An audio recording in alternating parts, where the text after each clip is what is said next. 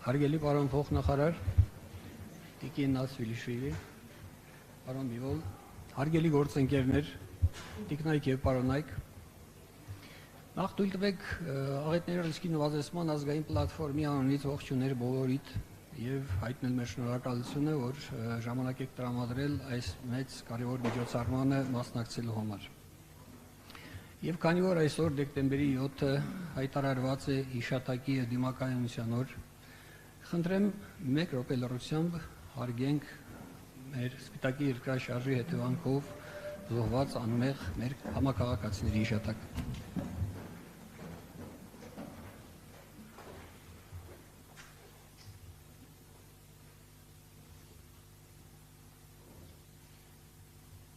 Շնորհակալություն։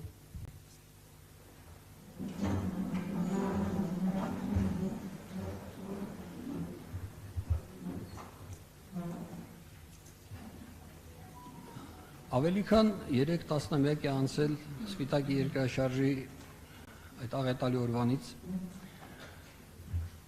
և այս 34 տարիների ընթացքում մենք իհարկե դեռևս չենք հասցրել վերականգնել այն հետևանքներից, ինչ որ հասավ մեր ժողովրդին։ Բազմաթիվ կորուստներ, մեծ տնտեսական վնասներ, ֆինանսական կորուստներ, որոնք իհարկե մինչև այսօր դեռևս չեն վերականգնել, սակայն կյանքերը, որ կորցվել են, սակայն ճակատագրերը, որ խեղվել են, դրանք ընդհանրապես անդառնալի կորուստներ են։ Բնականաբար, ցանկացած այսպիսի լուրջ կորուստից հետո մարդ ստիպված է լինում մտածել, գնահատել, հետևություններ անել եղած երևույթներից և ինչ-որ կերպ փոխել իր մոտեցումները, մտածելակերպը, և արդյոք մեր հասարակությունը այս ամենը ապրեց և այդ հետևություններն արեց։ Իհարկե եղան այդ հետևությունները, բայց բավարար էին դրանք, թե ոչ, մեղմ ասած իհարկե ոչ։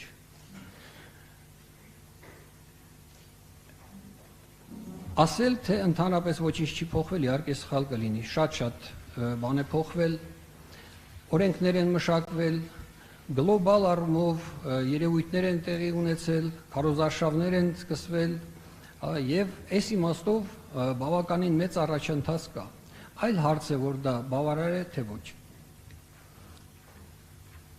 Եվ ամենակարևորը, արդյոք սա հասարակ քաղաքացու մակարդակով հասել է տեղ, այսինքն յուրաքանչյուրիս մտածելակերպում այդ փոփոխությունը եղել է, թե ոչ, սա է խնդիրը։ Եվ իհարկե, մենք ամեն տարի ունենք ձեռքբերումներ, ամեն տարի քայլ առ քայլ առաջ են գնում, և այսօրվա հանդիպման հիմնական նպատակն էլ նա է, որ իմի բերենք կատարված աշխատանքները, կիսվենք միմյանց հետ այդ տեղեկատվությամբ, և դրա համար էլ այս մեր համաժողովն այսօրվա մենք անվանում ենք տեղեկատվության փոխանակման և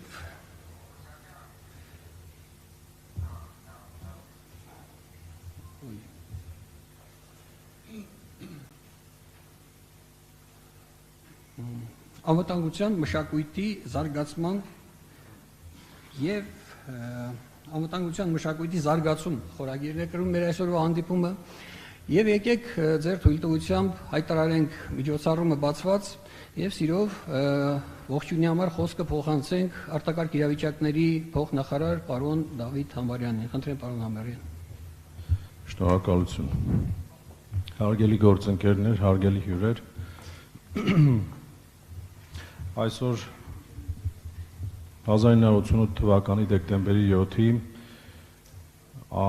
Սպիտակի աղետալի երկրաշարժի տարելիցն է, որը հայ մարդու գիտակցության մեջ դաջված է որպես ամենածանր մեր պատմության օրերից մեկը, և ինչքան էլ ժամանակը անցնում է, այդ կորուստը ըստ էության չի մոռացվում, և նաև չի մոռացվում այն, որ այդ ծանր ժամանակահատվածում մեր պատմության համար մեր ժողովրդի համար, մեզ մեկնվել է օգնության ձեռք, այդ ձեռքը մեկնվել է միջազգային հանրության կողմից, առաջին հերթին, եւ դա եղել է անշահախնդիր, մարդասիրական, աննախադեպ ծավալի օգնություն, որը Հայաստանը հիշում է, մենք շնորհակալ ենք դրա համար եւ մշտապես երախտապարտ կլինենք եւ կհիշենք մեր բոլոր գործընկերների աջակցությունը այդ ծանր օրերի ընթացքում։ Այսօր այդ սարսափելի օրվա սփոփանքը թերևս կարող է լինի, կարող է եւ պետք է լինեն քաղված դասերը եւ այն հետեւությունները, որին մենք հանգել ենք։ Եվ այդ քաղված դասերի արդյունքում կատարված գործողությունները, որոնք մեզ ավելի են ամրացնում նման աղետներին դիմակայելու հարցում։ Իրականում դա մեծապես փոխել է Հայաստանի Հանրապետության մոտեցումը նման երևույթների արձագանքմանը։ Եվ եթե նախկինում դա ուղղակի տեղի ունեցածը արձանագրելու եւ protocolization or reaction, reacting to whatever has happened and taking measures to cover the results or to deal to cope with the ramifications. Now, currently, I should say that our approach has changed to more preventing and risk reduction actions to that complex framework of actions which gives to the country resilience, preparedness to forecast and to not to react but to predict and prevent the possible results, not to react to the effects of the result. In the reality, Spitak earthquake has created huge change on global level as well in respect of reacting to this kind of phenomena. And it has become an impetus for the international community to start forming new mechanisms of reaction, and in particular under the roof of United Nations was created, was founded International Counseling Team in Sarak, which after the 1988 earthquake, it was exactly one of the international lessons taken from 1988 earthquake. Today with pride we can say that the Republic of Armenia is member of that group in Sarak and has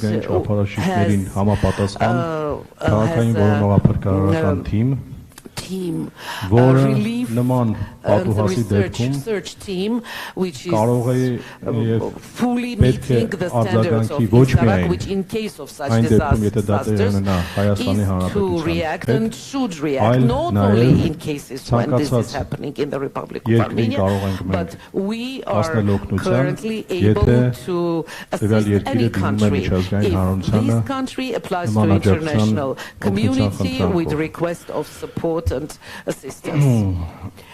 And our team is in compliance with INSARAG international standards. In parallel, other mechanisms were developed, international ones, like the United Nations Risk Reduction Office, and with the efforts of which the countries are uniting in order to act or fight against disasters in more productive, effective way. And in these frameworks, since 2015 was acting the Hugo framework of action, after which the subsequent is the Sendai action framework for 2015 to 2013, one of active participants of which is Armenia, and this serious formats of international action and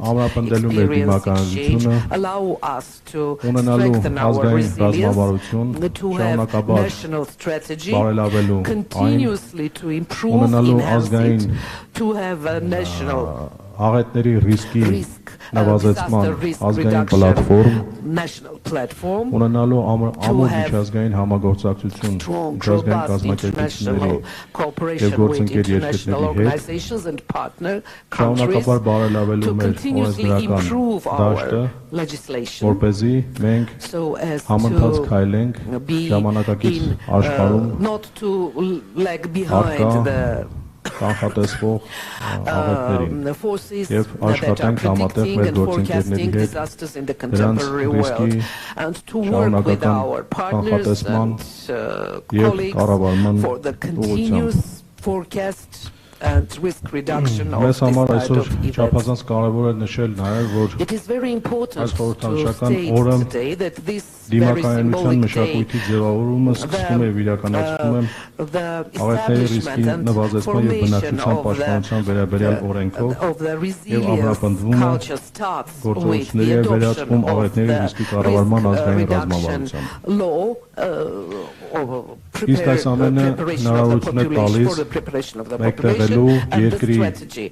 And all of this allows us to combine the whole potential of the country and to put it side by side with the international cooperation and the extent of international assistance. And we see it in the framework of mutual assistance. And as I said, Armenia has the potential, compliant to international standards in order to react to our partners and other countries whenever they need it. Having all this, having good legislation, having good cooperation, however, is not enough. Every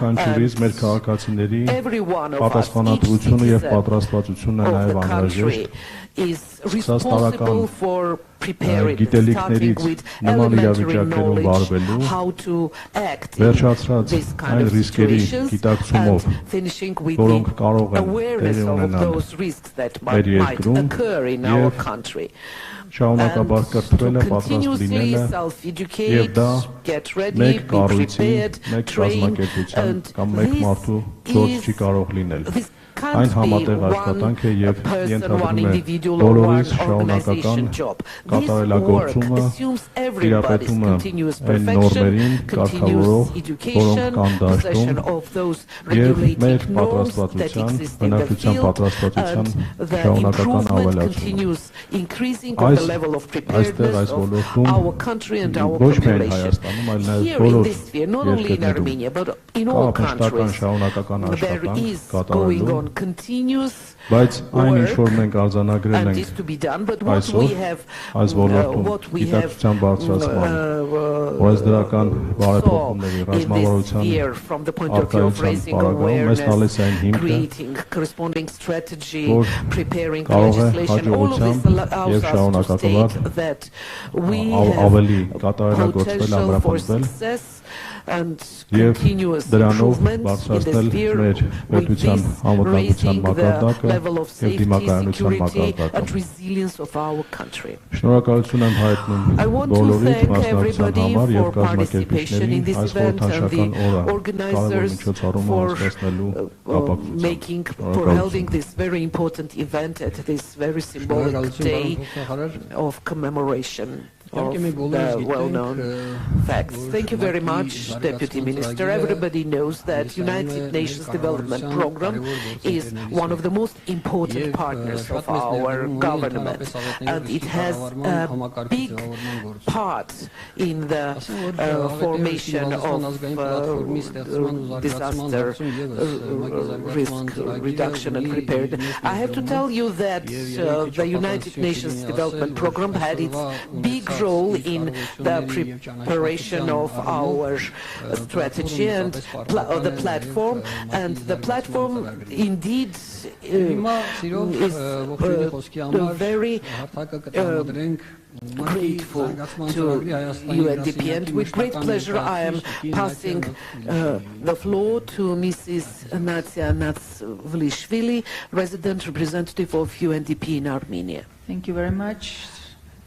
Dear Deputy Minister Hambarian, dear Mr. Bivol, dear Excellencies, distinguished colleagues, guests, on behalf of the United Nations Development Programme in Armenia, I'm honored to welcome all government partners, diplomatic corps, international and local organizations, educational and scientific institutions, private sector and other partners at this workshop dedicated to the Day of Remembrance and Resilience after the Spitak earthquake. I would like to thank the government of Armenia for invitation and hosting this important event jointly with the Aran National Platform, LGG Foundation to reduce natural and environmental risks, and together with all of us. The devastating impact of earthquakes is well known. Today we commemorate the 34th anniversary of the 1988 Spitak earthquake that took lives of over 25,000 people, injured and affected over 500,000 people in the Spitak, Kirovakan, Leninakan areas and across Armenia. In fact, this day is very personal to me as well. I do remember the tremors, I remember the shock, devastation. Still, it is hard to imagine the feelings of the people who have been directly affected in this day. We have heard the words of appreciation to the international community who came to Armenia to help the people, but we also should appreciate the strength and resilience of the communities, of the people who, despite this major devastation, stood up, continued, and thrived. And Armenia has gone a long way since this earthquake. The world has gone a long way. There is a major leaps in the science, in the progress around us. But despite those, if we have learned important lessons through the science, I would like to name two of those. The first is that the frequency of the disasters is growing. And second is that earthquakes are unpredictable and unavoidable, unfortunately. And in this environment, we still need to find strengths, we still need to find ways to make sure that the hazards bring lesser impact on us. And this is the word resilience, which we are speaking today. In 2018, the government of Armenia announced the December 7th as the commemoration day of remembrance and resilience. Indeed, it is important to remember the innocent victims of the devastating earthquake, and it is equally important to learn the lessons, to start, but to continue building our societies, our communities, which will be more resilient, more better prepared to reduce risks of the disasters.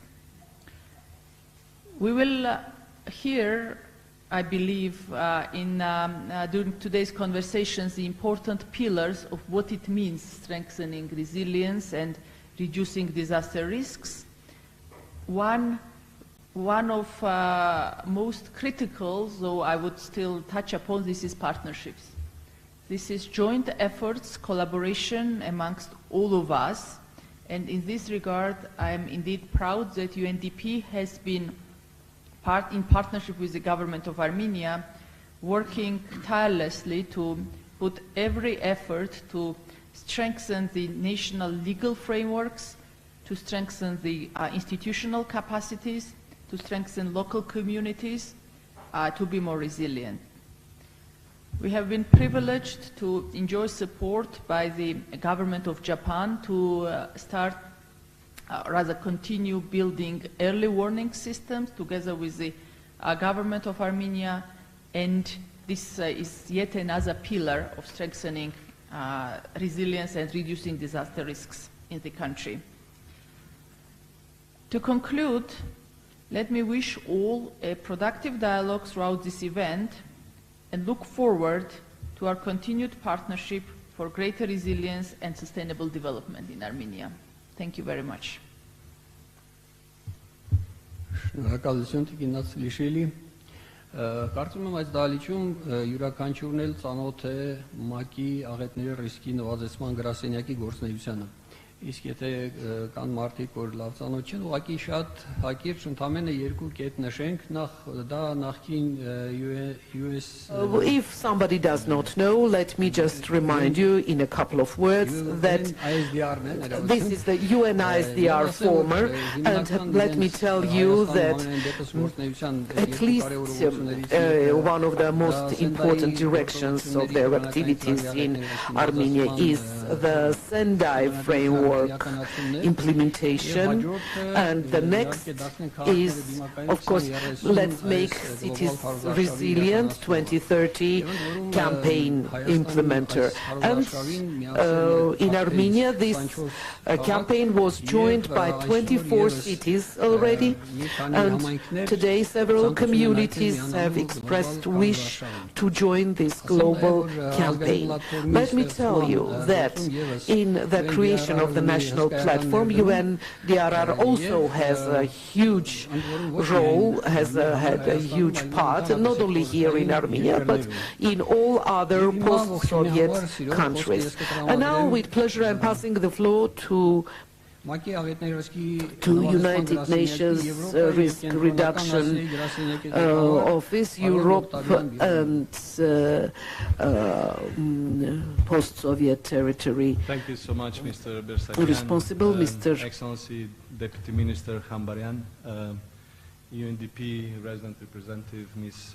Natia Natsvulishvili, Excellencies, distinguished colleagues, on behalf of the United Nations Office for Disaster Risk Reduction, I am honored to join you all today for the Remembrance and Resilience Day, paying tribute to the victims and survivors of the devastating Spitak earthquake on its 34th anniversary. I would like to extend at the very beginning our sincerest appreciation to the Minister of Emergency Situations of the Republic of Armenia and the United Nations Development Program for extending the invitation to UNDRR to participate at the meeting today. Actually, similarly to Natia, I also remember that day, seeing the devastating news. And indeed, the Spitak earthquake exemplifies the scale of devastation that disaster can have on countless communities through the loss of lives, homes, livelihoods, infrastructure, with impacts truly felt across generations. It also exemplifies, and the Deputy Minister mentioned the principles that following such devastating disasters were put in the Sendai framework for disaster risk reduction, and the importance of focusing our efforts and attention to four very important priorities. First is better understanding disaster risks that are faced by communities, nations, and even whole regions and the world. Strengthening disaster risk governance to manage these risks, investing in disaster risk reduction for resilience, and also enhancing disaster preparedness for effective response and to build back better. Listening to the first interventions today, I think that we are all here to still build back better. And building back better and realizing, as Nadia said, that earthquakes are amongst the most devastating and sudden onset hazards, it's very important to focus continuously on building resilience. And building resilience means, of course, and foremost, if we talk about earthquakes, is a resilient infrastructure, the reduction of vulnerabilities of existing structures through retrofitting and other means. It requires paying attention to building codes and standards used for bridges, railways, other infrastructure needed to have earthquake-resilient clauses to ensure they could withstand shocks and shaking. But that's the more the structural aspects. Also very important is build societal resilience. And societal resilience, of course, we all know will depend also on the disaster preparedness of communities, which must be enhanced through targeted awareness raising campaigns and continuous training. We know that activities such as drills in schools, workplaces, public places, and residential areas save lives. We also know that development and maintenance of multi-hazard early warning systems also save lives. We also know that the success of early warning systems depends on people being educated on what action to take when a warning is received.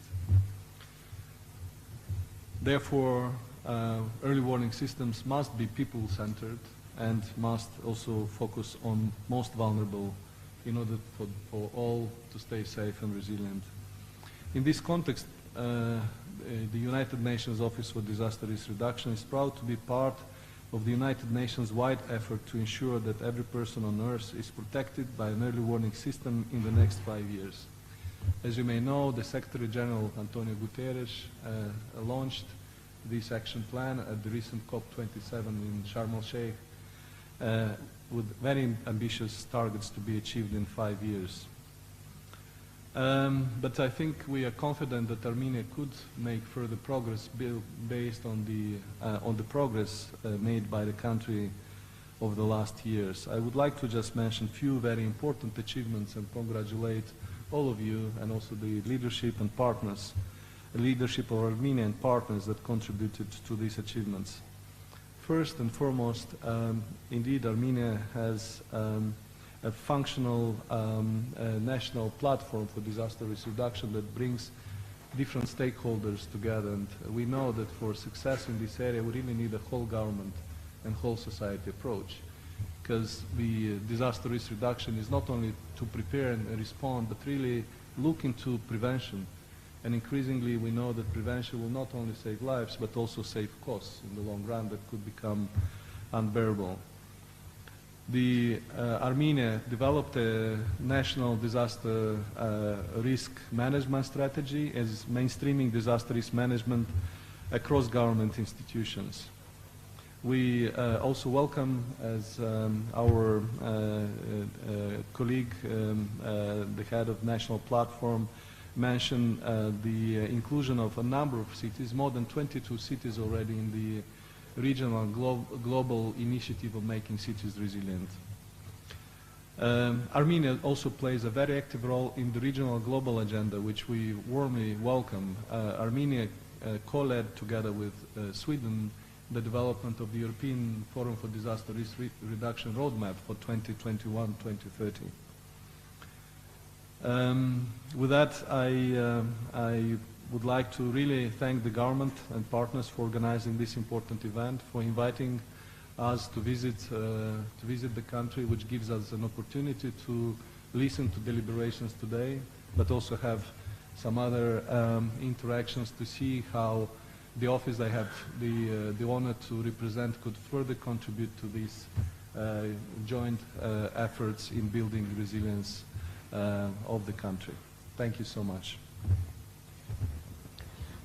Շնորհակալություն, պարոն Բիվոլ։ Շարունակալ։ Thank you. Իհարկե, ինչպես նշվեց, այո, իրականում Հայաստանում շատ, այսպես ասած, կարևոր մեխանիզմներ աղետների ռիսկի կառավարման առումով արդեն իսկ ստեղծված կան եւ դրանք գործում են։ Եվ ամենակարևոր հարցը, ինչպես ես ամենասկզբում էլ նշեցի, որ դա որքանով է հասնում հասարակ to what extent that is available to each of us, to simple regular citizens, because regardless of how good strategy we have, how good partnerships we have, if of risk reduction, preparedness to resilience, doesn't know what he/she should do in given situations, the result would never be satisfactory. And I hope that this conference, from that point of view, will also have its impact, positive impact and positive role. And each of us going away from this hall will raise inside the answer to that question, whether he/she does everything in respect of improving our situation from the point of view of this risk. Okay, now let's start the main part of our agenda. I will give you a couple of notes on how we are going to work today. It will consist of three parts. Actually, in the first part, we shall listen to reports on seismic risks, contemporary methods of management of seismic risks and new progressive achievements. Then we'll have a coffee break. In the second part, we shall speak of the main issues on public education, the formation of the culture of safety, and after the lunch break, in the third part, we shall introduce you the results of the Sendai framework monitoring and post-disaster management issues and regulatory issues. And by the way, today we have planned also passing over the certificates to the communities which are joining the 2020-2030 Let's Make Cities More Resilient project. And then at the end we shall pass certificates to the new partners of the program. And let me tell you that the conference has been organized by the National Risk Reduction Platform, Asian Development Bank, the LGG Foundation, United Nations Development Program, and the United Nations Risk Reduction Office joint efforts. Now I'm passing the floor to our main keynote speakers, and the first speaker will be Samvel Hakopian, Seismic Risk Monitoring and Forecast Solutions, based on the and Mr. Hakopian is Director of International Center of the Seismic Risk Global Monitoring, LLC. Ես ինքս Սպիտակի երկրաշարժի 20 րոպե անց myself personally, 20 minutes after the Spitak earthquake was in Gyuri in Leninakan, and I have witnessed all the horrors of earthquake, which is very difficult even to describe. And today I am very happy that we, together with Funds LGG, have brought to Armenia a technology which has which is unique in the whole world. Of course, in all countries where they have dangerous technologies, theories are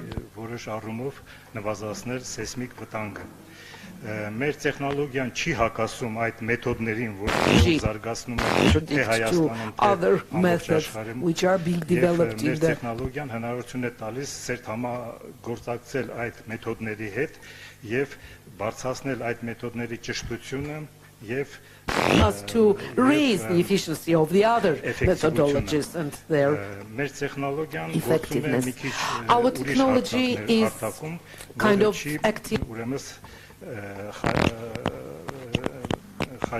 platforms which does not cross-sect or contradict to all the other researchers.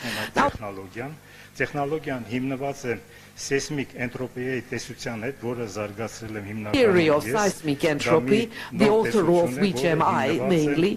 This is a new կատալոգների հիման վրա based on the catalogization of earthquakes, that is to say seismic statistics. This technology allows us to take our main problems, which are the main problem in the whole world, which is the monitoring of earthquakes and their forecasting.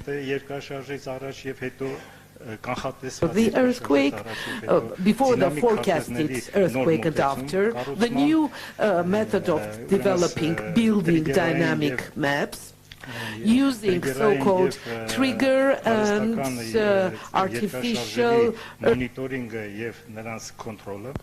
It allows to develop new approaches for insurance industry, a new kind of parametric insurance methods, which are very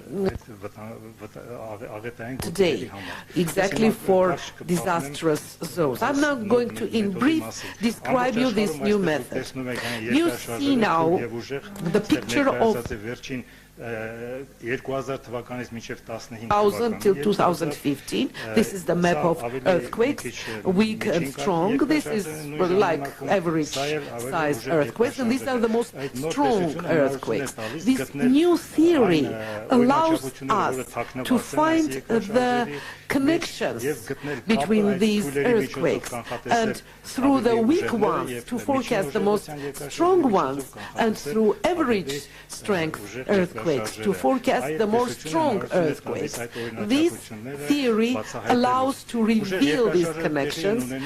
Strong earthquakes are happening in these 3D systems shown here, where the processes are very complicated, and only through, say, creating networks, just observing, you won't be able to describe the dynamics of these regions from the point of view of forecasting earthquakes. However, our theory, and I'm going to show you how our theory allows us to describe these dynamics for these very difficult structures.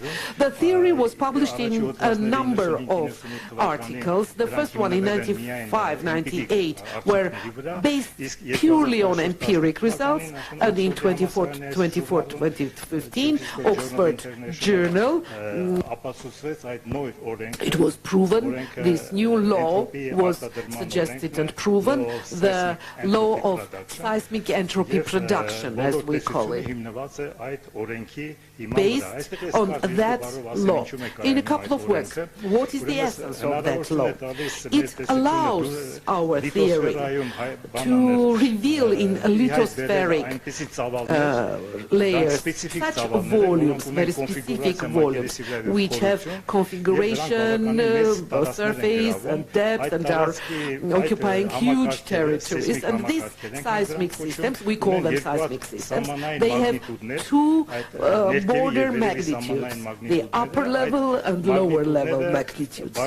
And these magnitudes are in the domain when the Gutenberg-Richter, the well-known law in seismology, is kind of happening, and the earthquakes start to expose chaotic action. And these chaotic actions are those earthquakes which are kind of bringing to the happening of the stronger earthquakes. We have entered two parameters into this system with which we describe the situation. The first parameter is the cumulative energy, is calculated in volume, and the second one is the entropy, which is growing continuously. The advantage of this second parameter of entropy is that regardless whether there is earthquake or not, it is growing constantly, and it includes information. What is happening in these volumes? We do not know what is happening, but the parameter is in that information, and our task is to somehow understand that information. So, with these two parameters, it is possible to follow how these volumes are growing, like how a fruit is becoming mature, growing and becoming heavier and then falling down from the tree. Exactly in the same way, the seismic systems, in the course of the time, they are growing, some instability is growing inside them, becoming mature, in the result of which earthquake happens, and our purpose is to monitor it and to forecast. According to this new law, these earthquakes happen in a local domain, which we call attractor. The system, like for example, if the earthquake is growing in the course of 30 years, when it is approaching the attractor, then it can mature in 3 months. Like, imagine, you say, well, you exclude earthquake in 30 years, but then if this moment or attractor event happens, then it can mature and happen in 3 months.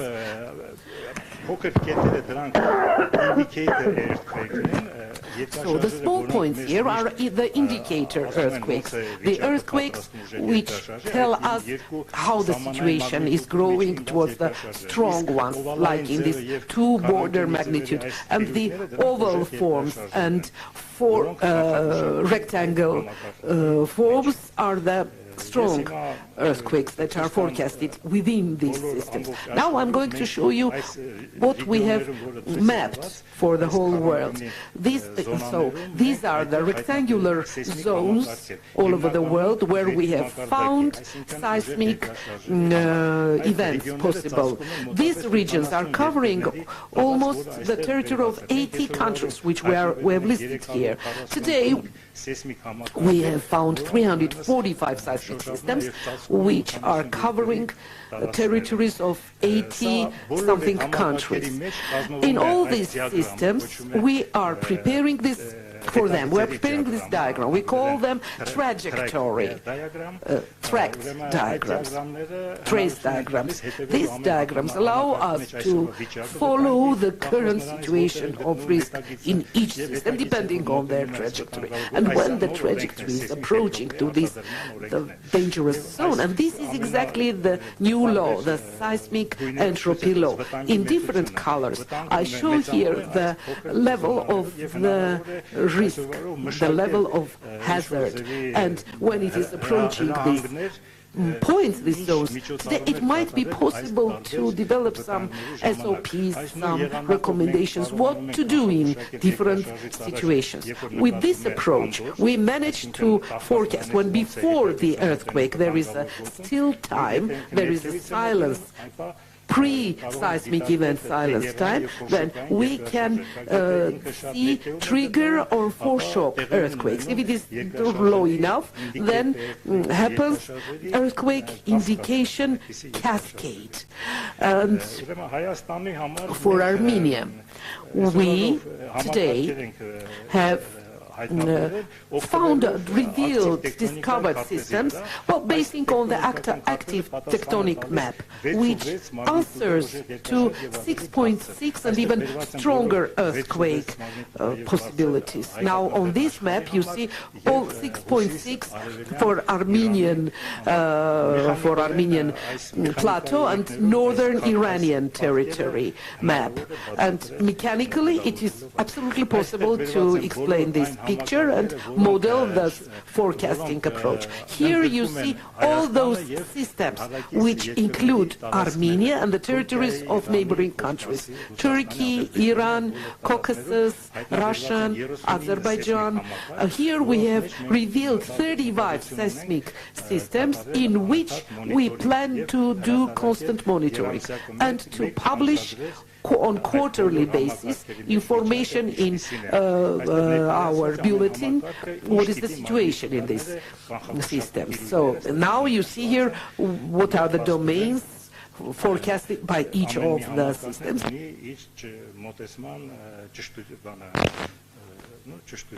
Approach, if I may say so.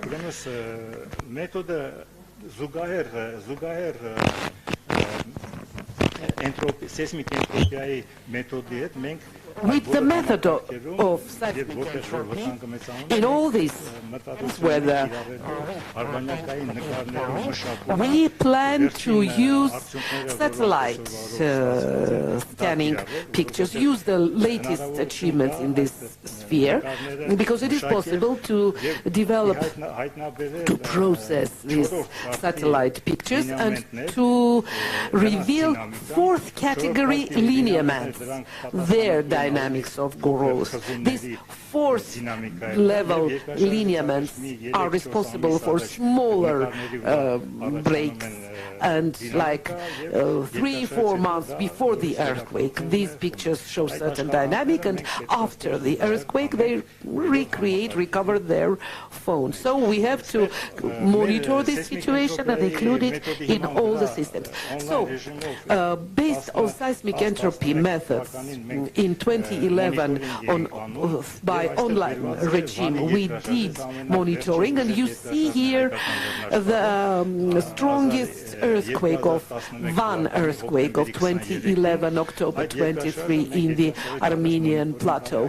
We monitored that earthquake, we forecasted it, and here, as you see, the indicators are the small, and the red trace, the red trajectory is the result of the Van earthquake. This is a new law. All earthquakes are happening in the same local zone. Spitak and Georgia, 2 earthquakes, Racha and the other location. The trajectory has passed for many years dangerous zone, and in 2011 it has approached. We visualize it, and we see how the situation was growing in that systems. Now, currently we are at this point. So, and we're speaking here of danger of more than 7 point something earthquakes. Interestingly, the most strong earthquakes, the system makes less efforts. For example, earthquake of 39, earthquake of 16 by magnitude. And these 2 earthquakes of 2011 and the next 1903 and 2011.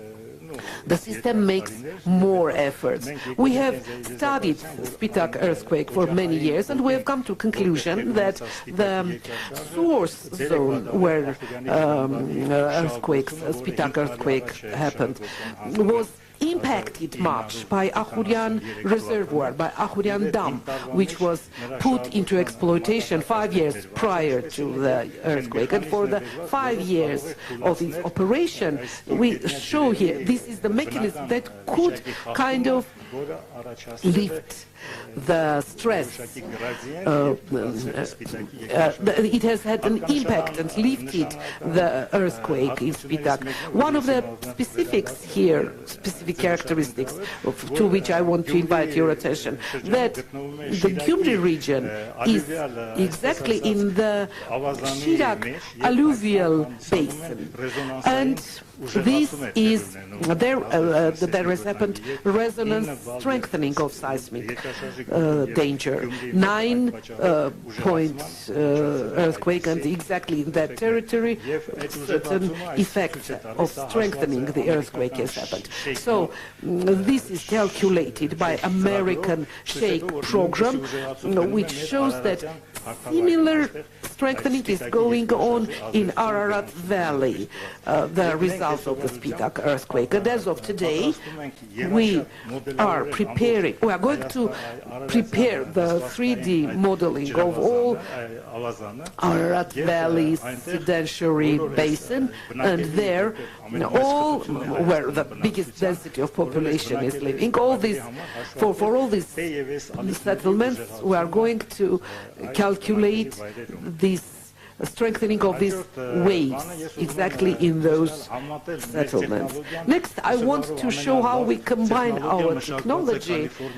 The best technology is developed in California and Japan as of today, where there are very progressive seismic networks, and they are using the data and have developed a technology. On the left, you see the danger map of probability theory, which is giving picture for the 30 years of probability of, say, more than 6 magnitude earthquakes. These are the red lines.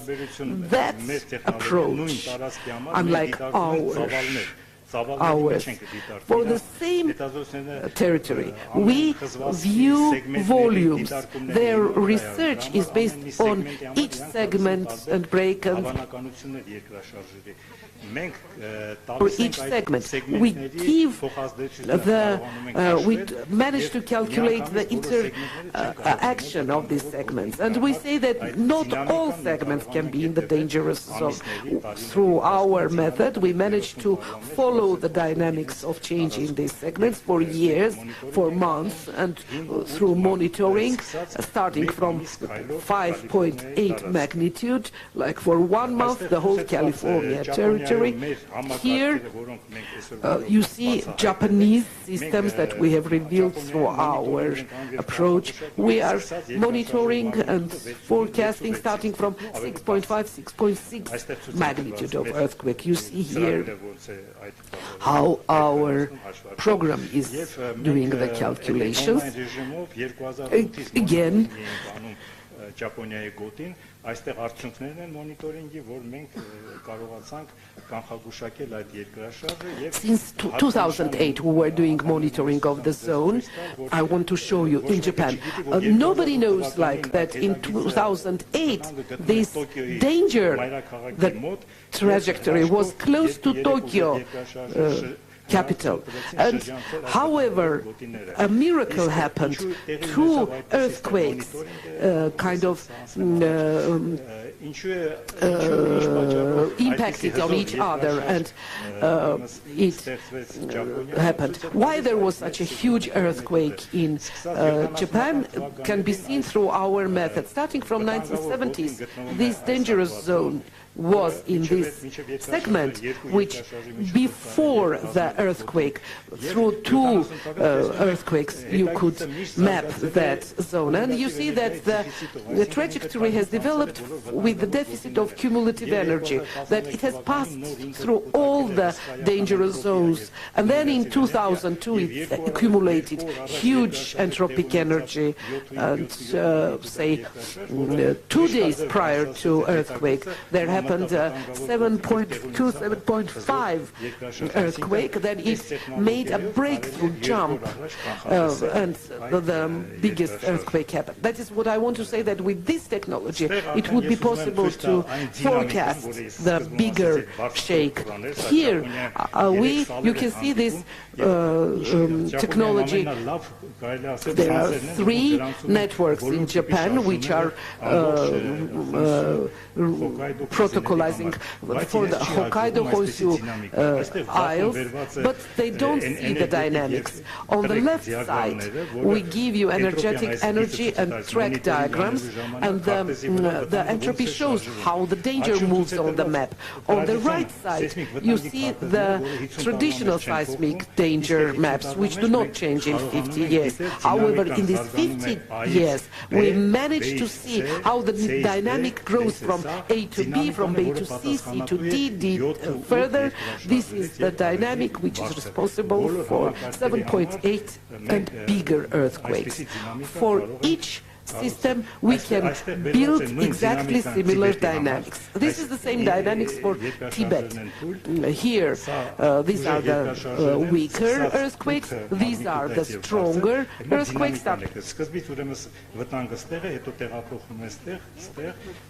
Then here, and when the full zone of Himalayas is covered, then there is possibility that the earthquake danger would move to east. A 2008 Sichuan earthquake. Mathematical calculation to one, and you could say that it was around next to the 1875 earthquake. On the right side, you see the same I'm showing you for Italy. On the right side is the seismic danger map, which is static for the last 50 years, and here you see the dynamics of the growth of the danger. This is responsible for 6-point up magnitude earthquakes. On the left side, you see 2 energy track diagrams which are monitored in the course of the entropy, and the danger shows how the dynamic moves in the seismic system. Our theory shows that it is possible to separate, to distinguish between man-made and natural impacts on disaster, strong or weak. As of today, it is a big problem. View of the SPG, shale gas production, which all over the world is noticeably creating artificial shakes, which kind of is bringing to undesirable results. The most well-known earthquake, 79 Haichen earthquake, which the Chinese have forecasted with great success, but didn't do tension earthquake of 1976, which was stronger and with bigger losses of human lives. Then we have shown here that the biggest mines of gas and oil are in the northeastern part of China, Songlia Basin. In 60s and 70s, they indeed exploited this territory very, very severely. And exactly at that time, very strong migration of earthquakes happened in 66 to 75 towards that basin of mines. And the earthquakes of 66, 69, 75 were caused, they just created the tension, prepared the tension earthquake of 1978. That is to say, when they forecasted the earthquake of 1975, that earthquake actually was a trigger for a stronger earthquake, which our method allows to reveal and to monitor. Our method, our technology is accepted, adopted by Rosatom database as an innovation technology on the basis of competition, and we have received such a certificate. That was the certificate given to us by Rosatom. Now, as of today, this is the map of dangerous zones for next 2-3 years for magnitude 7 and upper. Last year, we forecasted the Tibet earthquake on our YouTube channel. We forecasted it in February, and it happened in May. And we also forecasted that there might be weaker 6.2, 6 point something magnitude earthquakes. Now, in the next 2-3 months, very dangerous is the eastern part of Taiwan, and in the Armenian plateau for 7 to 8 magnitude earthquakes. As I said, we can forecast tsunami, we can make new recommendations for seismic norms as for the construction of nuclear power stations, and to study also the reservoir dam exploitation, construction norms and expediency.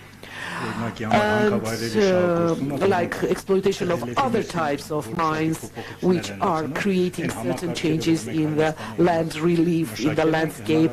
Those systems that we have prepared for Armenia, it allows us to somehow to assess what will the impact on the natural earthquake process and dynamics in the result of certain man activities. What we want to do in Armenia, this will be more detailed work, which later Armenia can implement in respect of all other seismic systems which we have revealed in different parts of the world.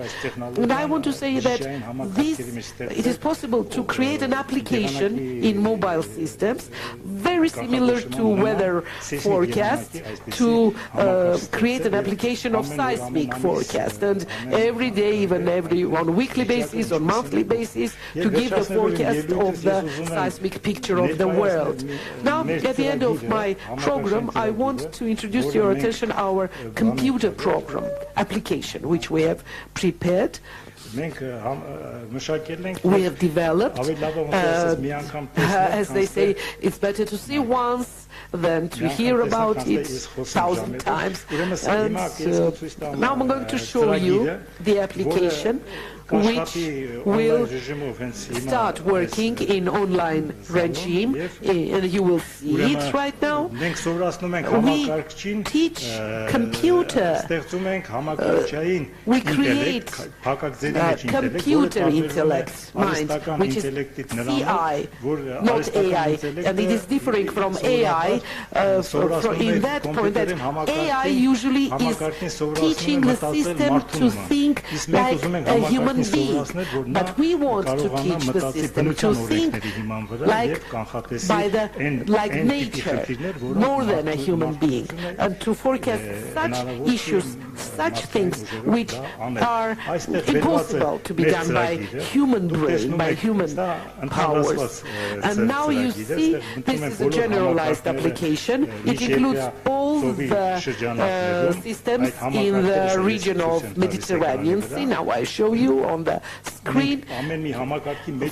And we are in each system we have separated subsystems and sub-subsystems, but we give the task to the computer and it manages to immediately calculate all systems. Now I'm tasking the computer to forecast. We are in the 12th month of 2022, and I tell the computer, forecast for me where would be the next earthquake, what kind of earthquakes could be in this zone next. And actually the computer is going to calculate and tell us. It goes, see, month by month. Now it is one step is 1 month.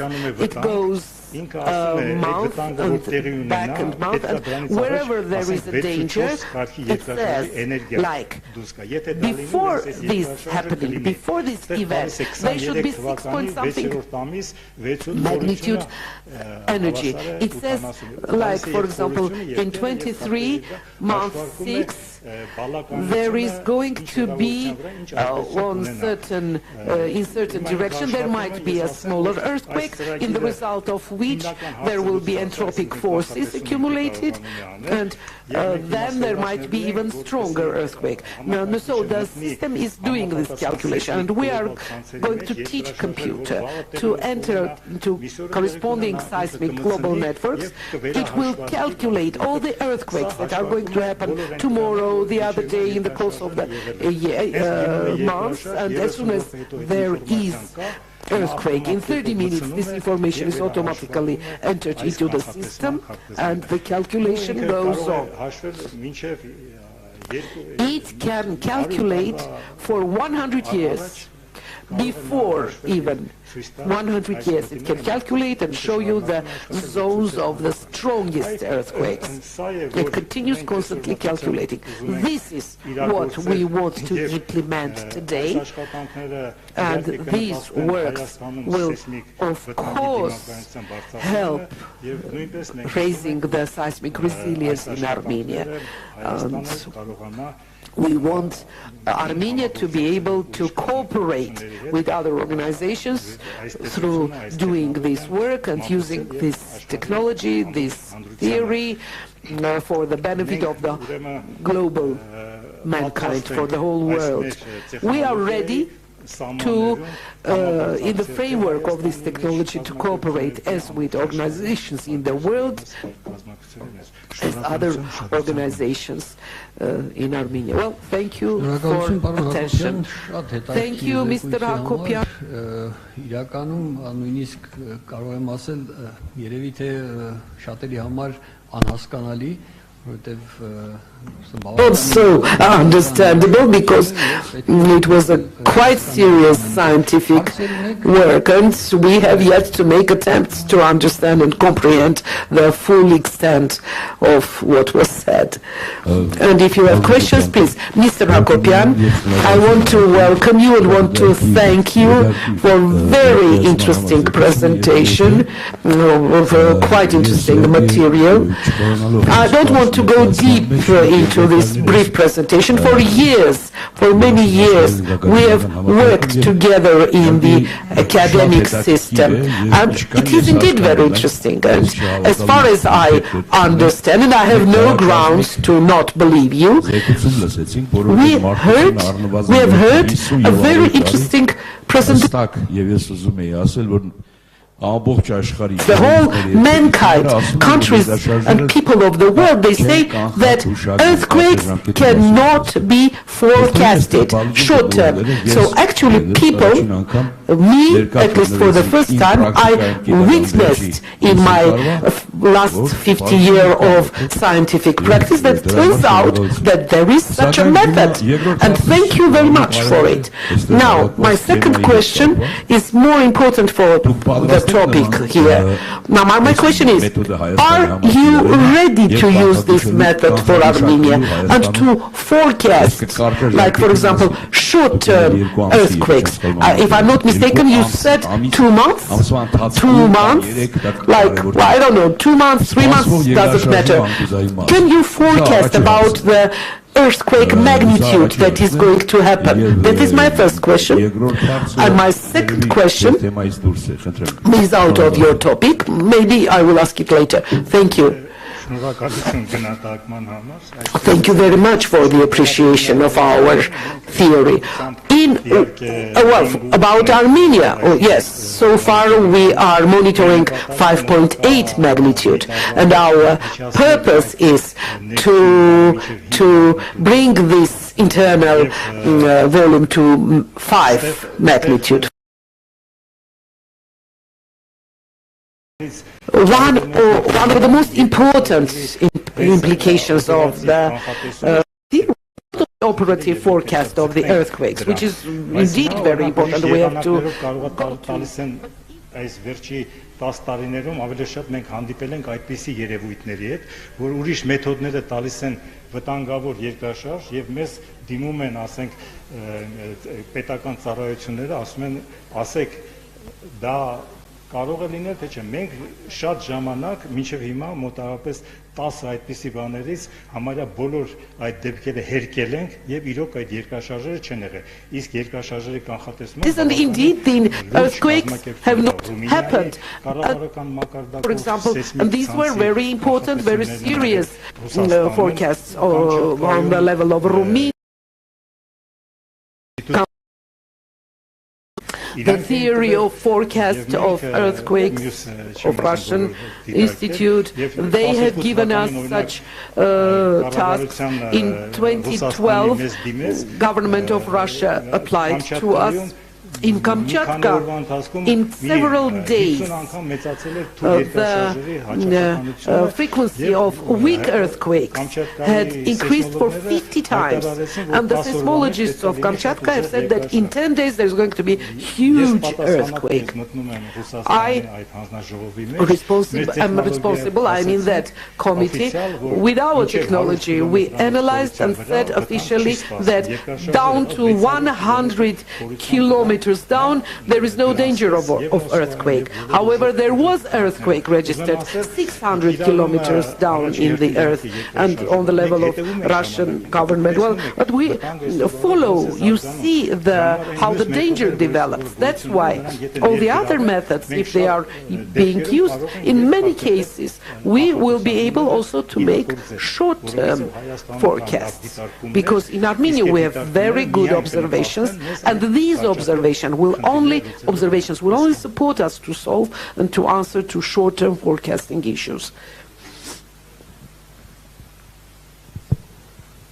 Okay, as far as I have asked the questions, and people who are here are not narrow specialists, I want you to specify. As far as I know, in 1970s there have many such attempts, and you know very well, you said one there was in China. I want everybody to understand that with big intensity since 1970 they were dealing with forecasting issues, and there was kind of competition between Soviet Union and United States. I want just you to understand. I can make long-term forecasts with responsibility. I want to say that in next 70 years, there will be very strong shake in Yerevan. I forecast it. And now I'm going to ask you, for sure, sir, Mr. Hakobian, I respect you, I really am very interested as some professional direction. Just imagine that we know that in December 18 there's going to be very strong earthquake. Are we ready for it? That's the most important question, the second question. And it seems to our people that the seismic stations and the devices that are observing seismicity are exactly serving for forecasting earthquake. That's not so. That's not true. And they think that we do not forecast the earthquakes in Armenia or Georgia because our seismologists are bad and our devices are bad. Well, as Mr. Hakobian said, the best devices in the world are the Japanese one, which makes a huge mistake in respect of forecasting Fukushima earthquake. And today, with permission of Mr. Hakobian, I apologize. That was very interesting, but all the same, I want to state responsibly that there are huge issues and problems, and earthquakes cannot be forecasted so far, although your report was very interesting. There are really very different opinions all over the world. Everybody in the world says earthquakes cannot be forecasted for short terms. Now we have just heard that there is a chance to do so. Armen Chilingarian, I am representing United Nations Development Program. I want to interfere. Yes, you are right that today, indeed, the topic of short-term forecasting is very urgent and not affordable or available. But we have to also open, like, what do we understand when we say short-term forecasting?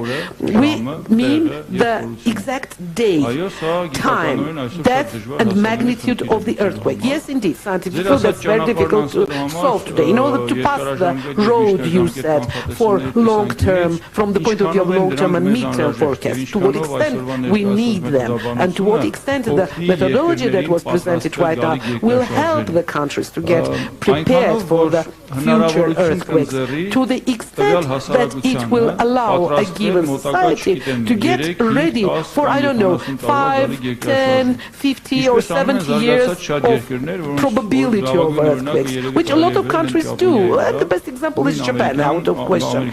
The United States and many other countries as well, who knowing about the possible strong earthquakes are preparing their society, their population, their whole environment to meet that earthquake.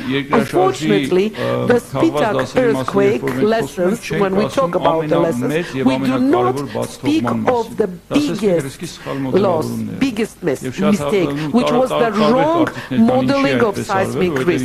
And there are many different opinions why it happened so. Because they knew that there might be earthquakes of 9 magnitude, because historically they have happened such, but they haven't talked about it. I don't know why. And the construction norms were for 7 magnitude, which brought to what we had. Now, what is the interesting point of this methodology?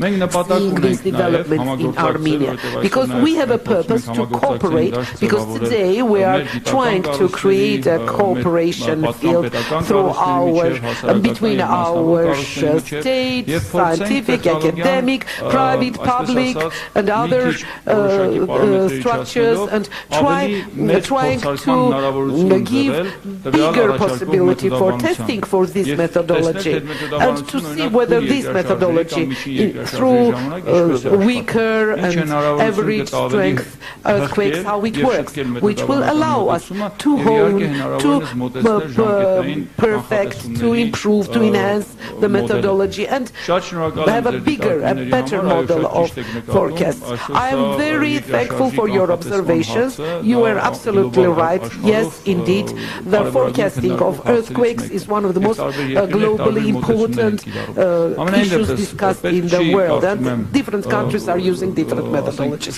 However, I think we should not neglect those interesting approaches, which are not standard and are always suggesting interesting solutions. However, in the methodology, we see certain experience.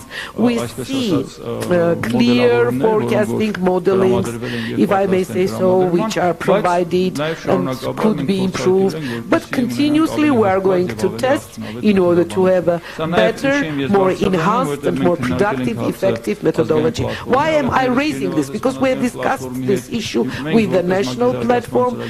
We as UNDP are also interested in testing these kind of methodologies and developing them, because yes, indeed, especially in Republic of Armenia, seismic risk is the most dangerous risk, one of the most dangerous ones, and we have to be ready for it, to stand it. I'm sorry I am forced, but I absolutely agree with you, and I once again am welcoming this kind of work, which is indeed exceedingly interesting. But you spoke of Spitak earthquake, and this is devoted to that, and I should say responsibly that we haven't made any lessons from this, absolutely no lessons. And current Yerevan and this very building in which we are now is a vivid proof of the fact that we have neglected absolutely the lessons of the Spitak earthquake. You said very well, it was Khrushchev times. In Leningrad they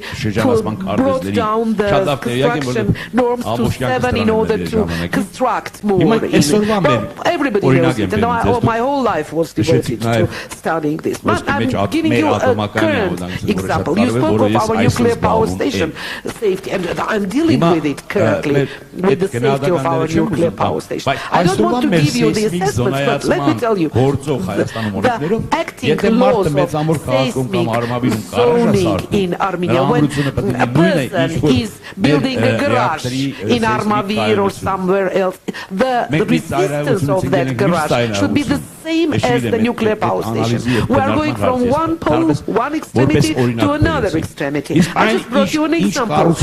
What is being built today in Yerevan and how it is being built. I'm not speaking of seismology. Let's not touch it so far. Without sanitary or whoever finds a place 10 meters to 10, starts building 18 stories, building skyscrapers for the Armenia. Well, if it was my wish, I would say never earthquakes will happen in Armenia. But if an earthquake will happen in the central part of Yerevan, it won't be even possible to come to rescue people who are under the debris.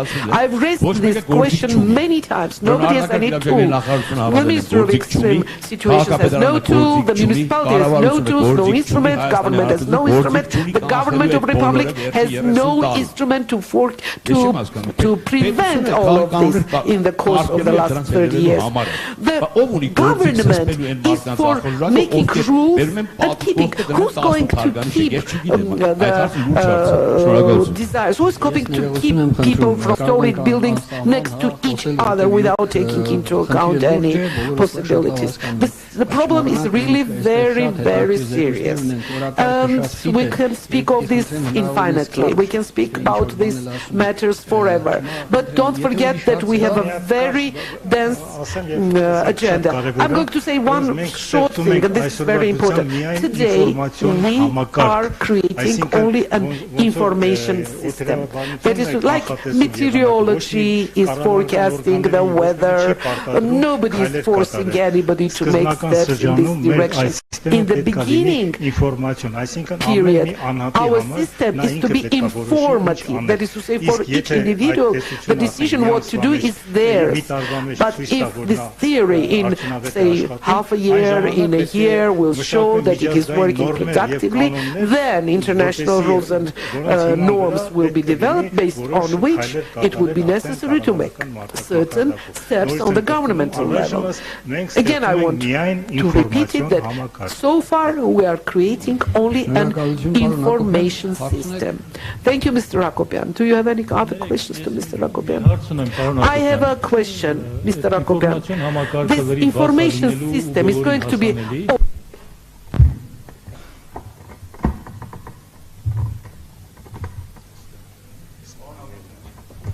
Հարցը ձեր ուղղված։ Ձեր կողմից այդ ստեղծվող ինֆորմացիոն համակարգը ես եմ ների բաց լինելու հասանելի բոլորին։ Ուրեմն մեր կազմակերպության նոր է, ես իմ կարծիքով 6 ամիս հետո մենք կարող ենք հրատարակել բյուլետեններ, երամսյակը մենք թողարկել բյուլետեններ, որտեղ Հայաստանի բոլոր այն համակարգերի համար մենք կտասնենք վիճակը եւ դա հասանելի կլինի առնվազն բոլոր այն կազմակերպությունները Հայաստանում եւ կառավարական որոնք դրա հետևանքների հետ կապված ինչ որ լուծումներ, միջոցներ ունեք, ենթադրենք առաջին հայտարարության ժամանակ պանիկա է ստեղծվել։ Ես ասացի, որ մենք այս մեր տեխնոլոգիան հնարավորություն է տալիս մշակել այն վտանգի մակարդակները, որը ես ցույց տվեցի իմ բանում սլայդի մեջ. On the slide I showed you the level of the danger. Like as of today, for Russia, we are doing, like for Armenia, I want to say what will be included in our offers.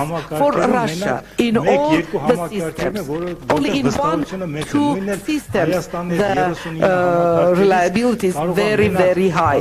Like same about Armenia, like 30 systems, only 5 systems will have enough data to give us grounds to say what's to be done. As we are following, observing a year, 2 years prior to the event, we can simply say where to focus attention, not to get ready for the whole territory of Armenia, but for example to focus attention on a given region. And we assume their long-term, mid-term and short-term events, which will depend on the financial allocations will be more effective. Like no need.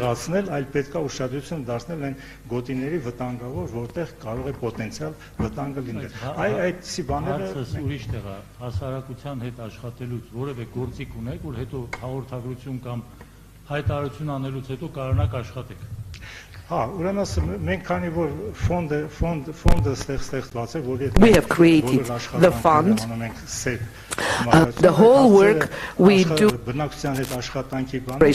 հիմնականում կազմակերպելու է LGG ֆոնդը, որը իհարկե պետք է մեր արդյունքների հիման վրա կազմակերպի բնակչության հետ աշխատարված SALS, of course, will organize its public relations or work with the society, with population. Mr. Markarian, this is the question you should start, you should discuss with the authorized body. And which is the authorized body? Which is the delegated body to well, actually, it doesn't make sense to talk about these issues right now much. Thank you. I just want to invite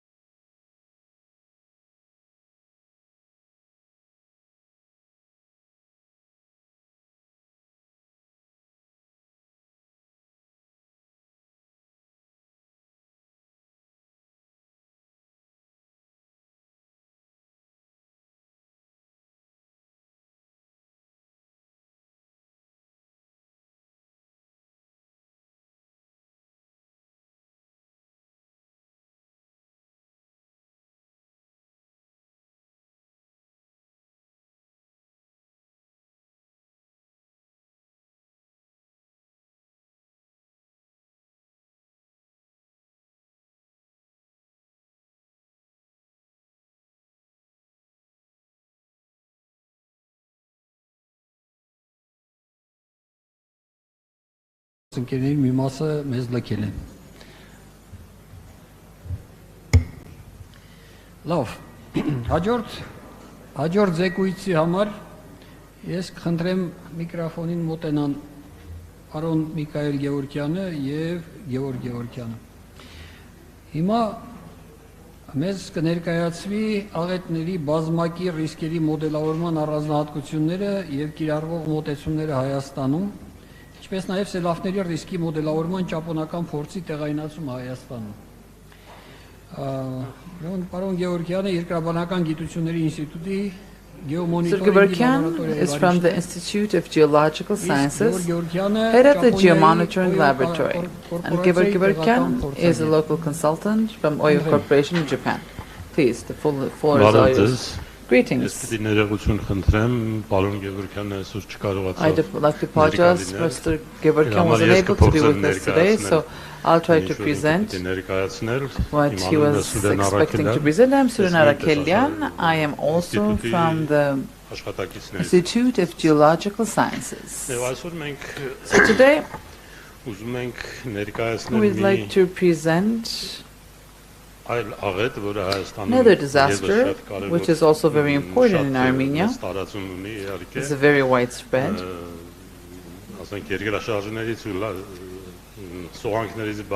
Aside from landslides and earthquakes in Armenia, one of the most important disasters are mud flows.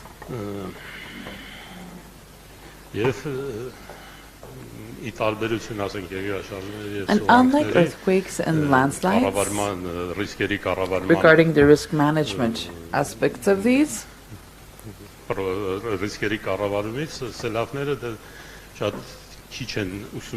mud flows are not well studied.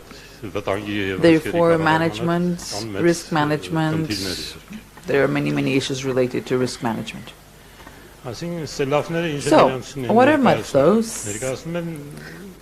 They represent short-lasting and highly destructive turbulent and rapid streams, which contain big quantities of rigid, solid fragments of weathered rocks.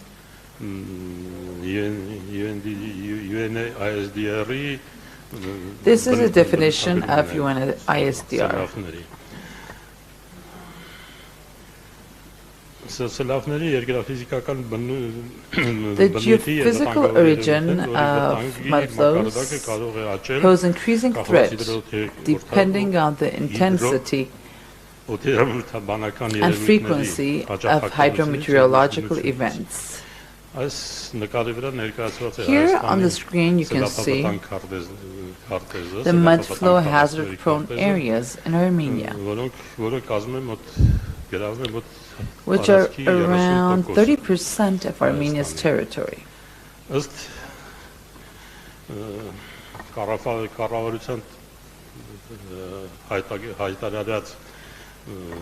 According to the data published by the government,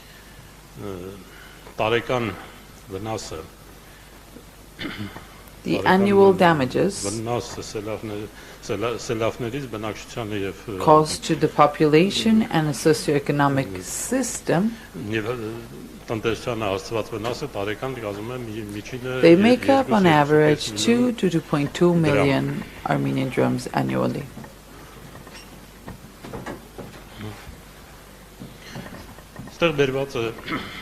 Here you can see the mud flows that originate in Armenia. You can see the 3 different categories of risk. The color coding is evident here.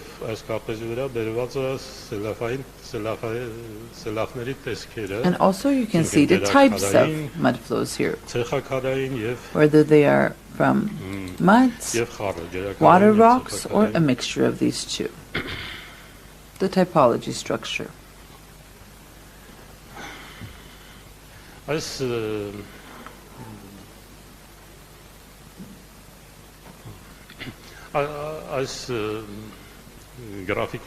Here on the screen you can see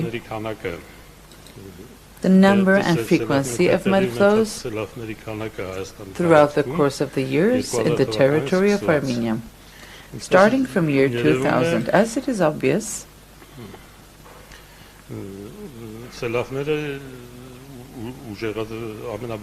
the maximum annual number of mud flow events was recorded during the period from 2003 to 2007. Then we see a decreasing frequency.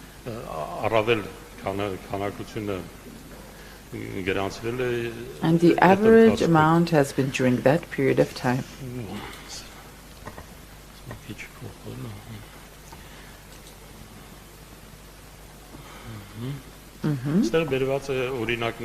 Here you can see examples of mud flows, very well-known cases. The first one was the Gedar mud flow, which took place in 1948 or 46, 1940s.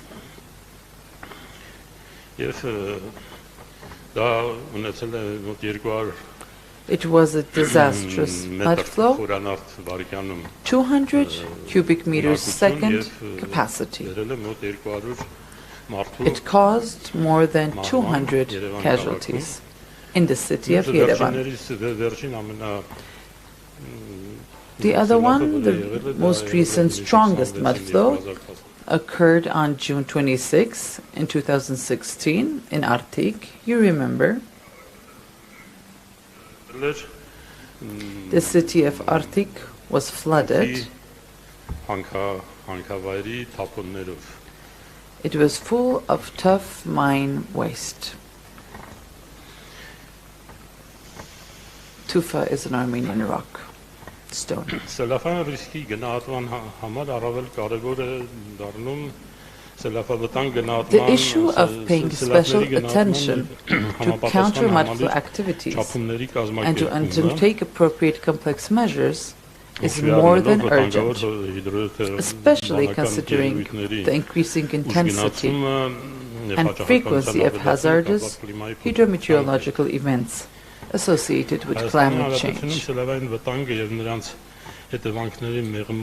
To reduce mud flow hazard and mitigate the effects mud flows cause, complex counter mud flow engineering technology measures in terms of land and forest reclamation were developed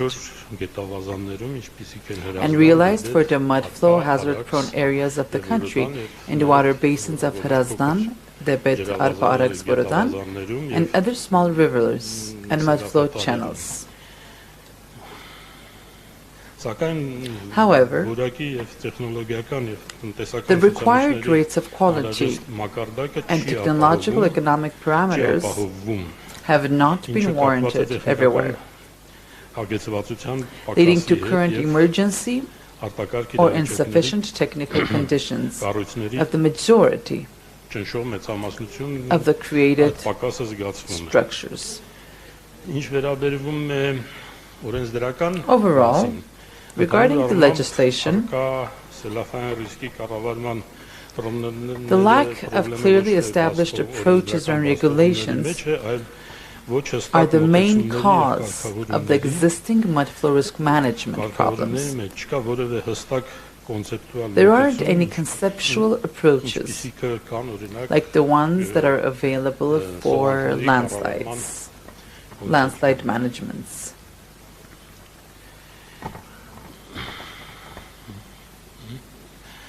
For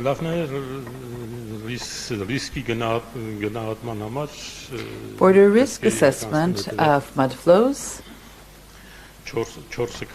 there are 4 steps and debris flow assessment. Those are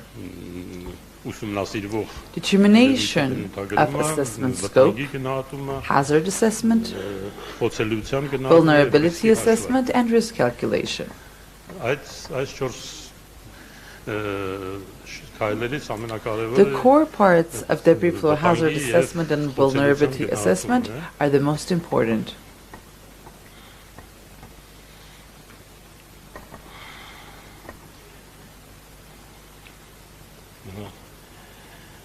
վտանգի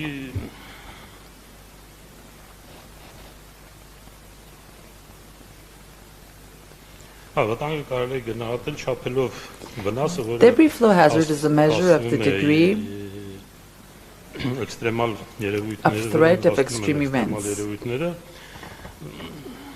որը which theoretically refers to the probability of a certain size, type of debris flow occurring in a certain area during a certain time. The factors used in debris flow hazard assessments can be divided into topographic, geological, land use,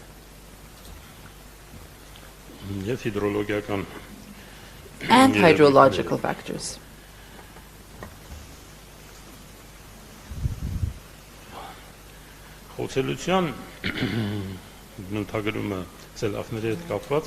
Regarding vulnerability,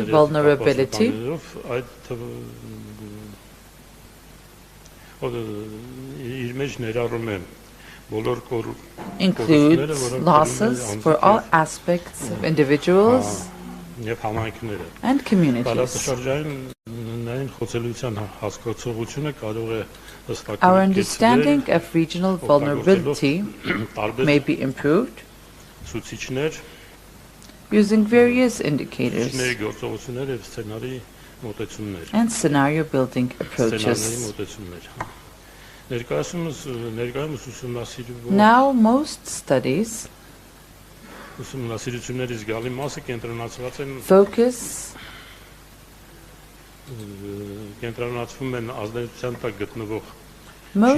focus on exposed buildings, infrastructure, and lifelines, such as road networks.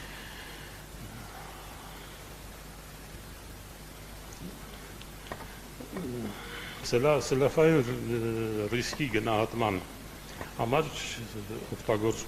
order to conduct risk assessment of debris flows, there are GIS tools. One of these are ArcSWOT, Soil and Water Assessment Tool, so it's called Soil and Water Assessment.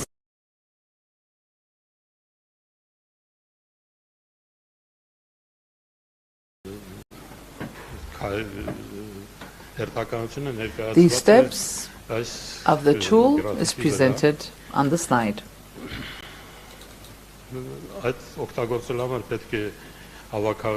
So, first the data needs to be obtained. Pre-processing steps are necessary, such as mapping data,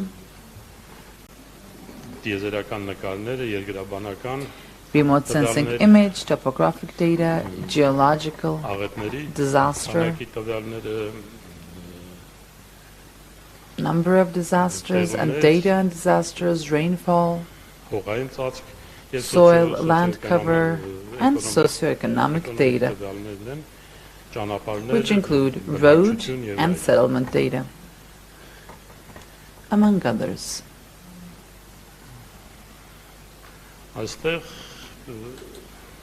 Here, we can see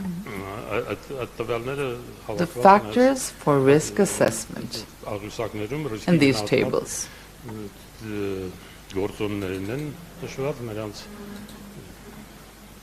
The factors, sub-factors, their definitions.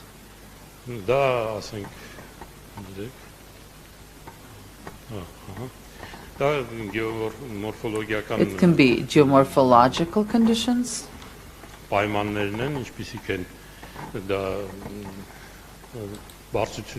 such as elevation models, catchment area,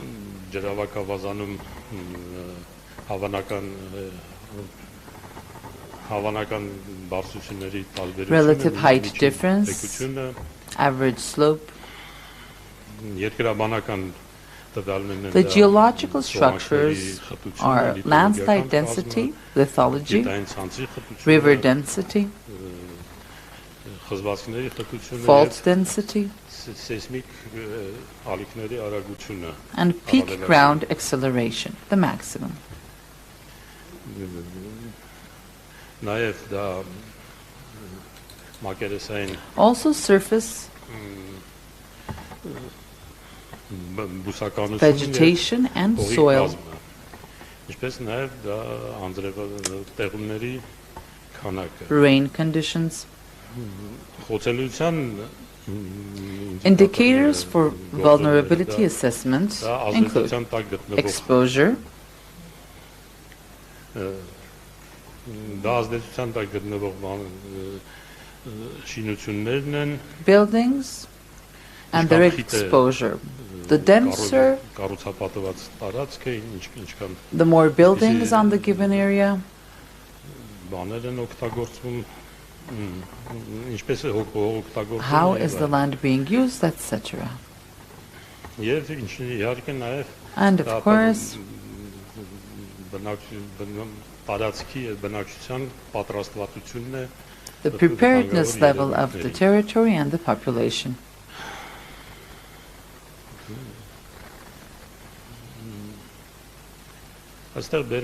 Here you can see indicators of hazard assessment. I already spoke about these.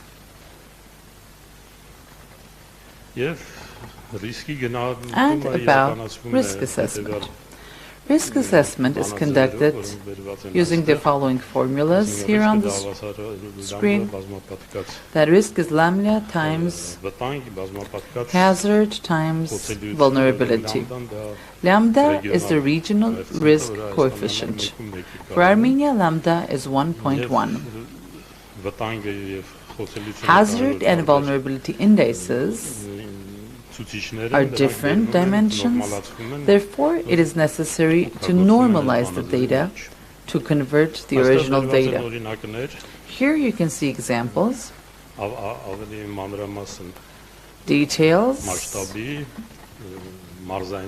regional data. You see the land mud flow activity map, landslide activities. The map shows the highest activity, that is 1 to 3 times a year. Once in every 3 years, the average once every 10 years is average, and weak is once in more than a 10 period of time.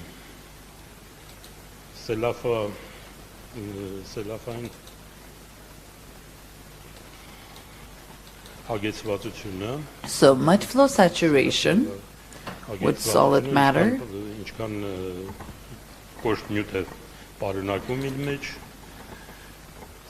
how saturated the mud flow is with solid matter,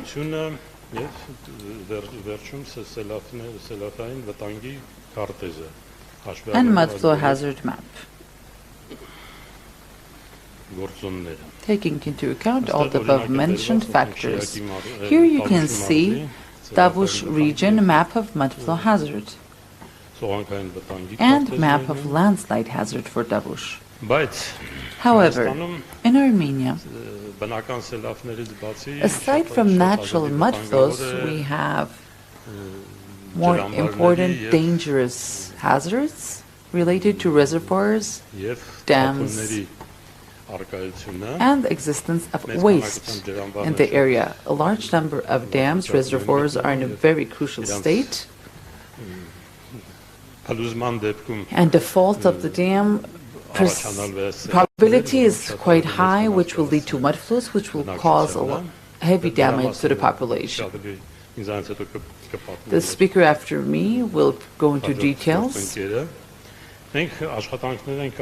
We have conducted activities regarding waste, calculations. Here you can see the Kajaran waste landfill, what data has been collected in order to assess the risk if the dam fails. The slope of the landfill, the slope landfill slope gradient map you can see.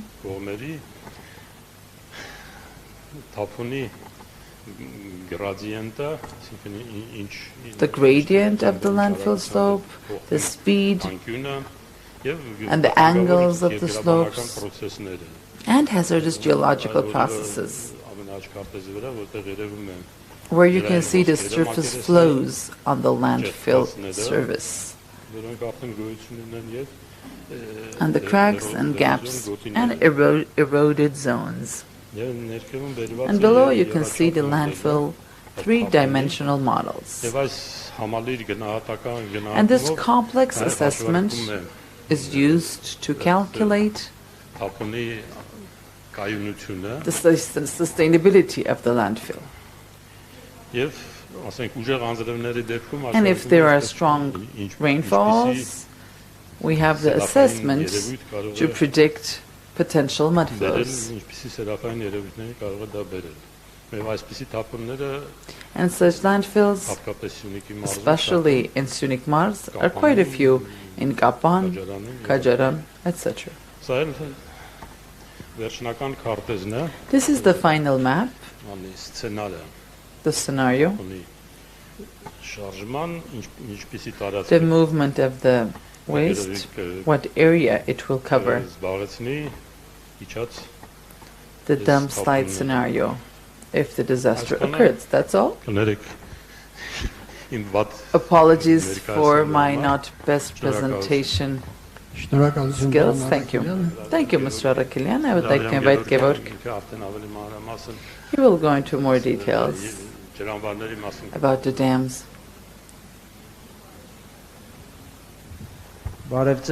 Greetings. I'm Gevorg Gevorkyan. I'm a local consultant of Oyo Corporation from Japan.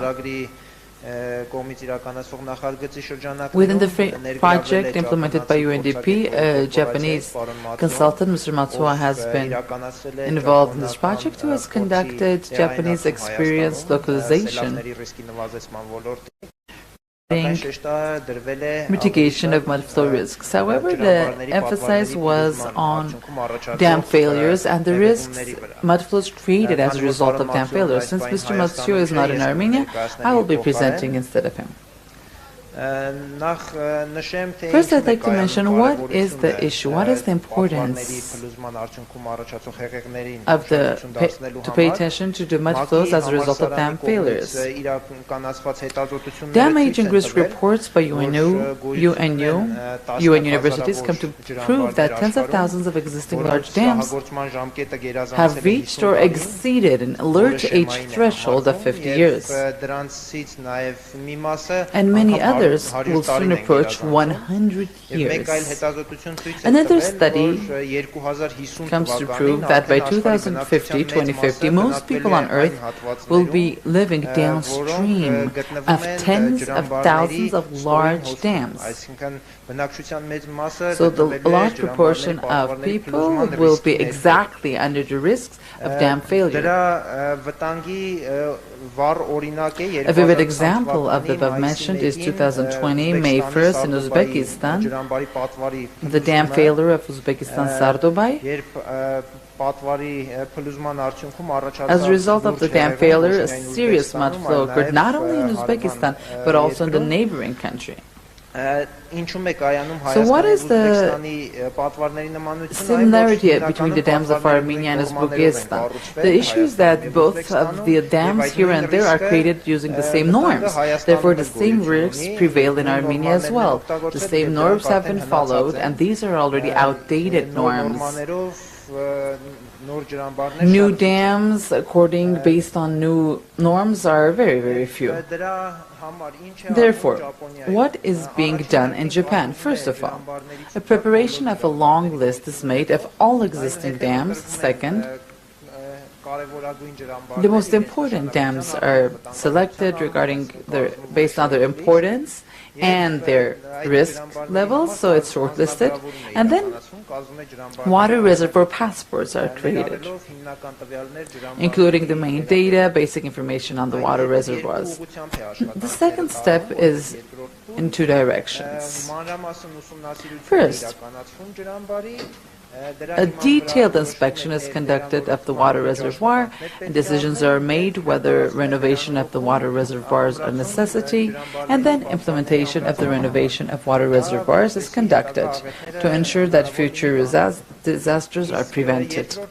So the second direction is preparing a disaster management plan, which is aimed at mitigating the risks and effects if there is a reservoir failure. Therefore, a hazard map is created. Parallel to that, an emergency response plan with early warning systems are developed, and a disaster management plan for the target area is prepared based on which evacuation is conducted.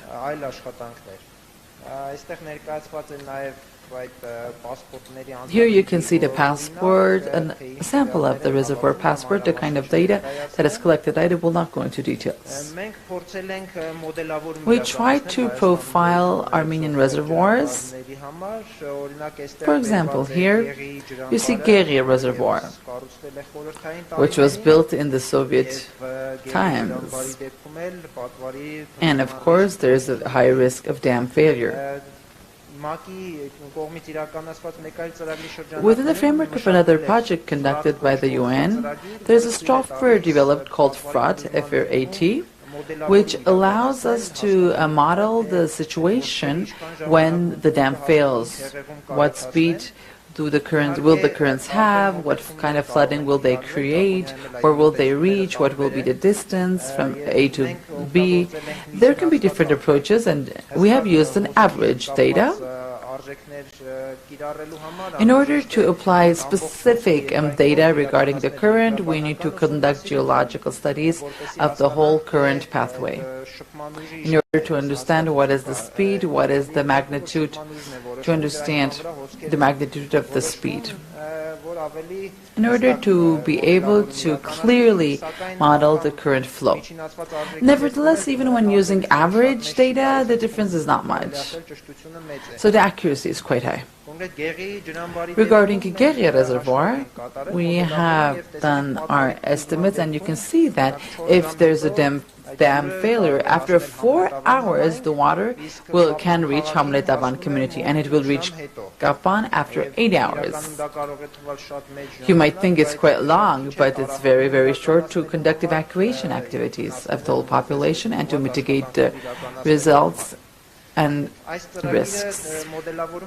So this project allows us to conduct this model based on the scenario and extract the data, output, and put it on Google Maps. And by putting this on Google Maps, we can understand which parts of the city will be flooded, which are of higher risk. And if we're selecting evacuation points, we should make sure that these points are out of the flooded zones. And also we try to understand that as a result of flooding, what will be the depth of the flood? Because if the flooding is up to 1 meter, then it's partially able to use the buildings available there. So we need to understand as a result of this modeling which buildings will be damaged how. In Japan, based on this, they have the following suggestions. Different measures are suggested. So if the building is in high risk level, the proposal is to heighten the embankment or to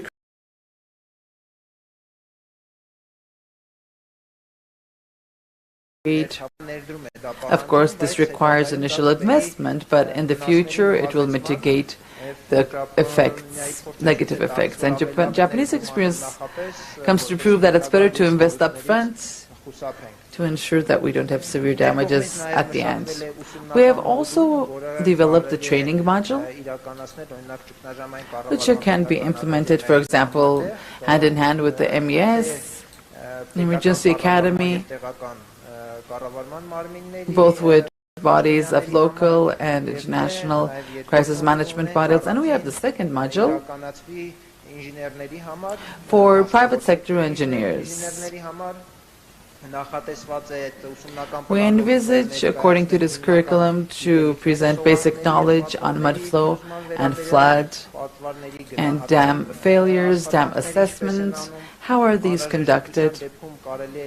If there's a need, we can also conduct training in Japan and present international best case scenarios and experiences. And also we can present mud flow softwares which conduct, it's called ModFlow, MOD flow, for flood simulation. We have also here included early warning system topic, which are a crucially important tool to warn the population in time and to conduct evacuation in a timely manner. To sum up, there are many old dams in Armenia, and there's a risk of their failure. Simultaneously, the Japanese parties propose a few measures to be taken. So one of them is to prepare passports of the dams, preparation of a database, regular maintenance and repairs. Parallel to that, there's a necessity to prepare hazard maps and evacuation plans, to install early warning systems and take these into account based on the hazard maps and evacuation plans. Within the framework of the UN project, it's a training project. In the future, there is possible to go into more details and conduct joint activities. However, the FRAT software is an educational software developed in the frames of UN Habitat project. It can be used at the academy. For example, we are expecting to conduct exchange of experience with the Geological Institute regarding georisk and the Ministry of Emergency Situations and their employees. As a result of this, we hope that we will invest in mitigating the mud flow risks in the future. Thank you. Thank you. Questions? Very short, please. Thank you. Thank you for the interesting. Of course, the topic is not very pleasant, but the presentation was very nice. You very well described the speed of the currents after the dam failure. Have you taken into account the magnitude? Because you know that evacuation can be late and certain high buildings can temporarily be used as evacuation points, as islands, until full evacuation. Have you taken into account whether the strength of the wave, of the currents will not damage these buildings which will serve as an oasis? That's the first question. And the second is, have you taken into account that during the currents there are toxic materials which can intoxicate the whole area? As I already mentioned, within the framework of this project, we have conducted an educational FRAT software, which includes only the information regarding the currents, the area that will be flooded, the depth of the water, based on GIS information. However, there are other professional project software using which we can understand the information you require. Nevertheless, we need detailed research studies of the buildings, the relief of the area, the ground.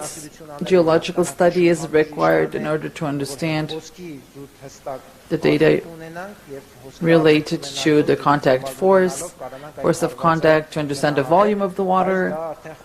That is indeed professional research. Thank you. Other questions? Please. Thank you. Very interesting. Thank you for the interesting presentation.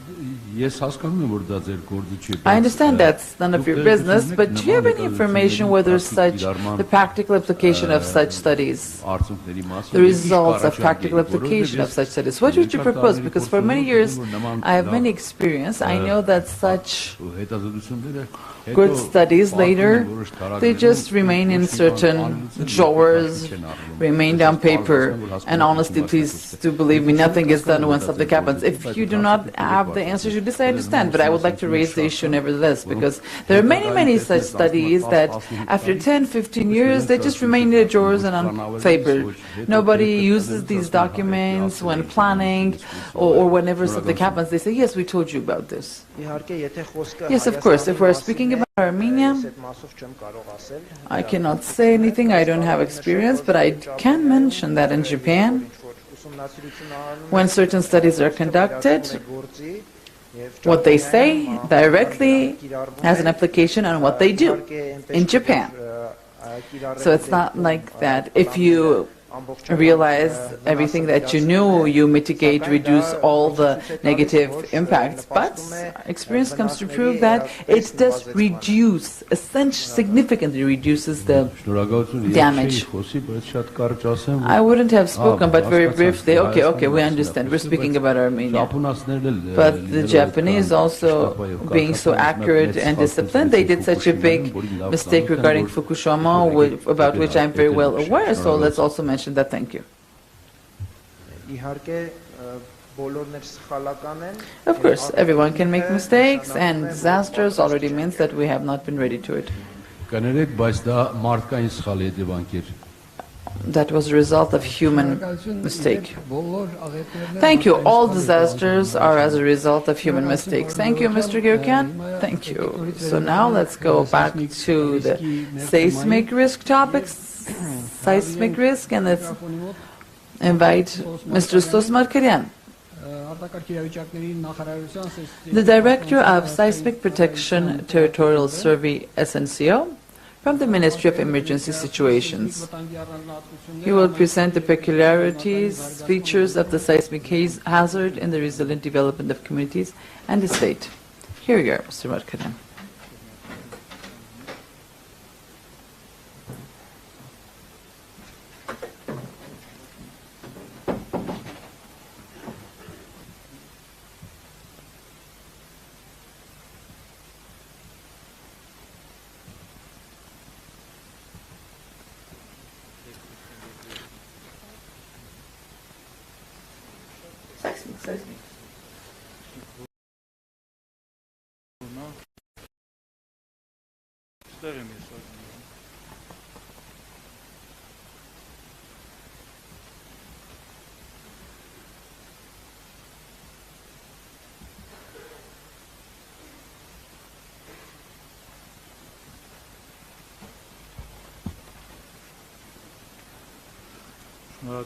Thank you.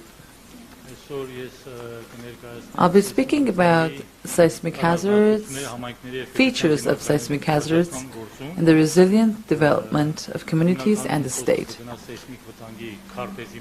Mainly we'll be speaking about seismic hazard maps and interpreting the maps accurately.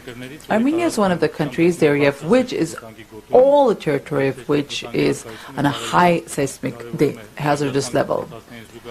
This is very important to be able to conduct activities to reduce seismic risks.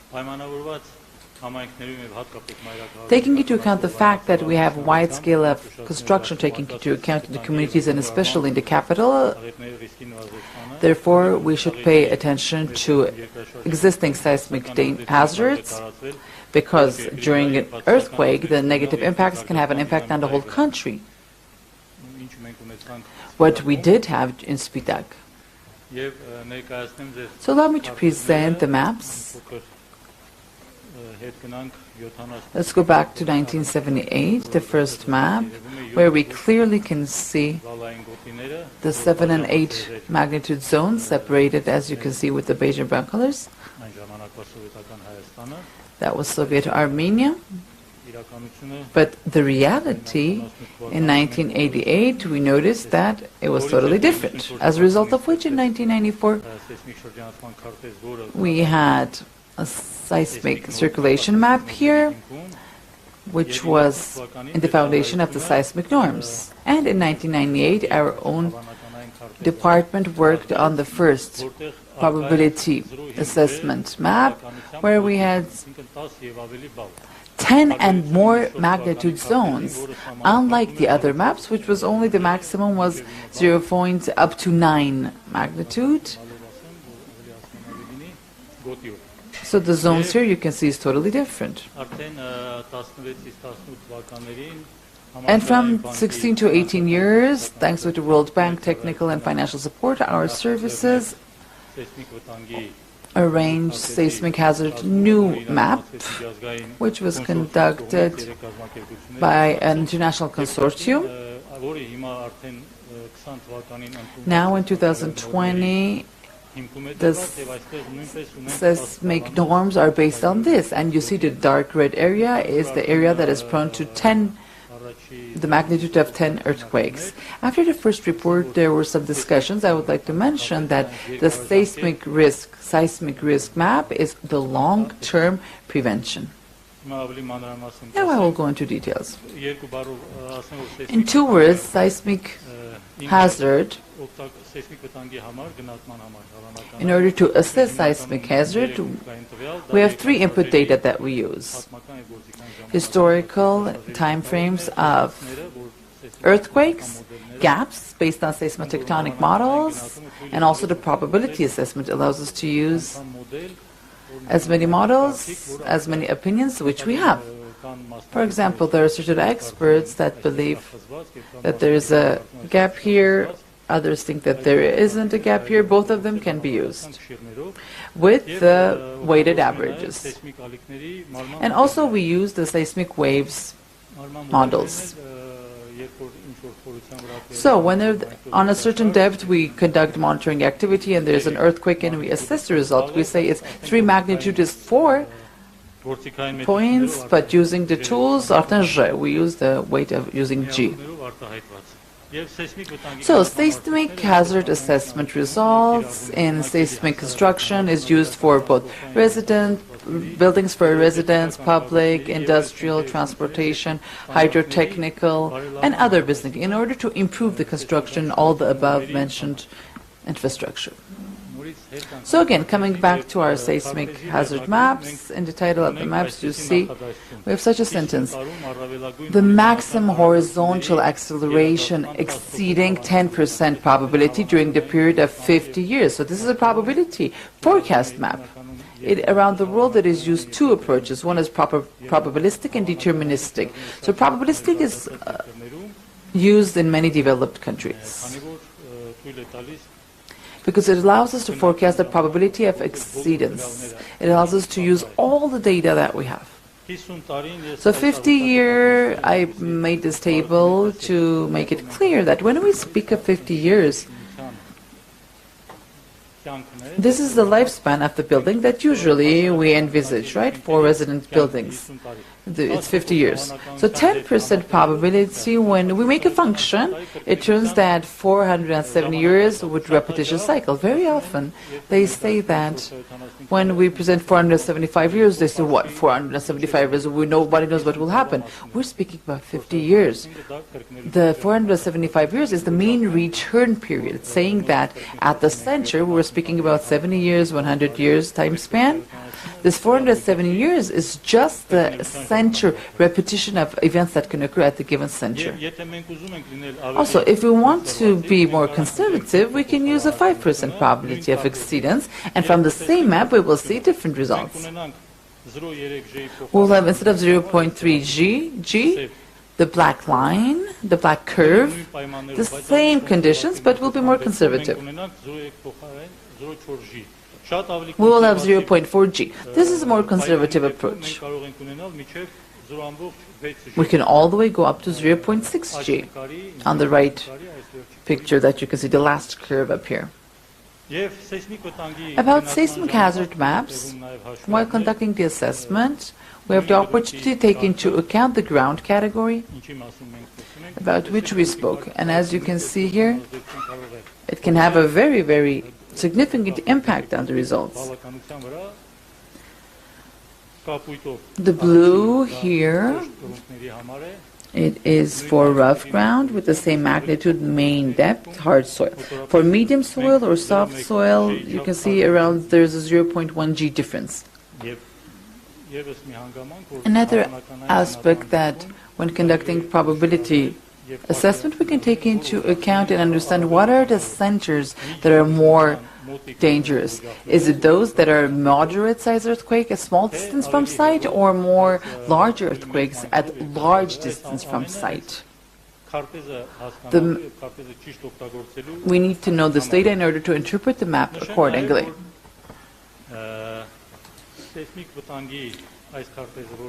Seismic hazard maps that you noticed here, which had the repeat period of 475 years, it is mainly used for residential buildings and public usage buildings. For example, regarding dams, there is an international guideline, the ICOL guideline. It has a separate guideline dedicated to seismic hazards. You can see 10,000 repeat period, which is the most conservative approach. It's about the dam base, and it has 3,000 year and a less repeat period for 145 years. For example, for water pumps or those where the security remains. So for certain conditions, for the dams, it's very, very severe, the conditions. But for other situations, it's not so conservative. The same with bridge design manuals. It has to be 10,000 year return period. You notice here instead of 50, it's 75 year of percent of probability of exceedance, and 210 years. So high seismic hazard does not mean high seismic risk. If the risk hazard is assessed not accurately, then this will result, and especially in developing countries, it brings to higher risk. Communities and the state, in order to develop their resilience, it is of crucial importance to continue DRR activities. The seismic risk zoning of Armenia, which is a normative document, can be applied to reduce seismic risk and conduct other initiatives. It is of crucial importance to ensure that transport infrastructure and hydrotechnological structures, objects of special importance, to choose the seismic hazard assessment indicators to utmost accuracy. Not to use these maps, but to use the other maps which exist, the conditions of which are more conservative. Thank you very much.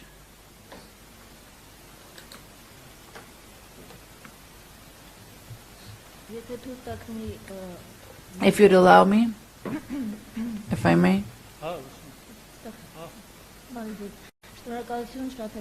Thank you very much for the very interesting presentation. I am from the State Statistical Committee. We do present these maps in our application. We have an interesting collection. If possible, could you please present these maps to us with higher resolution so we can publish it in our book? This map is created 1/500,000 scale. So regarding the issue that you are raising, we need to conduct local study, the ground, engineering, geological study, and then only after that you will have the data that you want. The map for the Urban Construction Committee regarding the sustainable construction, there is a list of all the settlements, and the Gs are available, all the information there, and it is available. It's open data. One more question, if I may. Mr. Sargsyan, the last map that you presented for Armenia, the greatest risk is, it's the zone of Spitak earthquake zone, is that correct? So that means that in Armenia during the 50 years, the most dangerous zone is Spitak zone? Based on what do you consider that during the course of 50 years, Spitak earthquake can repeat? No, it's not 50 years, it's 470 years. 50 years is when we use the table for 10% probability occurrence. So probability of exceedance of 10% of the area that of a time span is considered 50 years, which means that 475 years mean return period. What does this mean? That when a Spitak earthquake took place, you remember, When the studies were conducted, what did they find out? That there, during historical times, there were sites there of earthquake.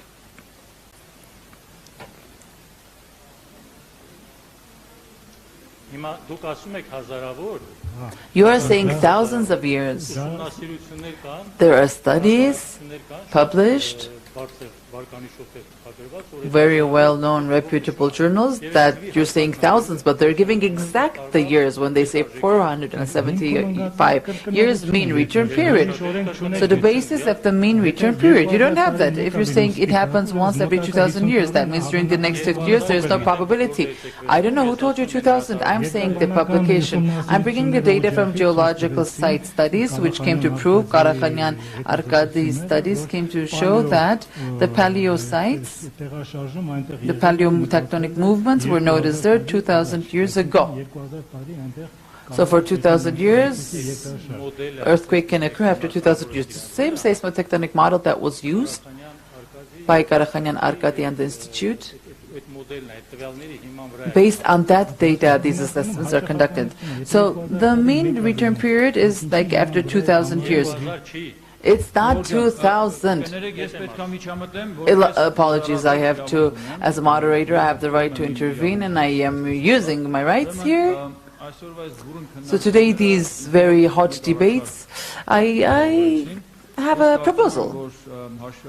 Taking into account the seismic topical importance and the high interest we have, and also related to risk management, I'm so very glad that we're having such active discussions. Finally, we have an environment where people are interested in natural disaster prevention, and we're having hot debates. I propose the following.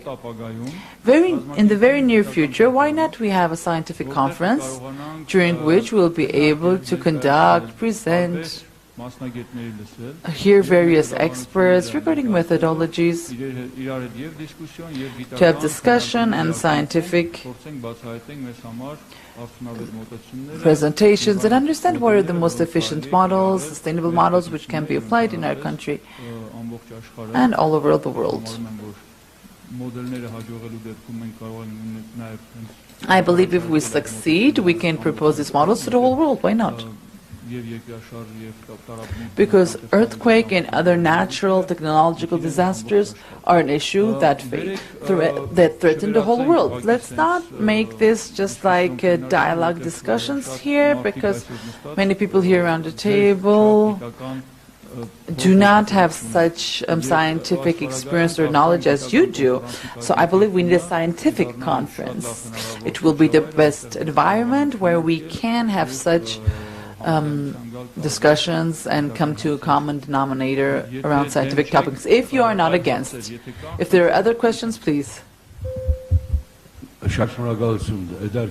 Thank you very much. It was interesting, Mr. Sexton. The 18 in the map from 2018? I don't know, but I should have known. This has not been accepted, right? Has it been adopted? Yes, this has been adopted. And in 2018, when they finished this, in 2020, the Urban Construction Committee, they changed the seismic construction norms in Armenia. Wow, that's very important. Now, something not so important. You very well understand that when we use that points, when you're using the word points, is that the old inertia? No. The word that when we speak about points, that's old school. We don't use the phrase points, magnitude of earthquakes. The PowerPoint location, the seismological on your map, it's a very different place.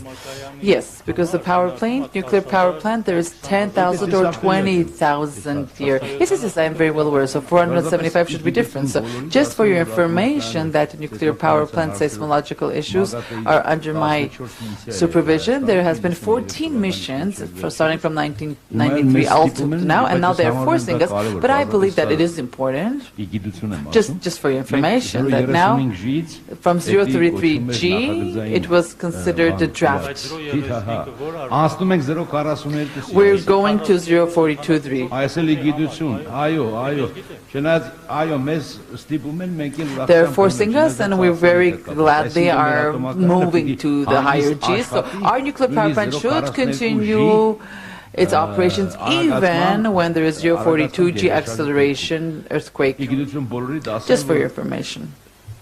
Armen Georgievich Nazarov, thanks to his intelligence, PDAC earthquake registration was 0.003G in the area of the power plant. Let's not go into a professional discussion. Security is more than any amount of investment, especially in nuclear power plant. Yes, I did say that I'm very glad for this. Other questions, please, Mr. Aslanyan. Ara Aslanyan from the Ministry of Emergency Situations, Head of Policy Development Department. I see one more issue here between the authorized body and the scientific organizations, private organizations, NGOs, also state management bodies. There is an issue of communication flow. So here is the first time we're hearing about, we heard about international revolution about seismic assessment. Here we have discussions, how did this take place, how did you conduct this? So GeoRisk is presented.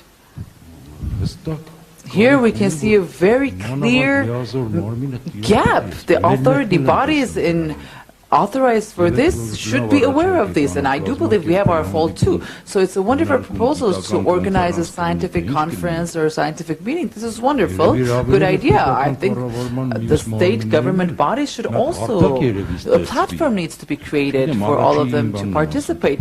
That's my first impression.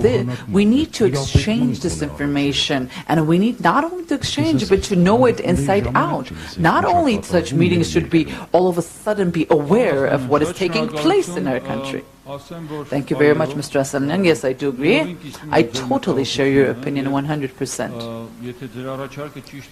And if I did understand your proposals, it's about a private, scientific, public cooperation environment, correct? Yes. And plus the state government bodies, yes, which should be led by the state government bodies. Yes, that's why I said I do understand that it is our fault to a certain degree. We are willing to support to the creation of such a platform.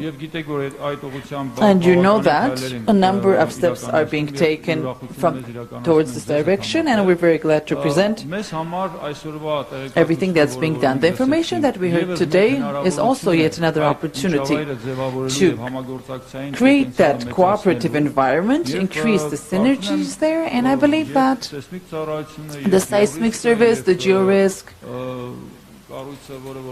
and the body that are seismic hazard modeling speaker presented. They're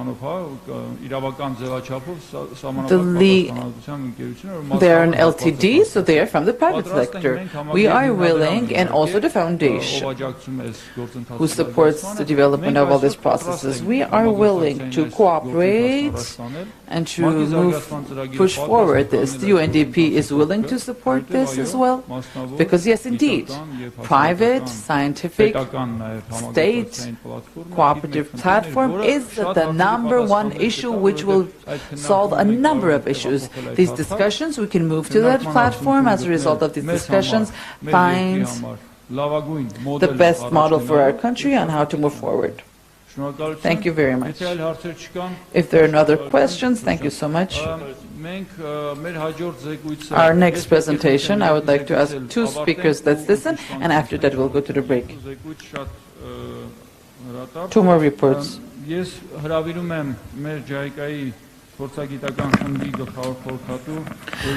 And Shuichi Shivaku, who will introduce the results of the population awareness raising by GIACO. The program has been completed, but very serious results have been registered, and that is actually our second thematic report on education of the population, and development of security measures for safety of population.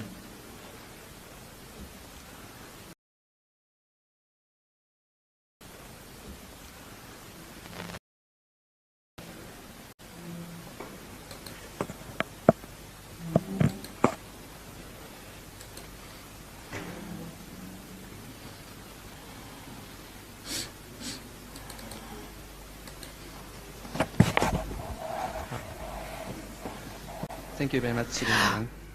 My name is Koichi Shuak. I belong to the JICA expert team. So today I would like to talk about the internalization of the crisis communication and public awareness raising models in Armenia. And we conducted the crisis communication project with the Ministry of the Emergency Situation 4 years, almost finished yesterday. At first, I would like to introduce myself. As I said, I belong to JICA expert team. It means I'm not the staff of JICA. I'm working for the Oyo Corporation. And after getting the PhD, I worked in the National Research Institute, then moved to the Oyo International Corporation. This is a consulting company.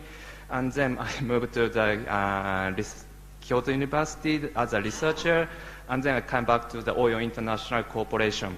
So Oyo International Corporation is one of the subsidiaries of the Oyo Corporation. And April 2021, Oyo International Corporation was integrated in the Oyo Corporation. So I'm currently assistant manager of the Oyo Corporation. And my company has mainly four segments. First one is infrastructure, maintenance management, renovation, and second one is DRR, third one is environment, and fourth one is natural resources and energy. And I belong to the DRR segment, second one. And our business is this kind. We are doing this kind of business related to the DRR. For example, we developed the information support system for local government, and we also analyze an earthquake risk. And we also try to conduct the disaster prevention solution for tourism or this kind of field. Then Oyo International Corporation and Oyo Corporation has several projects experience in Armenia, and our company led two projects in the past and currently. And the first one, we conducted a project for seismic risk assessment and risk management planning in the Republic of Armenia. This project started 2009 and end 2012. Counterpart was the Ministry of Emergency Situation. And second project is the project for the improvement of crisis communication and public awareness for disaster risk reduction. This project started 2019.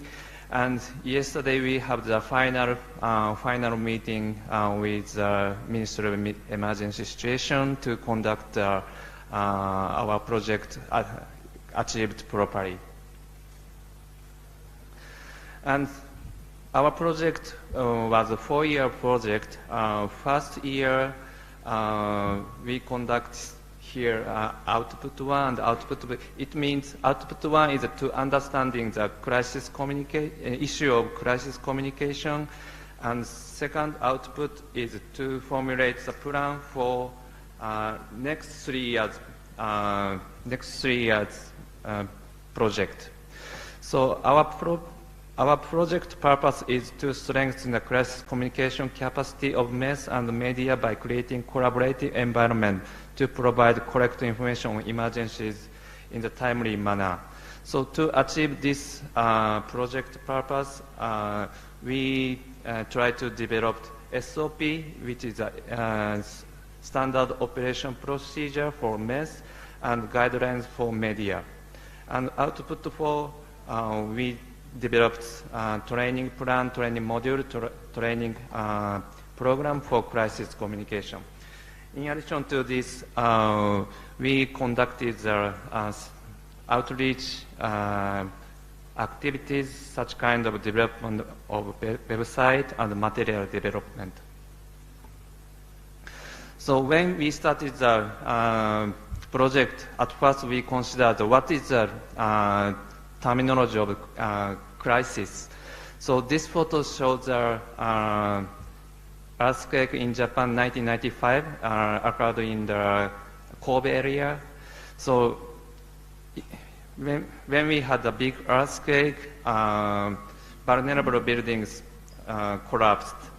So after this, some people cannot enter, cannot live in their own house. In that case, people move to the evacuation center. So this is not evacuation point or evacuation place. So this evacuation center means such as a community center or a school. There, people will live there.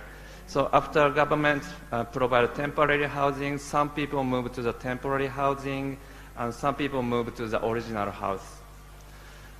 After temporary housing phase, government provide housing construct after disaster, reconstructed housing. So in this project, we consider crisis duration is time before people can live appropriately. So in that case, this means before going to temporary housing.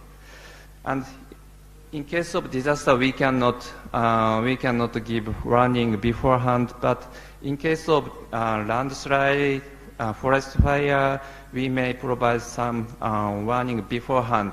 So our crisis terminology includes from the warning to the people go back to people before people can live properly. And this is a definition of the communication, and this is the framework of the risk communication. So this framework mentions we can say there are 3 phases: normal, emergency, recovery. And the purpose is education, awareness raising, before change, behavior change, trust making, and decision making. And this framework shows after government, citizen, media, business sector, and the professionals. So in this from this framework, we can say the crisis communication is a part of wide definition of the risk communication. So this is a fundamental concept for enhancing the crisis communication. Our project focus on crisis communication, but if we focus only this part, we cannot, people cannot understand the information provided by government. So we also emphasize risk communication and recovery communication and their combination. So this is the definition of the crisis communication in our project. Crisis communication generally regarded as a part of risk communication, and the purpose is to understand the issues better and make better decisions about it. And we also focus collection and dissemination of information during disaster response period with the aim of raising awareness, changing behavior, and contribute to the effective implementation of safety measures. So this is a focus on the crisis communication in the project. So our crisis communications beneficiary is the population. So when we consider the who provide information, one is the Minister of Emergency Situation, another is media. So our crisis communication SOP focus is processing information within MES, especially National Crisis Management Center and Information and Public Relations, and between two departments. And we also developed a guideline for media. So media can get information from Ministry of Emergency Situation And this guideline shows how media should process this kind of information to report to the population. And to achieve this system, we developed a training plan, training program, module, and material during the project. And as I mentioned, our crisis communication SOP focused within MES. So it means SOP documents the internal one for the Ministry of Emergency Situation. So today, I don't explain the detail of the contents of SOP document, but I heard SOP document may be open to the public, but I'm not sure that it's correct or not. But in the process of developing the SOP document, we conducted practical training, practical exercise according to the operation mentioned in the document. So we National Crisis Management Center processed the information and tried to provide information in SMS, and Information and Public Relations Division tried to conduct a mock drill of the press conference like this photo. And this is the content of the guideline for media. Yesterday we published this document as a booklet. So if you are interested in, please contact Ministry of the Emergency Situation. And this guidebook shows, for example, disaster reporting rules and related law, and ensuring the safety of media and journalists, for example, especially in the disaster situation. And human rights also mentioned in this guidebook. So based on this, media personnel can get knowledge on disaster reporting. And some of the contents can be summarized in the pocketbook guideline. This also a small booklet. So we can, maybe Ministry of Emergency Situation can show guideline and this pocketbook in the website of their website. And this is a training modules for crisis communication training, and we set up three level. Theoretical, three parts, theoretical part, semi-practical part, and the practical part.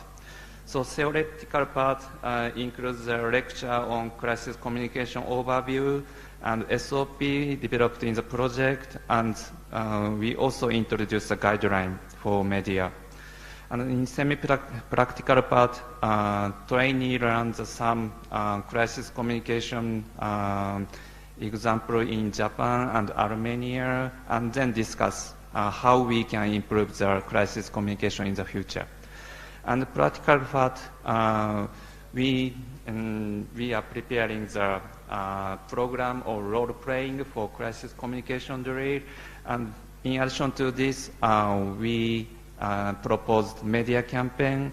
It means media personnel conduct some article writing, video development about the disaster, and they also suggested to collect recovery and reconstruction stories and some example of the DRR education.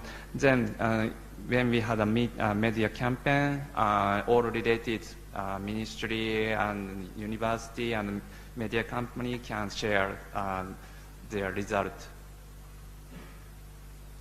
And this is a training program developed in the project. So as I mentioned, our project is almost finished, and in the future 5 years, MES is planning to organize training twice a year, inviting the media companies. So this training program is 2 days, but half day and half day. And in addition to this, if they have the chance, they are planning to have a DRR event. And our crisis communication training focus on the staff of government and media, but we also included the university professor as a trainer of training. So in the future, and also, as I mentioned, students are final beneficiary. So in the future, it can be considered to include the business sector also. And in our project, we trained several persons of the MES staff and external persons as a trainer to conduct training after project. And this is a trial of a media campaign. And we employ some media staff, and we invite some media staff to ask them to write some article and make a video clips. And also we organize the photo exhibition and photo exhibition related to the disaster risk reduction last year. And other public relations activities, we developed the website for crisis communication, and URL is crisis.am/hy. And in the project, we just prepared the structure of this website. So Ministry of Emergency Situation upload contents in this website. And what we prepared some maps using the past disaster data. So we try to visualize the earthquake information in the map. So map is very easier to understand the earthquake location. So I hope Ministry update disaster information, earthquake information in this website, and people understand how often earthquake occurs in Armenia and how strong it is. And I would like to share some risk communication and recovery communication example of Japan.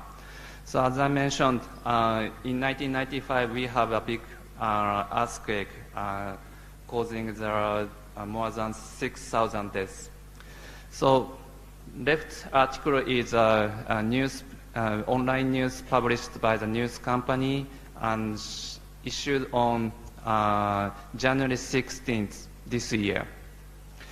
So January 17th is the disaster date. So one day before, this news company shows record of disaster of 1995. After occurring after 27 years later. And light article also the online news. And this shows information of the memorial event on 17th January 2023. So it means next year. So this news was shown November 8th this year. So in Kobe area, once a year, first January 17th, they organize an event once a year. So newspaper also giving this news to distribute the information to the public. And they are doing this kind of event very early in the morning because this earthquake occurred 5:46 a.m. So in the morning, very cold and very early in the morning, and they come here to memorize past disaster. And this is an example of the recovery communication, and this is a case of the tsunami at Tohoku area, and the left side is showing the online news provided by news company. And this shows the progress of the reconstruction of the infrastructure. And right article is a problem of the victims. So generally, it's very difficult for government to understand each problem of the victims. So this article shows victims' problems on livelihood identified through interviews. So media has a big role to identify the community-level problem. So I would like to suggest to media to find a community problem and share with the ministry. And this is just a framework for communication Armenia.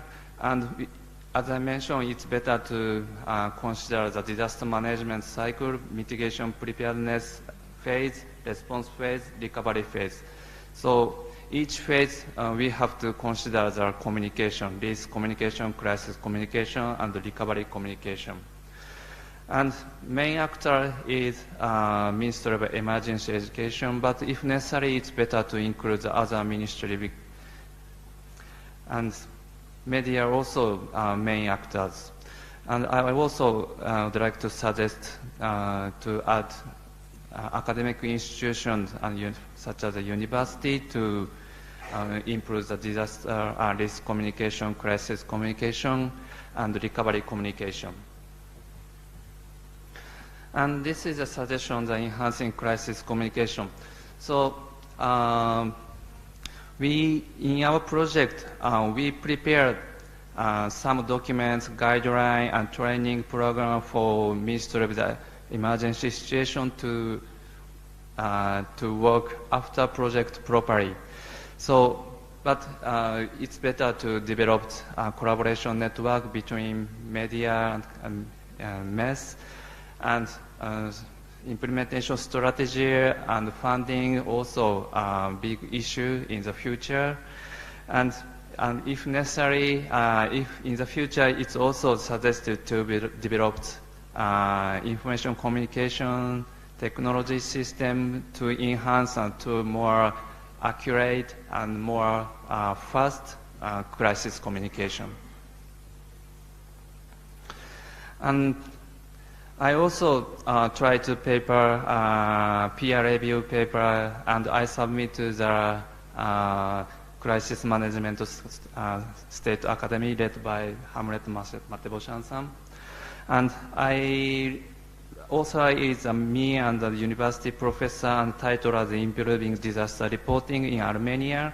And in this paper, I summarize disaster reporting and some tips for the disaster reporting for the media. So if you are interested in, please check Academy's website, or also I think this paper will be published soon. And thank you very much.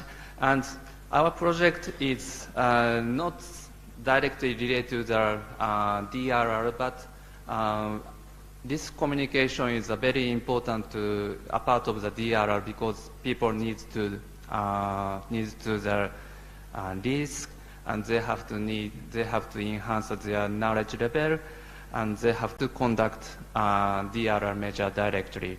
And in our company, Oyo Corporation, in other countries, we are conducting the seismic retrofitting project of the seismic retrofitting of the public buildings.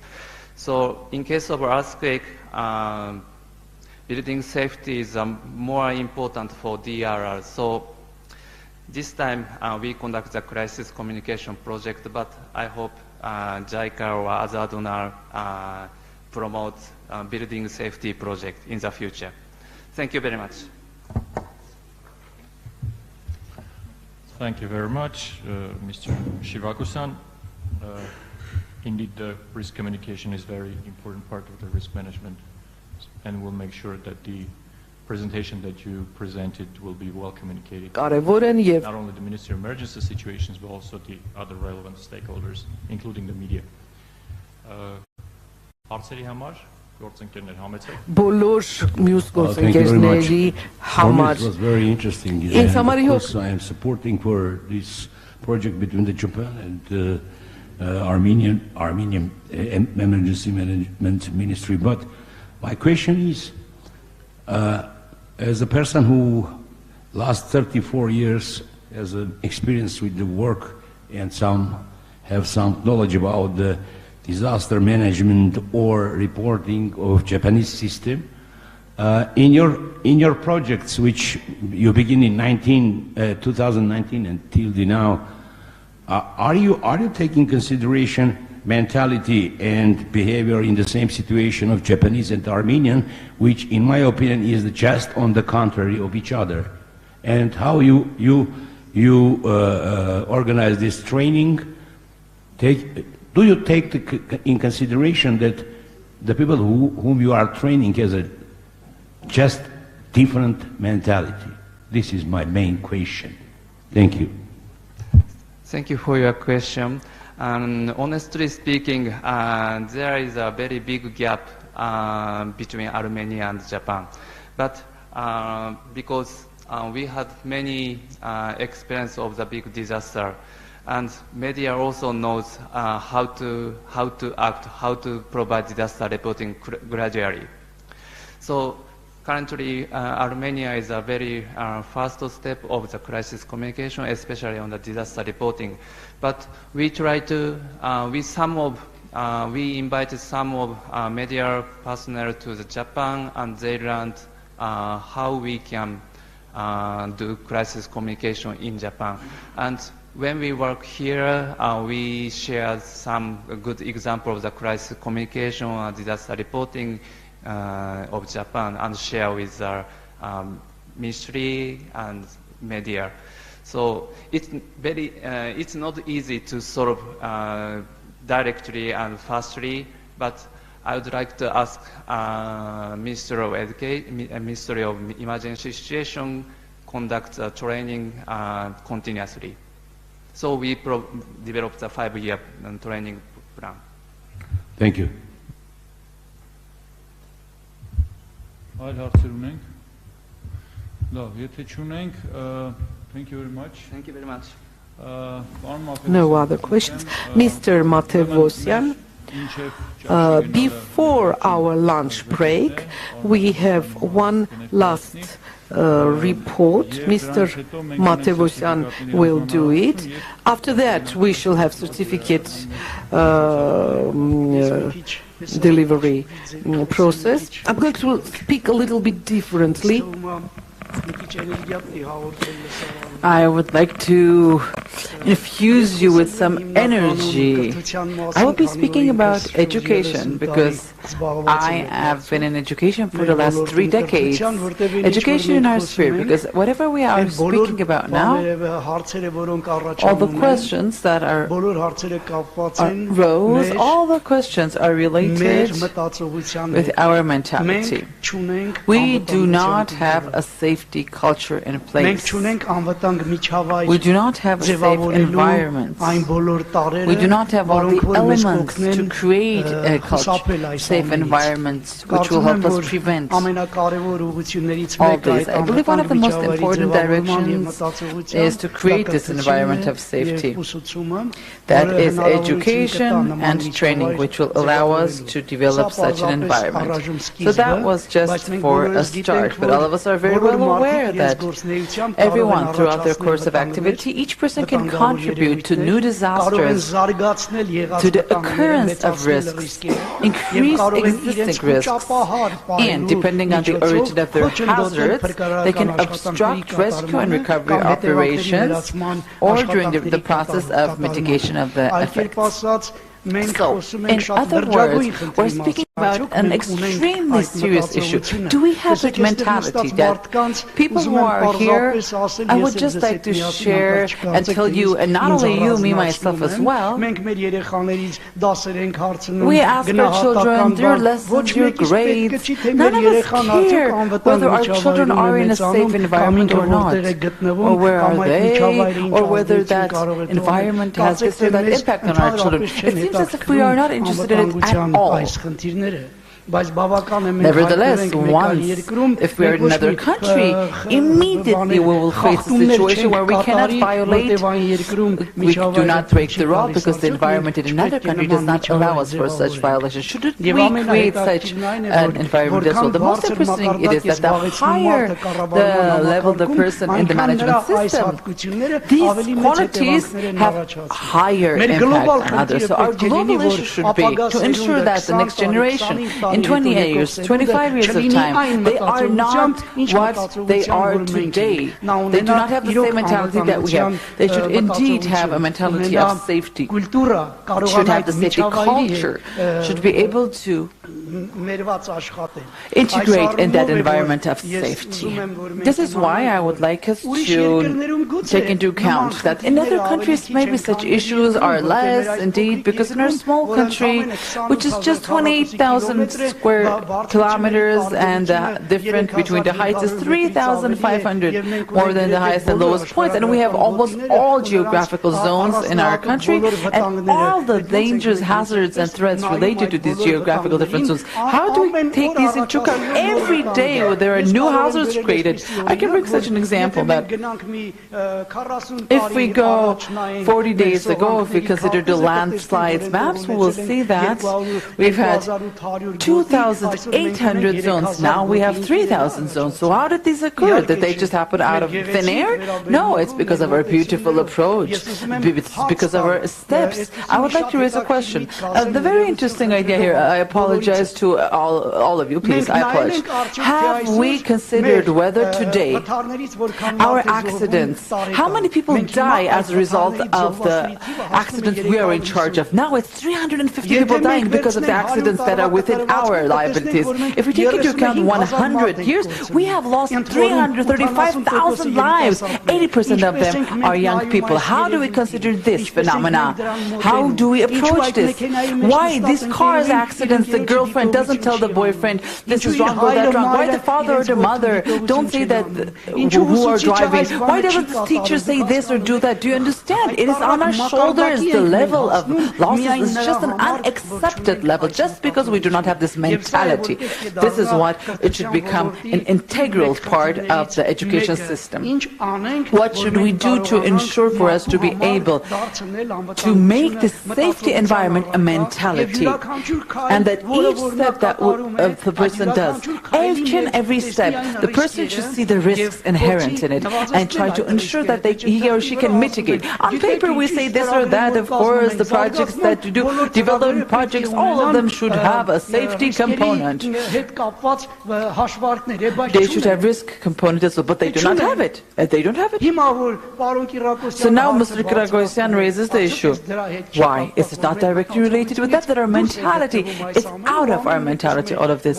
And we, all of us, do other activities in our own sphere separately, as if we are living in islands and we are in the safest conditions. So this is the reason that here it is mentioned that the strategic goal of training is the formation of a safety culture in the population and ensuring the further development of this culture. That is the reason that we try to conduct this vast amount of activities in the education system by adopting this or that curricula. And every branch and direction that we started with, we took on, came up with new approaches, new necessities and new gaps. So how did all this occur? We believe that it is necessary to ensure that all training curricula, we integrate that a component related to various multi-hazard threats. I can do it. I can bring you 3 simple examples not to bore you.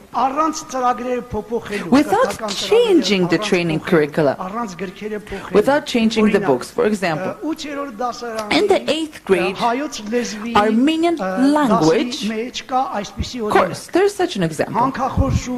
In the mine, a failure took place, and probably, unfortunately, there were no people. If there were people in the mine, instead of the word fortunately, we would use the word unfortunately. So you're teaching them Armenian about fortunately and unfortunately.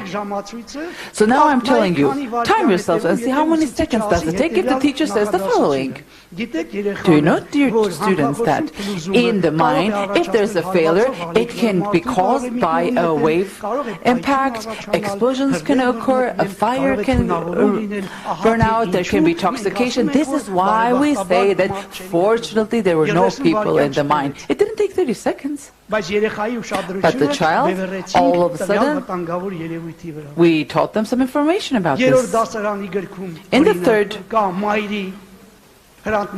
third grade book, there is the mighty, which is a tree.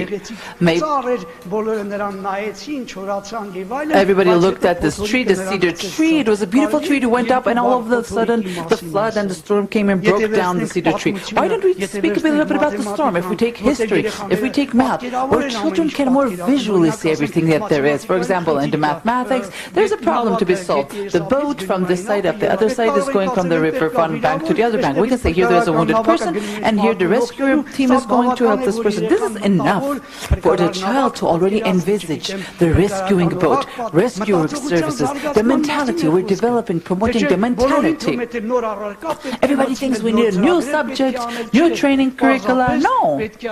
All we need to do is ensure that we are taking this into account in the education system overall. It's not even an improvement. There isn't much to do. Just from this perspective, I would like to mention that we have done a lot of activities. Nevertheless, the latest work that we did, we want to, as a pilot project, implement. We have already agreed with the Ministry, Education, Sports, Science and Youth. Part of the textbooks are already ready. We want to work young firefighter rescuer topic and integrate this in all the textbooks and come to solve the problem about which I was mentioning above. We should make sure that the human being from the day he or she is born all the way up to the day he or she is dead pays attention to these topics. In kindergarten, preschool, school, elementary, primary, university, training, further training, became old, pensioner, during this whole life cycle, including media, and the methodology changes and the approaches change throughout the whole life cycle course. So it was this issue that I wanted to challenge you with, and also tell you that we, all of us, each and every one of us, without being proud that we know this, we know that, I'm an expert of this, I'm an expert of this, all of us, all the direction should be diverted towards the education of the young generation to develop this mentality. Thank you. Thank you, Mr. Matevosyan. Any questions?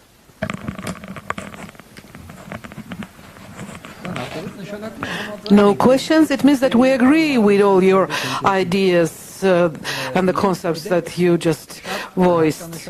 By the way, it's really very specific that Mr. Matevosyan also said that he is not an exclusion, and all of us, we should think in this respect. Let's think, that environment, do we create it in our families, our households, around ourselves? Because we know very well that that problem, that issue, and the way to solving it, the important fact here is that we know it, but whether we do it, that's a different question. In the beginning, I said, when we go out of this room, let's think, let's each of us think about this issue and do some steps. Otherwise, we won't have any moral right to tell others, you know, you should do this or you should do that, whatever. Here we are going to have a very nice action. We have to give certificates to our colleagues for participation in this part of the project. Okay, I'm going to let's invite them.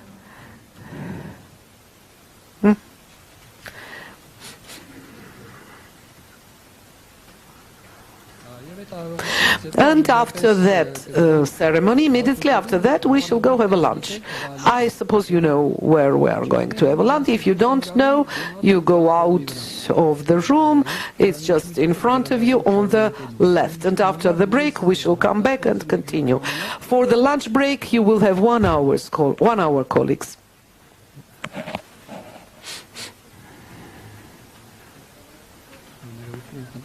I apologize for the delay. We have to invite Mr. Bivoli to the room. He's in the next room right now.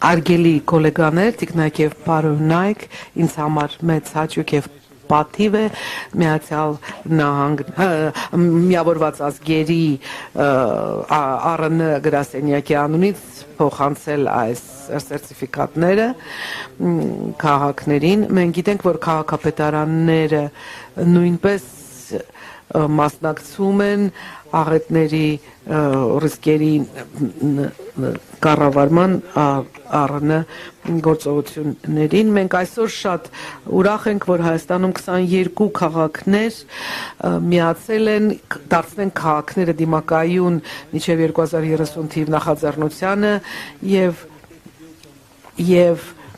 դա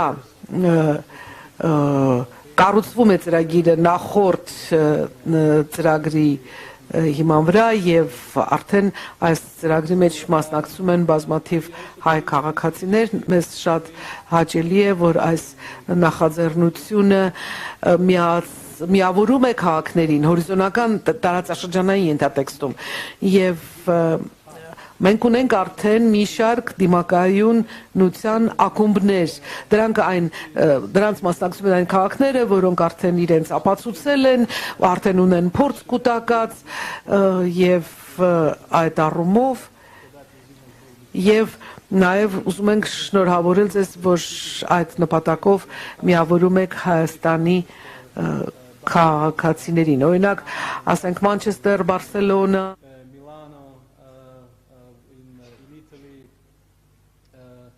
Portugal, Matosinhos, and we have also in Portugal actually quite a large number of cities. There are about 100 and something cities that are enrolled in the initiative. So there is a lot of space for municipalities in Armenia to join this initiative. And without any further ado, it's my pleasure to hand the certificate for commitment to making cities resilient to the city of Masis, the first city representing the region of Ararat in the Making Cities Resilient 2030. And I would like to invite the distinguished representative from Masis for receiving this certificate.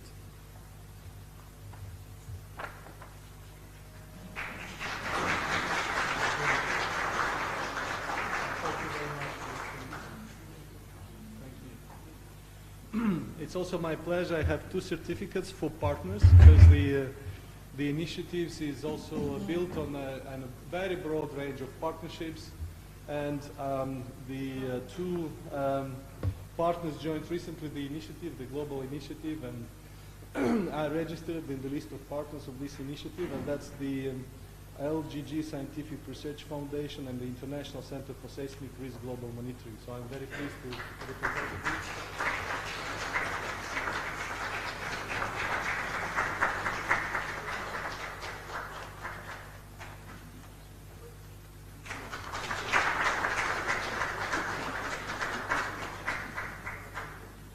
So with this, I thank you once again for being part of this initiative, but also I was very pleased to be part of the event today and to hear the important discussions on resilience building in Armenia. I thank to the organizers for giving us this opportunity. Thank you so much.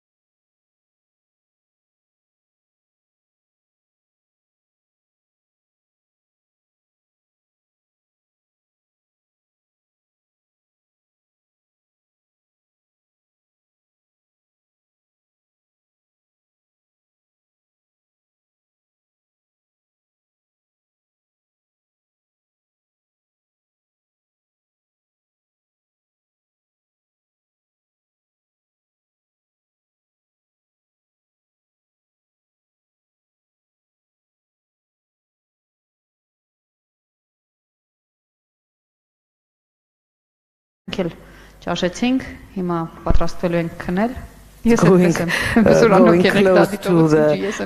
Approaching the close now. We had lunch and everybody's going to be quite sleepy like me.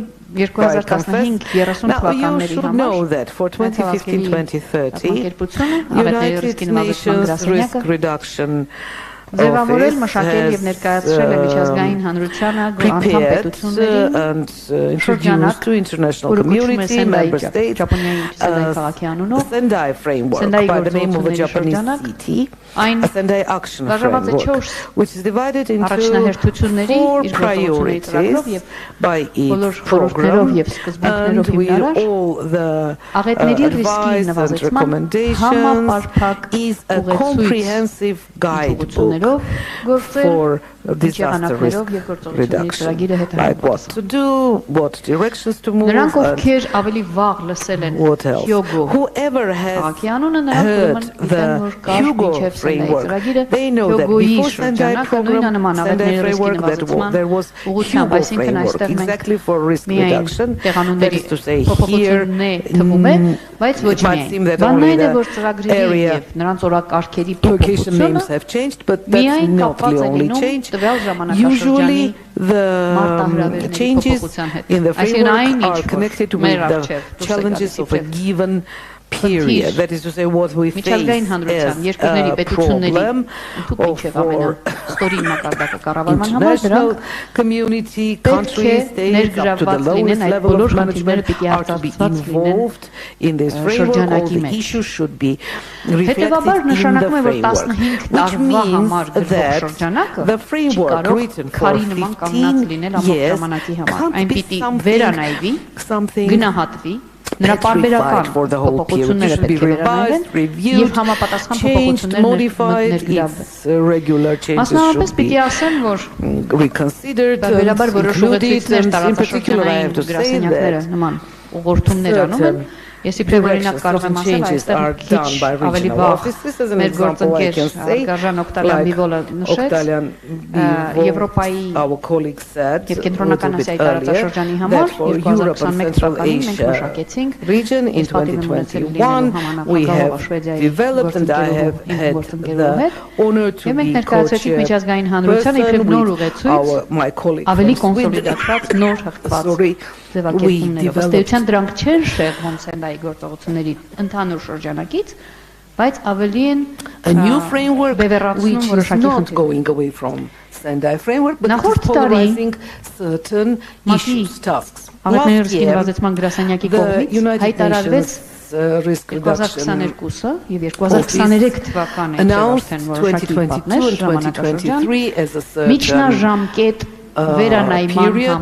Սենդայի գործողությունների ծրագրի։ Ես ներողություն եմ խնդրում, որ իմ պրեամբուլան մի քիչ երկար էր, reconsideration of Sendai framework actions. I am sorry for a long introduction. I just wanted to give you time to come in.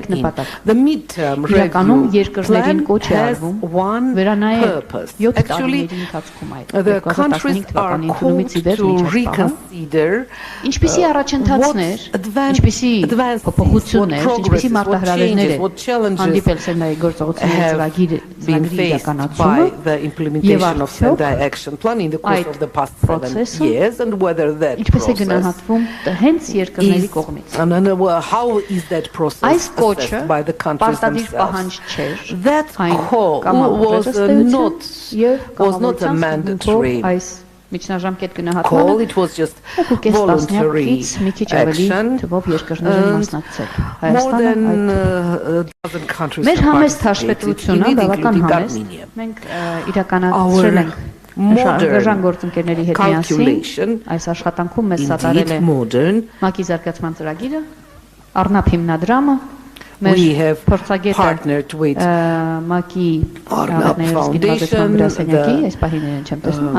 yes, Ministry and the UNDP and our partners. We have done it, dear colleagues, with different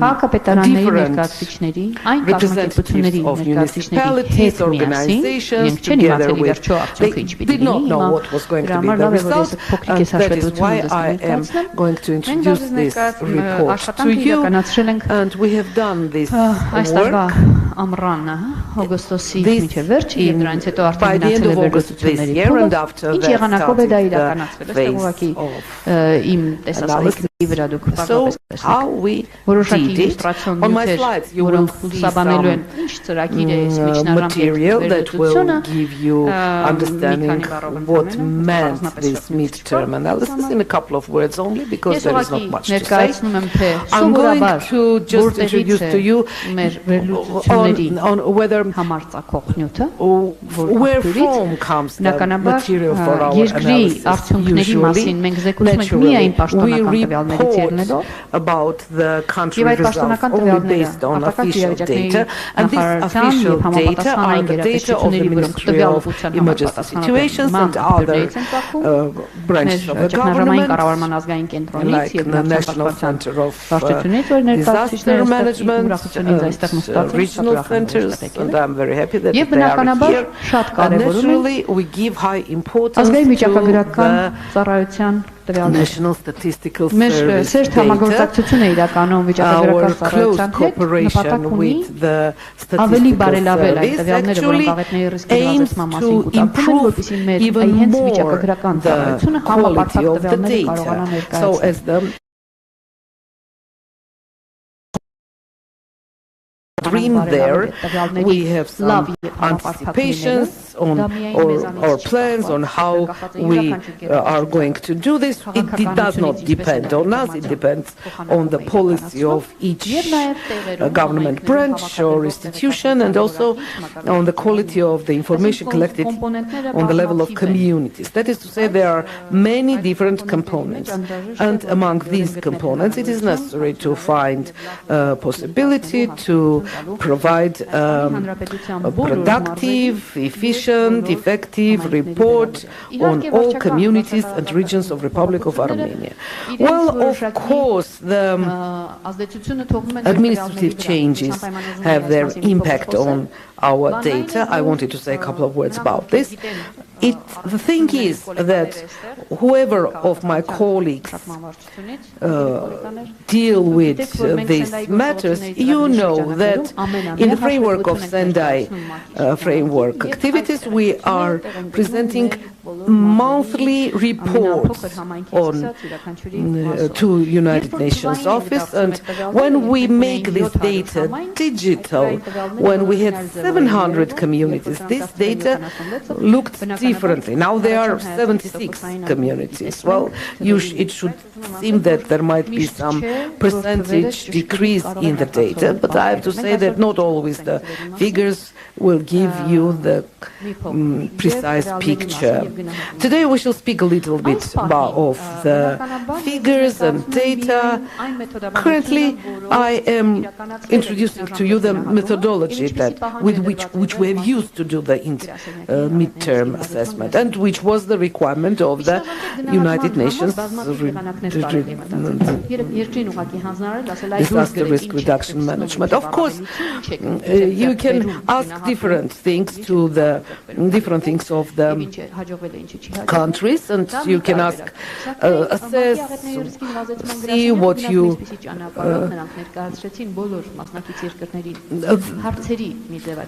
they gave us a questionnaire, our DRR partners helped us a lot. That was a separate format, which is simplified a little bit for having dialogues with different layers of community. The format that was given by the DRR office was not completely accepted by us. We're not criticizing it. We just started a scientific research. We said, let's do a little bit differently. Believe us, we were not showing off. We wanted to have comparative data. It's easy to say, I have a basket of fruits and I'm taking it as a gift to someone's birthday party. It's a beautiful gift, and it's a different thing to say, I have 18 apples, 13 pears, 2 whatever, bananas or oranges. That's it. It is different pieces of information. So we wanted to make this data measurable, and we had a very good database. I'm very thankful to my partners who have done this huge analysis before our research, and I've seen people who have participated in it. I'm speaking of 2016, the disaster risk management mechanism assessment in Armenia for the purposes of Sendai framework activities. Well, because that report was done by the DRR National Platform staff, and it had clear-cut methodology. It allowed to, by the whole list of the Sendai framework actions, to give for each action and to assess what is our indicator and what is the desirable results and several other components. I'm simply showing this table to you to highlight that in Sendai monitoring system, year after year, we are reporting about certain criteria which are integrated, which are summarized, and you might see that there are open boxes here for 2013, 2015, 2016, which means that at that time there were not enough data, and the targets are indicated here, 7 targets. And what are the indicators for these targets? In the recent years, we have done our best to collect better information. This is simply an illustrating table. And in respect of the 4 targets, I'm sorry, now the screen shows well, but surely. And the 4 targets are cutting down the losses of lives, the number of casualties, the number of wounded people, the economic losses and infrastructural losses because of the disasters.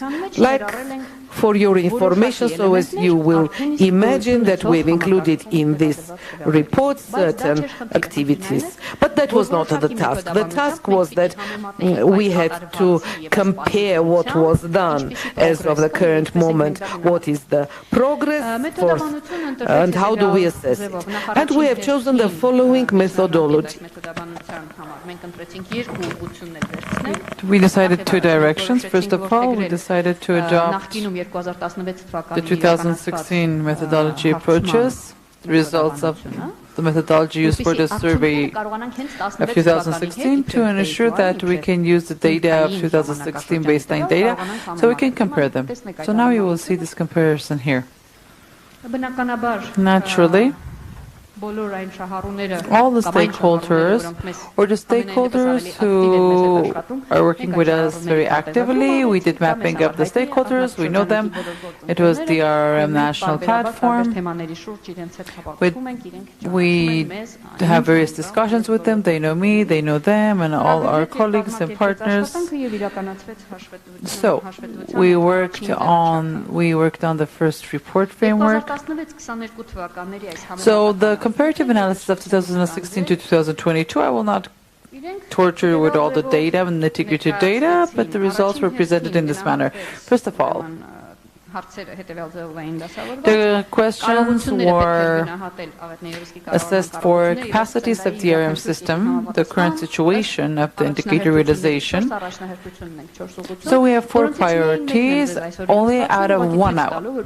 I will show you for you to understand the 4 priorities which were spread across the questionnaire. And that was to assess the indicator, the current situation of the indicator in 2022, the target for indicator realization by 2030, and the importance of the indicator for the Armenian DRM system.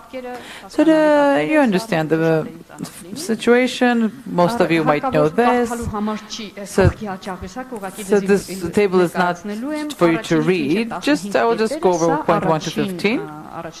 This is priority number 1, understanding disaster risk.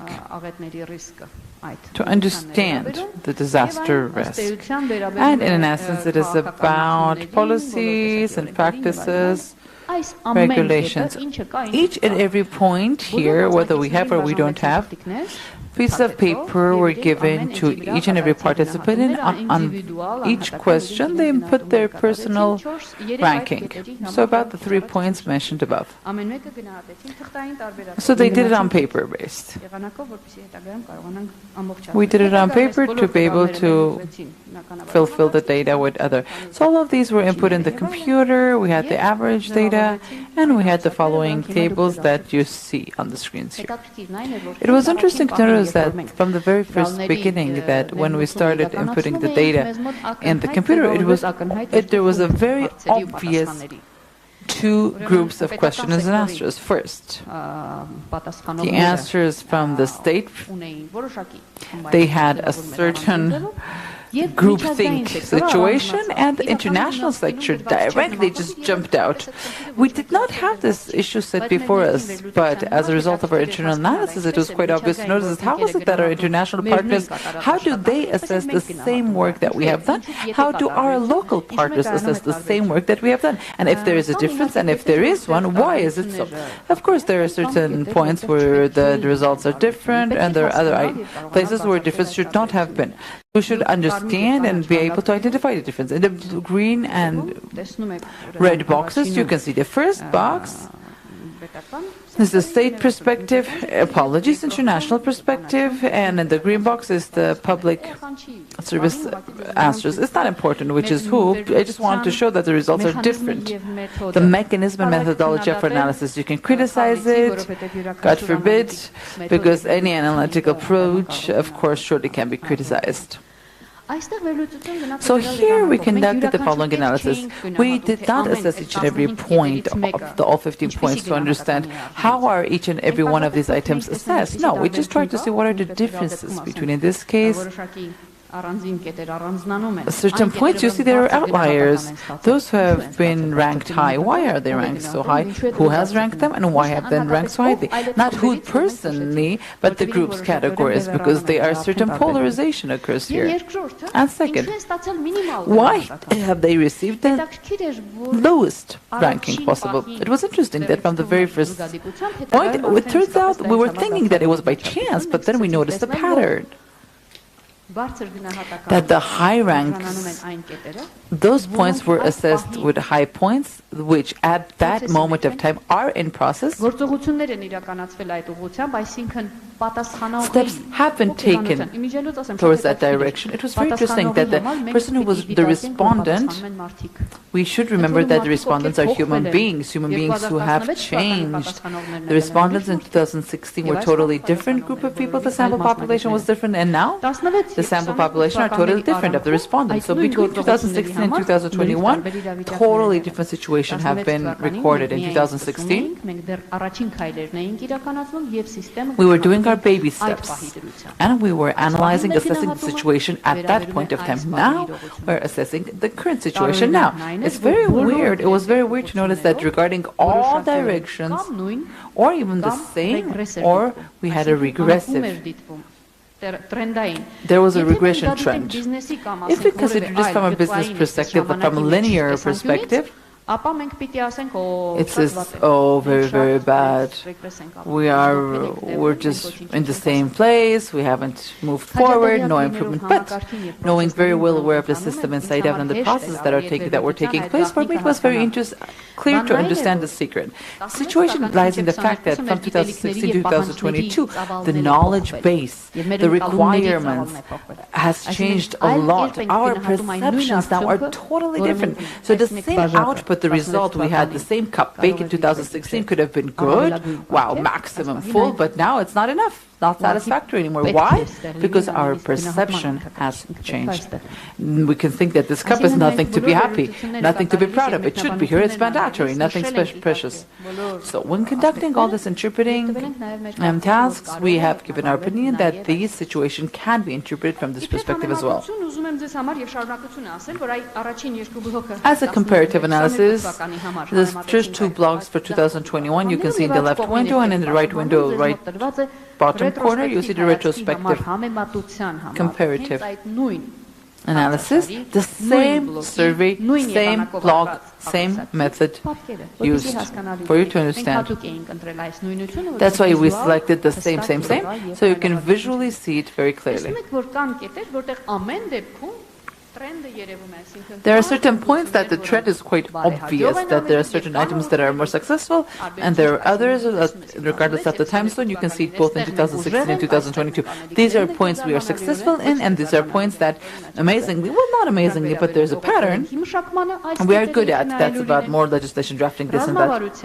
Regarding strategy development, local self-governing bodies, we have, for example, DRR activities, all of these we're doing quite good. So the aspects that the respondent is aware of is something that he or she has seen. It has been given a high ranking. I just want to show you here.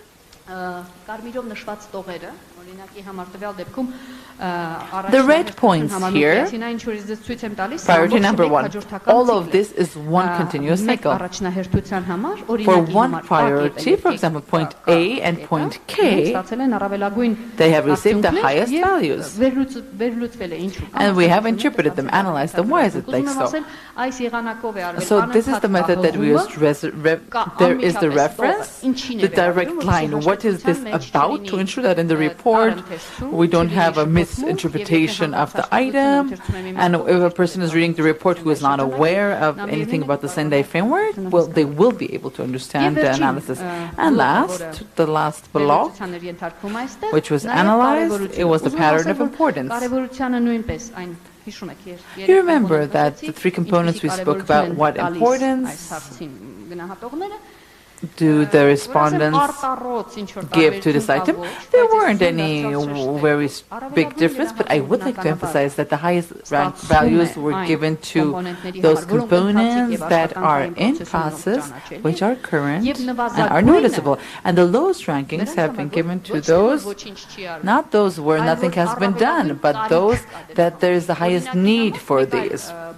For example, in another block, there's the early warning system. Regarding the early warning system, it was quite amazing, but the assessment point received a very low indicator, regardless of the fact that we know very well that now many processes are channeled towards the direction of a multi-hazard early warning system. Throughout the course of the last year, by the locator, a large number of equipment has been invested, and our crisis management center also. They're making great use of this.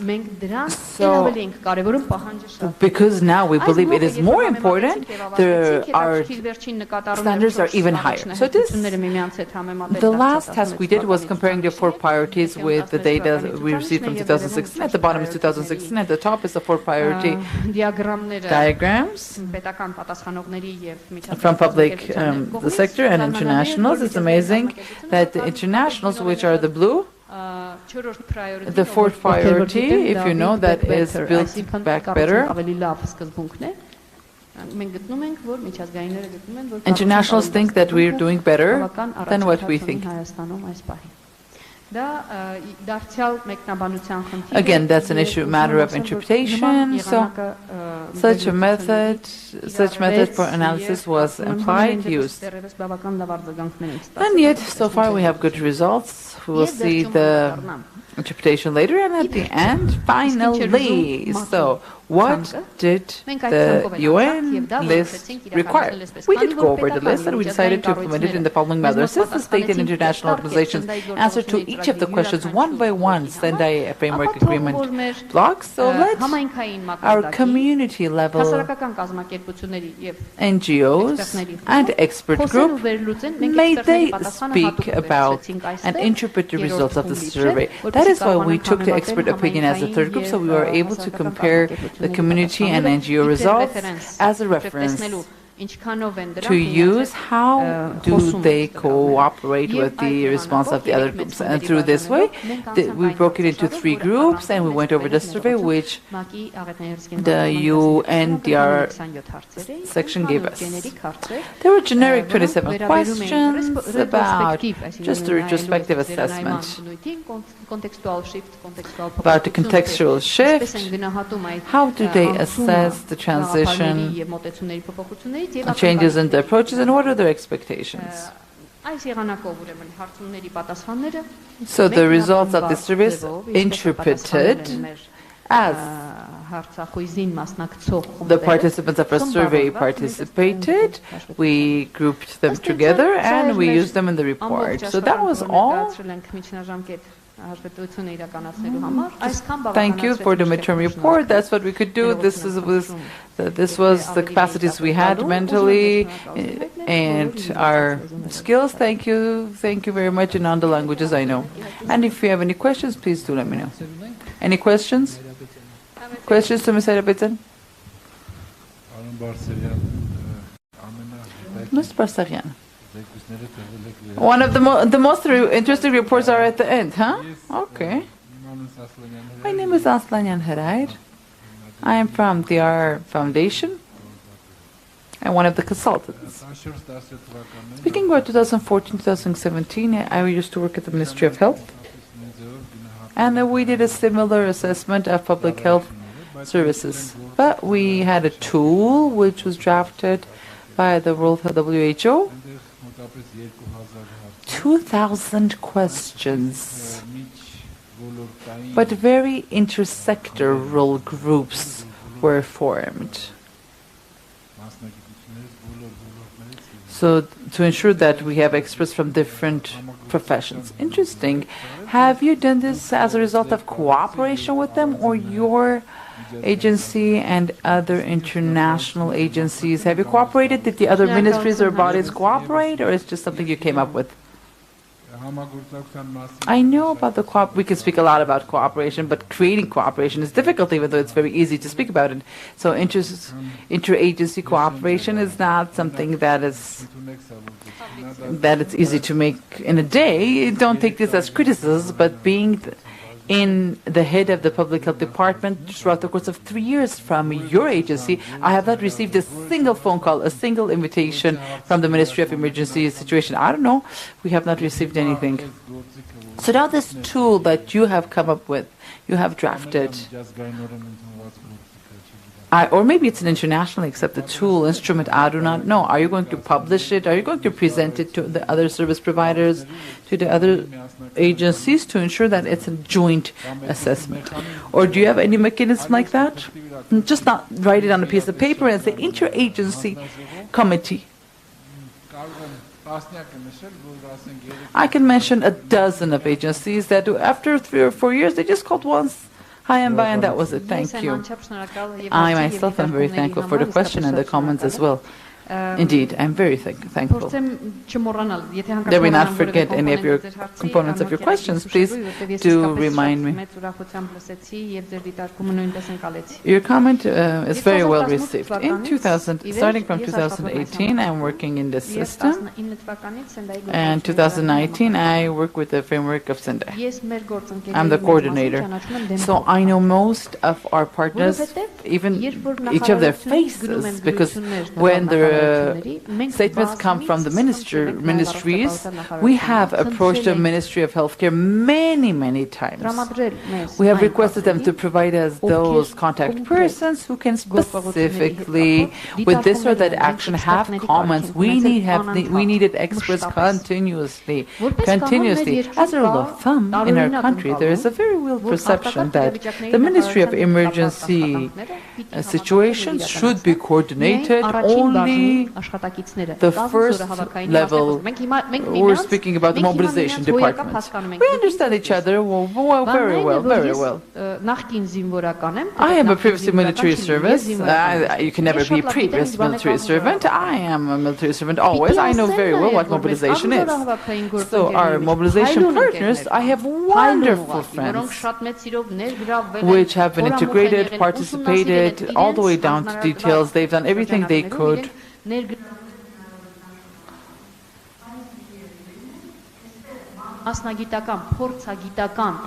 But nevertheless, we need expertise, professional skills and knowledge. I apologize to your colleagues.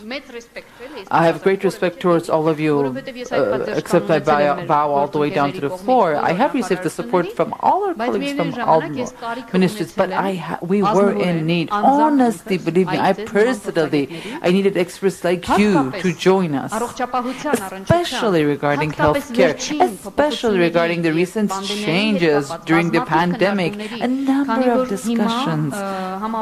Because now the pandemic disaster is also within the framework of Sendai Action Framework. It's one of the priorities of Sendai Action Framework. Therefore, we had many items were changed and adapted. How did it change? What did it change? How do our daily lives change based on these? So it is impossible to have a situation where for us we have enough expertise. No, one or two experts is totally not enough. Your question is very down to the point, a very painful point, and we should work towards the direction to ensure that we increase these scopes, we break these walls, these obstacles, to ensure that the questions reach the target points which we are aiming to. From an interagency perspective, the Sendai Action Framework, it is a must, it is a requirement, it is a prerequisite to have this cooperation. Dear colleagues, we need signals from you as well. We have asked to requested a number of times. We do not know all of you. We do not know who are in these agencies. The experts of the sector should join hand in hand to ensure that a very important decision for the country is made in a joint matter. Thank you very much for that comment. But we should also try, hand in hand, we should also try, and you should also try. Your question I consider as, I'm going to raise it to the highest level, as high as I can, all the way to the minister. I would like to ask you too to do the same step, because we should be able to come to that common denominator, that joint point. The discussions should be jointly and in a targeted manner, especially in this field. First of all, Sendai Action Framework, from the very beginning, there was a certain umbrella or a cloud. Many of them don't even know that it's a project that will end now. It's for the whole world. It's for the planet. Disaster Risk Reduction Framework. We are in it, and we have a lot to do. My UNDP partners will say that on the international framework, we're one of the leaders, we're the pioneers. Very often we advise our neighboring countries. This year I provided consulting services for Bulgaria, with Belgium colleagues, with Swedish and Nordic colleagues, with cooperation with Kazakhstan, Central Asian countries. We did video calls, we had questions discussed. How are we going to do this? How are we going to implement these methodologies? What is the vision we have? So it's like for others, it's really nice, but for us here, no. It is very painful for me indeed. It's not like I'm very happy that outside I'm a flag, I have flagship, but here nobody cares for our flags. But it's not. They should issue to one another and allocate our resources to ensure synergies. A big thank you to everybody. Nevertheless, within the framework of this discussion, these have not been desk research or office discussions within closed doors. The ministry has called upon all the agencies, all the experts who wanted to have participated in discussions, the municipality representatives also, those who and they have certain selection, of course, that's true. The selection is very often based, limited within limited number. Unbiased, the non-objectivity, the biased approach does exist, that's true. Nevertheless, in the future, let's consider that as an opportunity for us to improve. Regarding the data dissemination, indeed, yes, the data is going to be open, it will be published. Regarding the methodology, the Sendai framework has a certain survey which we have used. We have just taken the scientific approach, because I'm a scientist myself, the scientific comparative analysis to compare A with B to understand the gaps. The analysis have also been conducted then with an open, comprehensive method. Of course, they can be interpreted, criticized at any point of time, which will only improve the quality. Thank you so much for the question. I believe I answered your question. I am totally satisfied. Thank you, Armin. Any other questions? I apologize, I took too much of your time. Yes, indeed. Abroad, we have registered quite a lot of success, but within the borders of our country, it seems like the same appreciation is not here. So let's move on to the next topic, which is also very interesting.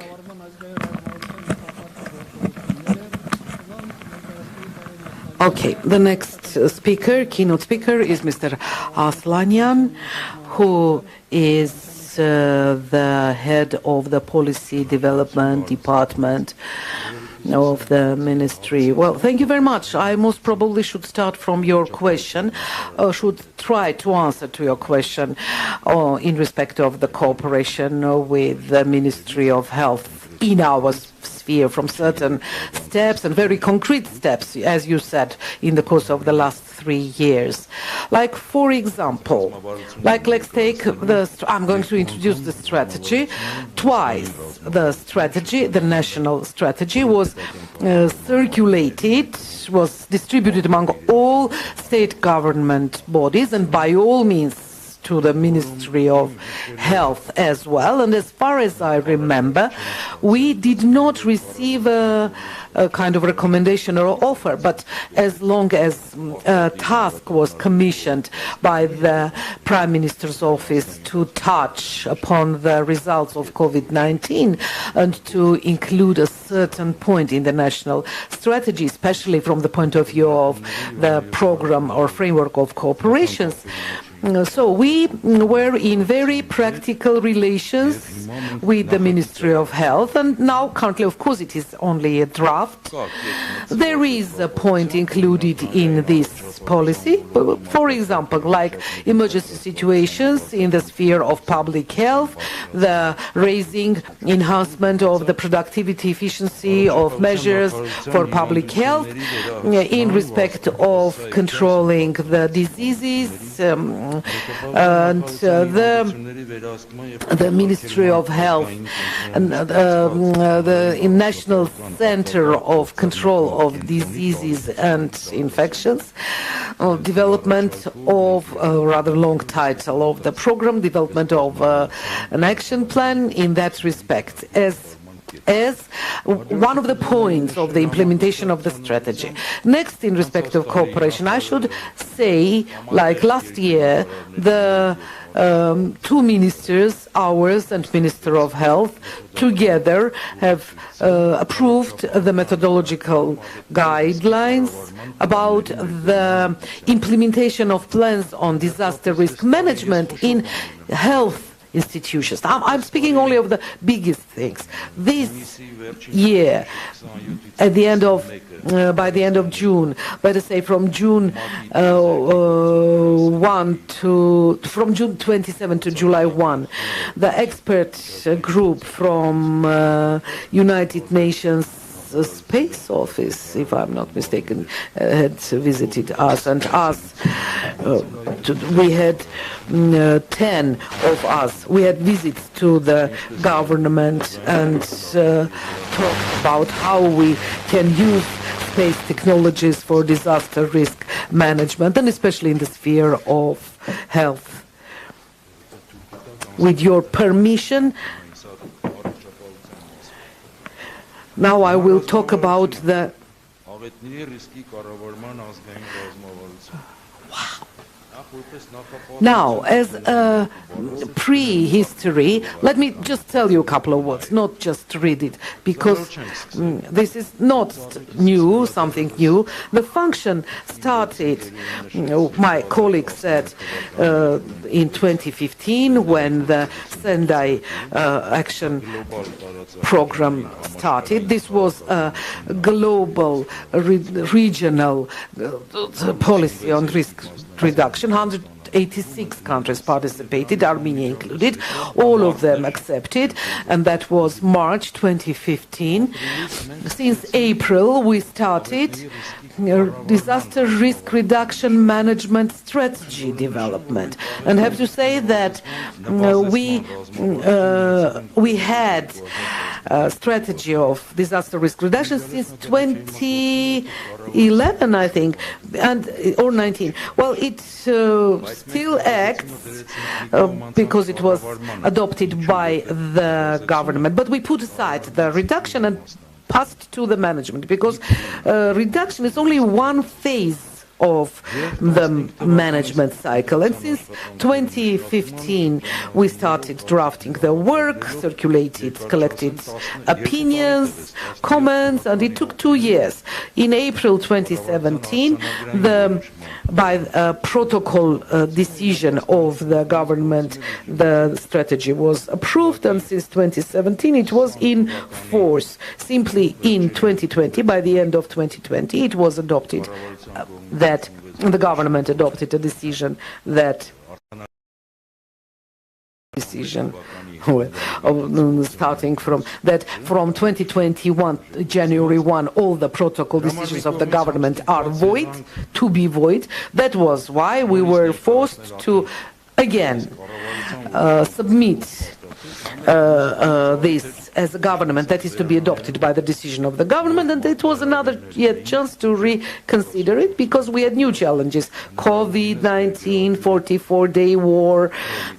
We thought that it would be good to include additional, undertakings and to reconsider the old points of the plan. And the process went on. Now I'm going simply to introduce to your attention some progress report.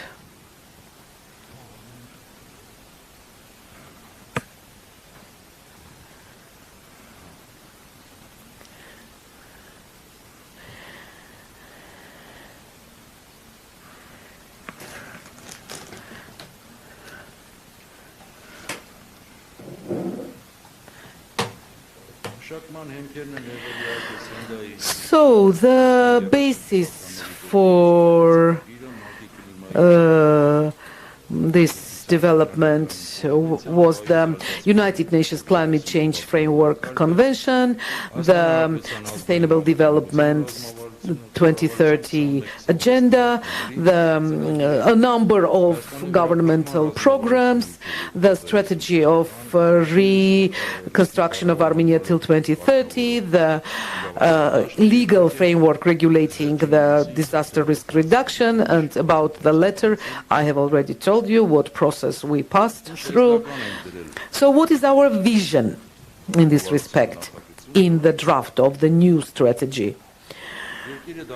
To make country more resilient to disasters, to build more stable basis for further development, to decrease the number of multi-risk disasters, to raise the resilience of population, the awareness of population on resilience matters. What are the principles? So priority of ensuring life and health of the population, priority of protecting more vulnerable groups of population, publicity, transparency of information on disaster risk reduction, also active participation in international processes, involvement in all actions and processes, involvement of DRR measures, and complex approach to DRR measures. And the goals are as follows. Here we have chosen goals in compliance with 4 directions of Sendai framework: the disaster risk understanding, comprehension, ներդրումները աղետների ռիսկի նվազեցման ոլորտում դիմակայության ամրապնդման համար, որովհետև արգելի գործընկերներ, ոլորտը ծախսատար է, շատ ծախսատար է, եւ առանց ներդրումների, այո, իհարկե առաջերտին պետական բյուջեի ներդրումների, անհնար է զարգացում ունենալ այս ոլորտում կամ լուծել աղետներին դիմակայման խնդիրներ, նվազեցման խնդիրներ։ Ընդ որում, եթե մենք կանխարգել ենք եւ նվազեցնենք ռիսկերը, տասնապատիկ ավելի էժան է լինելու, քան հետևանքներին արձագանքելը, հետևանքներին վերացումը։ Սա պետք է ընդհանրապես ըմբռնել, հասկանալ եւ համապատասխան միջոցներ ներառել։ Դրա համար տեսնում եք աղետների ռիսկի ըմբռնումը համաշխարհային ֆորումի ժամանակ էլ է ընդունվել որպես համար 1 գերակայություն։ Ընդ որում ֆորումում մասնակցել են ամենաբարձր մակարդակի ներկայացուցիչներ պետությունների։ Ընդհանուր միջև նախագահ, վարչապետներ եւ այլն, բայց սա համաշխարհային խնդիր է, որտեղ չի ըմբռնվում աղետների ռիսկը որոշումների կայացման մեջ բանալու։ Դրա ապացույցները կասեն ես։ Ներկա իրավիճակում ինչ ունենք, էլի խոշոր առումով, բացի ռազմավարության մշակման նախագծից ունենք մշակած եւ աղետների ռիսկի կառավարման եւ բնակչության պաշտպանության օրենքի նախագիծ, on local level, disaster risk management practical guidebook, which again is not a result of an overnight job. It's since 2017 we have been working on it. We are simply doing some revision, replenishing, refurbishing it with some components from the climate change strategy, and with that methodology already around 300 communities have been assessed in that respect. Certain actions have been made, and some reports have been presented, and all of these reports are taken into account in the ministry. We have done things in the criteria, educational criteria. The Republic of Armenia, in the face of its team of the Emergency Situations Ministry, this September passed through requalification as a member team of international community. This, by the way, is a very important factor for the reputation and honor of the Republic of Armenia, because not all the countries of the world do have such teams. If I'm not mistaken, only 42 countries have similar teams, which are ready at any moment, at any point in the world to come to rescue, to do qualified job, and to be important, to be effective, efficient in relief. And we have created similar services on regional level, and our Republican achievement, not even, I could say even regional achievement, was the fact that in 2021, at the end of October, our team got accession to space and joint space charter, resource utilization charter, which has today 61 satellites in the space. The charter is being activated, the satellites are being activated, and according to our request, very operatively, we can receive corresponding information on reacting to disasters, and not only reacting, but also implementing in the whole process of management. And by the way, we have that right to apply to the charter for a third organization, third body, and to provide it with corresponding information as well. Of course, there are numerous issues along in the sphere. Let me tell a couple of them, which is the legal and organizational field improvement. I said that the draft of the law has been redrafted with corresponding new additions and amendments, and the civil protection law will be amended. The law on the relief services will be, rescue services will be amended, and by the law on population protection, it stipulates to adopt additional 42 enactments as legal documents, the majority of which are in the domain of development of the Ministry of Emergency Situations, but there are others that are to be done by other intergovernmental agencies with the participation of our ministry. I told you about the COVID-19 in cooperation with the Ministry of Health, and as I said, in connection with the 44-day war, the law on civil protection has been amended and reviewed and is submitted to the Prime Minister's office, and the civil protection system, the authorities of the government bodies are clarified even more, especially in close to border communities and settlements, unique region, Viodzor regions. It is stipulated to create resource centers for civil protection, in a sense.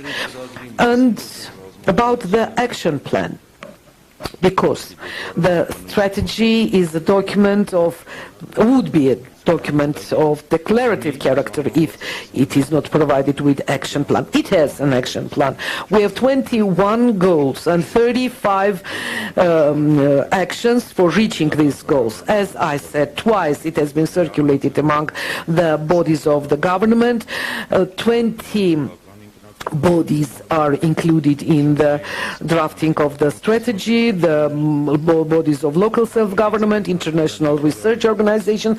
The draft has been discussed by the public board next to the ministry, and we have taken into account the opinions of international organizations. Most active was the UNDP participating, UNICEF was participating. Twinning program, with their help, we took into account their opinions. We have taken all of their accounts into one pool, as for the strategy part, as for the action part, action plan part. And for surveillance and monitoring of the strategy, that is an action for implementation. Who are the responsible implementers? After the end of each half year, in 5 working days, and till the 15th day of the next month after the deadline of the reporting period, the ministry is providing semi-annual and quarterly reports. By the end of the year, the ministry is providing a comprehensive report, and after analytical work, assessing work, we consider we start a new phase of reconsideration, reviewing for starting new actions or reviewing the older action plan.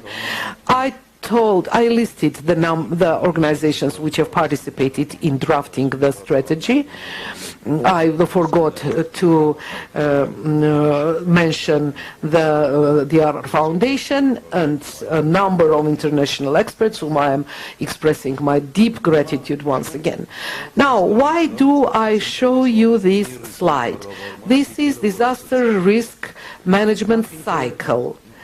First of all, it means disaster risk reduction, reaction, post-disaster recreation. This is a cycle consisting of undivisible links. If we try to take something from this chain, it's clear that the chain will be broken. But what's going on right now? We take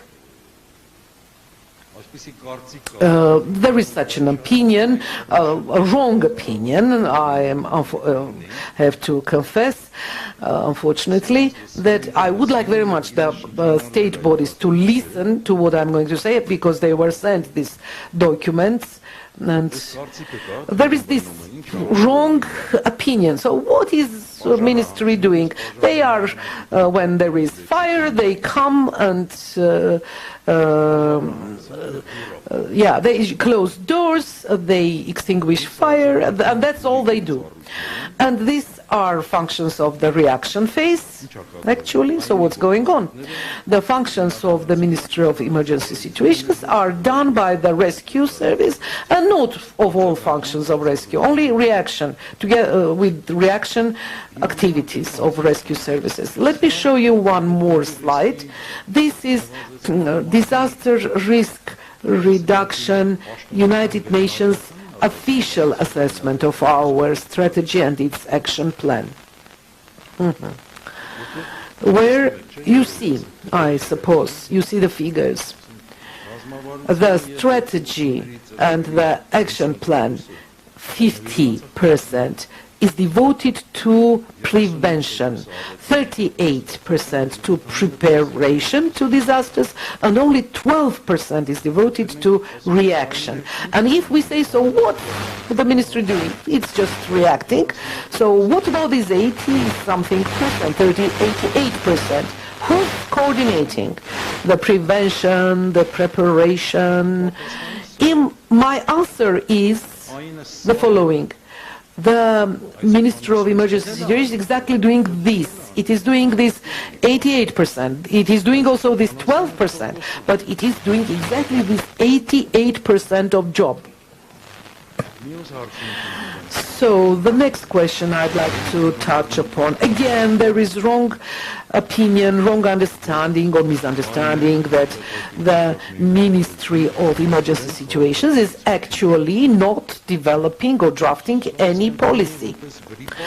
I would say this is a mistake. If only I would take the facts, and by the way, it was sent to a number of bodies of state management, and it was stated there. I would consider this just a small mistake, that it should have been written police, and it is just erroneously written Ministry of Emergency Situations. But when this same opinion is repeated by the Armenian Republic's assessment done by U.S.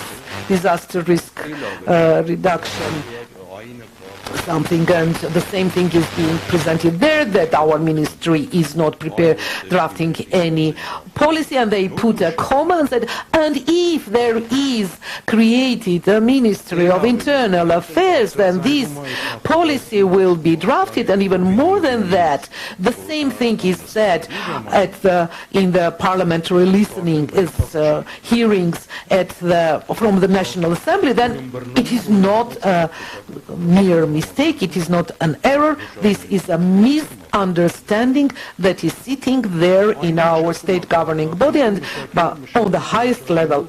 The Ministry of Emergency Situations has been developing policy, is developing policy, and is going to develop policy. I would be so happy to see another yet body which has 4-tier management system policies. Let me just list them.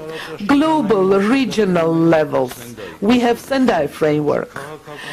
Policy. I'm speaking of policies, the documents. This is on the global level. On national level, we have the disaster risk management strategy. But isn't strategy a political document? It is #1 political document for a whole country, and that's on the national level. We have on local level disaster risk management applicable guidebook, which is on the community level, local.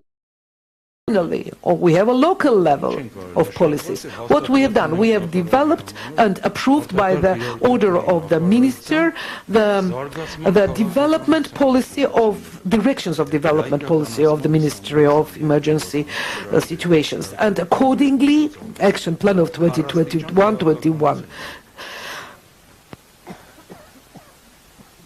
Indeed, we have a 4-tier policy. And saying that the Ministry of Emergency Situations isn't developing a policy, it's a big mistake. We are drafting beautiful policies and will do it. And as such, it is a lot to say to the Ministry of Internal Affairs. It has the right to live and it should stay there. I don't know how are we going to call it a Ministry of Internal Affairs or whatever. The sphere of emergency situation management is to stay as a sphere acting, and well, you can name it differently. You can name strategy of fighting against organized crime, strategy for fighting against illegal immigration, strategy of blah blah something else. It could be named differently, but it should stay, and it has the right to stay. Maybe this much. And if you have questions, I would be more than happy to answer to it. Yes, of course, there are questions. I listened to your presentation with great interest, and first of all, I want to extend my gratitude to you. Thank you very much that you are making such interesting, that you have made me participate in such interesting this debate, discourse. You spoke of COVID issues in your presentation. See, there are a number of publications right now, especially the United Nations reports, where one can see that there is climate change, drought, famine, economic crisis, and increasing the level of vulnerability of the communities. And at the same time, along with COVID publications, there are data which are also speaking of economic crisis, again famine, starvation. And last year, the last report of 2022 of United Nations says that more than 50 million people have died because of starvation. And nothing has changed in the world, only COVID, from 60 to 70 million. Before now, 120 million people have suffered starvation and famine. Why do I raise these issues? Because all of them have one common basis: COVID, economic crisis, and famine. And the hidden famine is a very dangerous phenomenon. That's not the famine that a person feels in the stomach. This is the lack of microelements, nutrients. Like, for example, yes, people might receive some kind of food, some kind of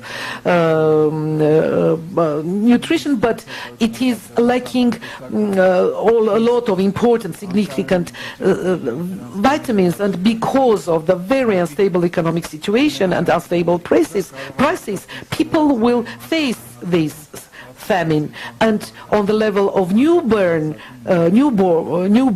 children, it might raise the morbidity of newborn children up to 12-15%. And as head of a department that is developing policies, I want to ask you, now you are developing this strategy about which you spoke in detail. Are you going to take into it the results connected with COVID? Will you involve representatives of healthcare who will assess the vulnerability of health, also under the light of the economic crisis that we are facing in the result of the COVID and in the result of the famine that is coming out of it? From April 29, the draft is in the Office of Prime Minister already for 8 months. If I think it will be sent back for revision. Do you have concrete suggestions? If you have, of course we shall include them. By all means, we will. And if you have suggestions, we can, on a working basis, organize some kind of, include some, if you mean some event or some undertaking or some measure, we can include them in our list of measures. And we will do it by all means. Thank you very much. Other questions? No questions. Thank you Mr. Aslanyan, you raised a very painful topic. The fact that the strategy already for a long period of time is on the table and has not been adopted yet. That's exactly what I wanted to say, that in all cases, by all means, the strategy of emergency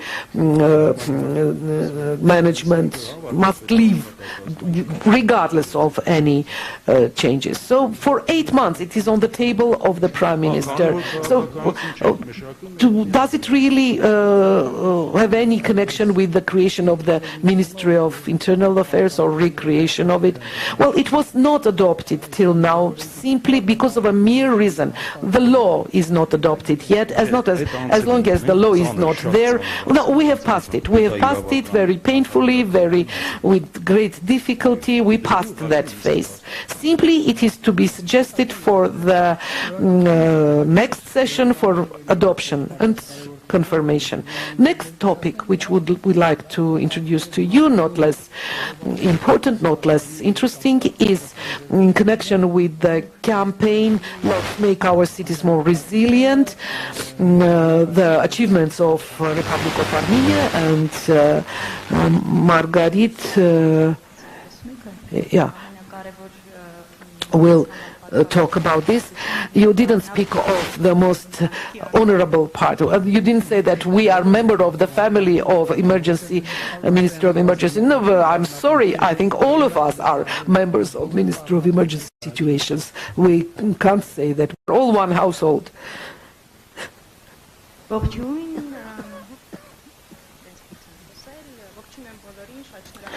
Welcome everybody. I thank you very much for your patience. I think today's general meeting, the results and the ideas that were exchanged were so interesting. Thank you very much for this opportunity to make a small presentation and to inform you. And I'm going to ask Mrs. Hayrapetsian and Mr. Aslanyan, please accept this as the report of the executing body, what has been done on the local level for raising the resilience. I'm Margarita Hakopian. I had the honor to, in the framework of this initiative, to put all my efforts, all my energy in this job and to push forward the agenda of this activity, which is in compliance with our national strategy.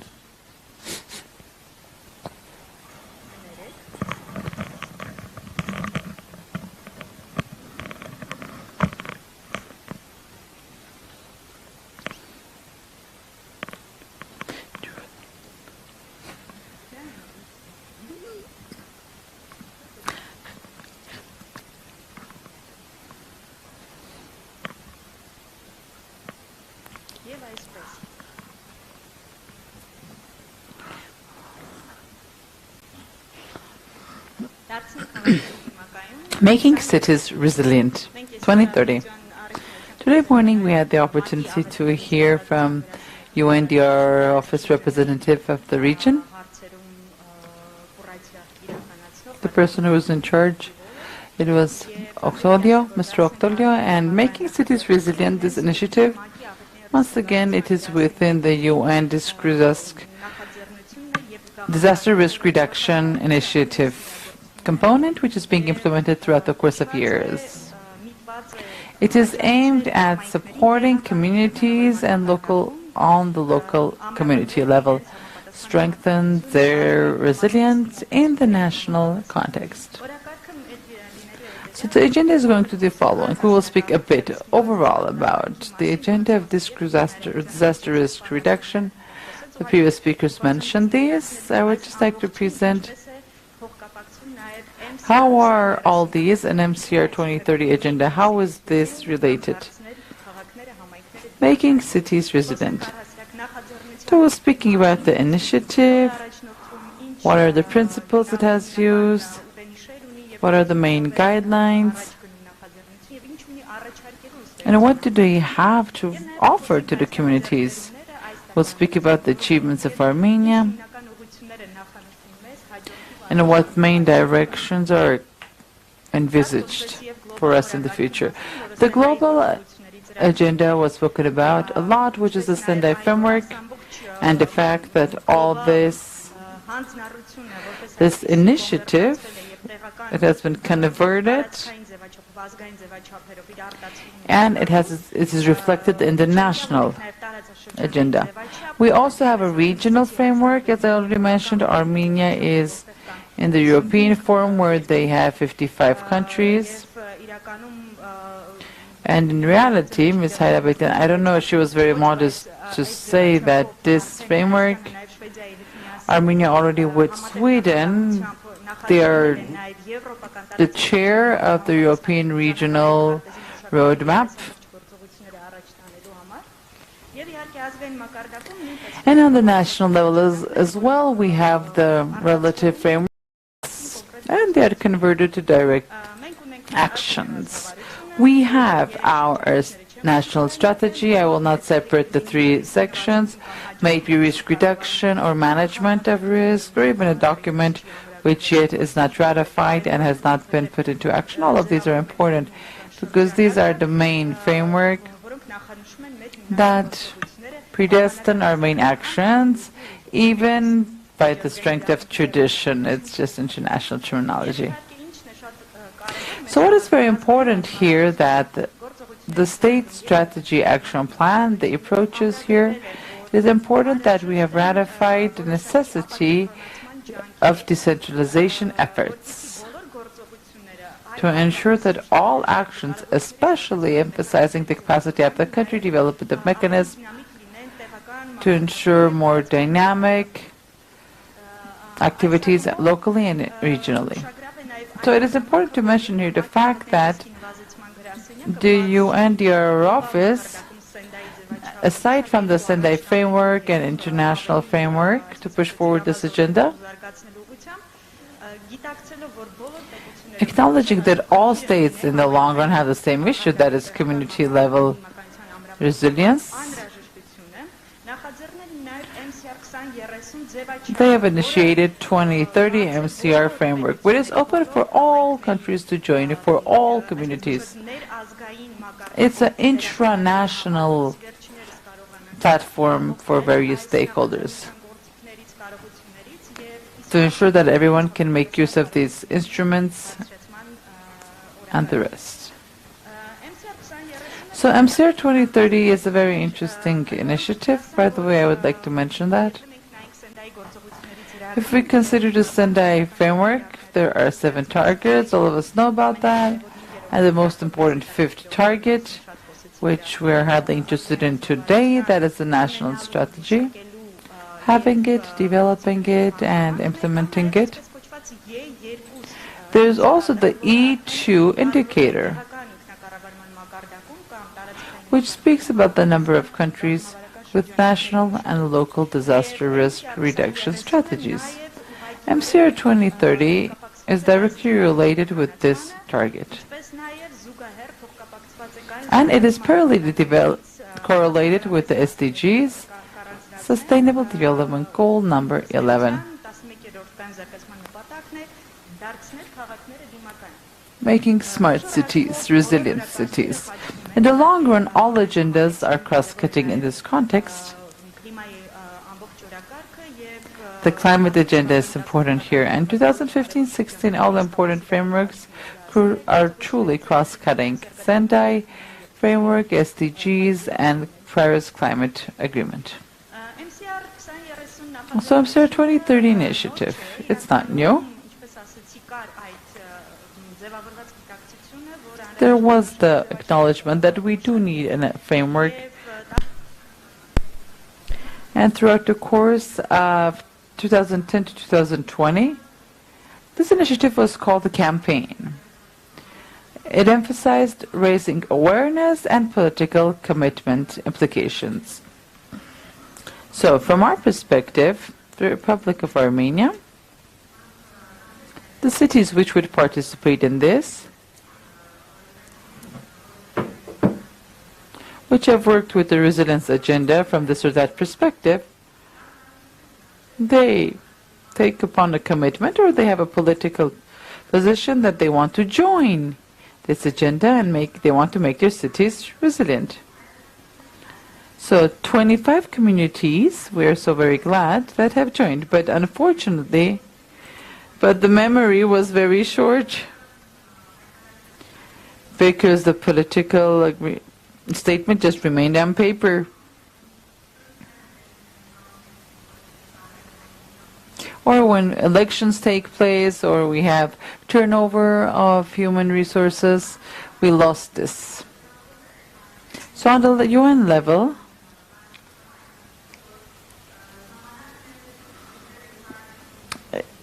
we came to the understanding that most probably there's a necessity to move from a declarative level to more action plan approach.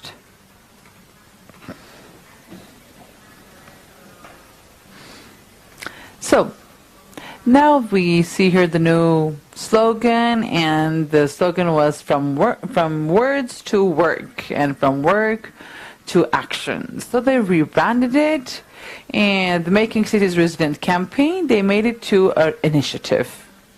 So within the framework of the initiative, a number of items have been drafted and applied. The participants of the communities were encouraged to use the new toolkits. Some of them are new, some of them are not new.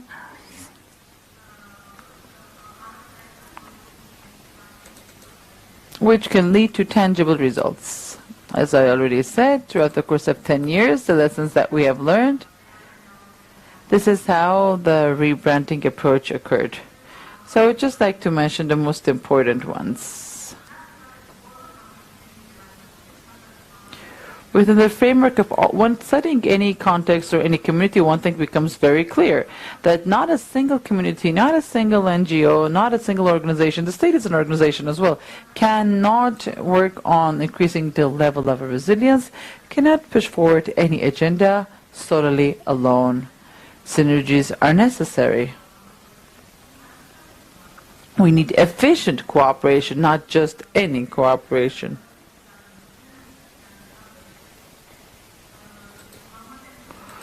Maybe financial flows, joint efforts to ensure we achieve tangible results. So it was, of course, obvious that we need to enhance the capacities of the communities as the stakeholders and the relation between potential stakeholders. So a clear network was drafted, the necessity for a network platform. Aside from horizontal linkages, the vertical integration was also highly emphasized. In our case, if we do have a national strategy, which is a great achievement for us, it is not enough to rely on the national strategy enough, but we should ensure that it is implemented in the communities, because disasters do not occur at the ministry. Disasters occur in the communities. So first of all, we should enhance the capacities of the community itself. So what does MCR 23 propose? First of all, resilience roadmap.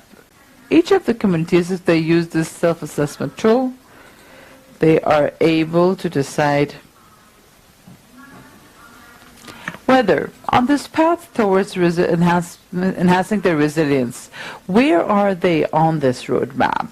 Do they have certain achievements which they can use as a reference point and move forward to the next steps? Or are they at the end? Or are they in the beginning? Do they have a conceptual framework and they need new frameworks to implement them?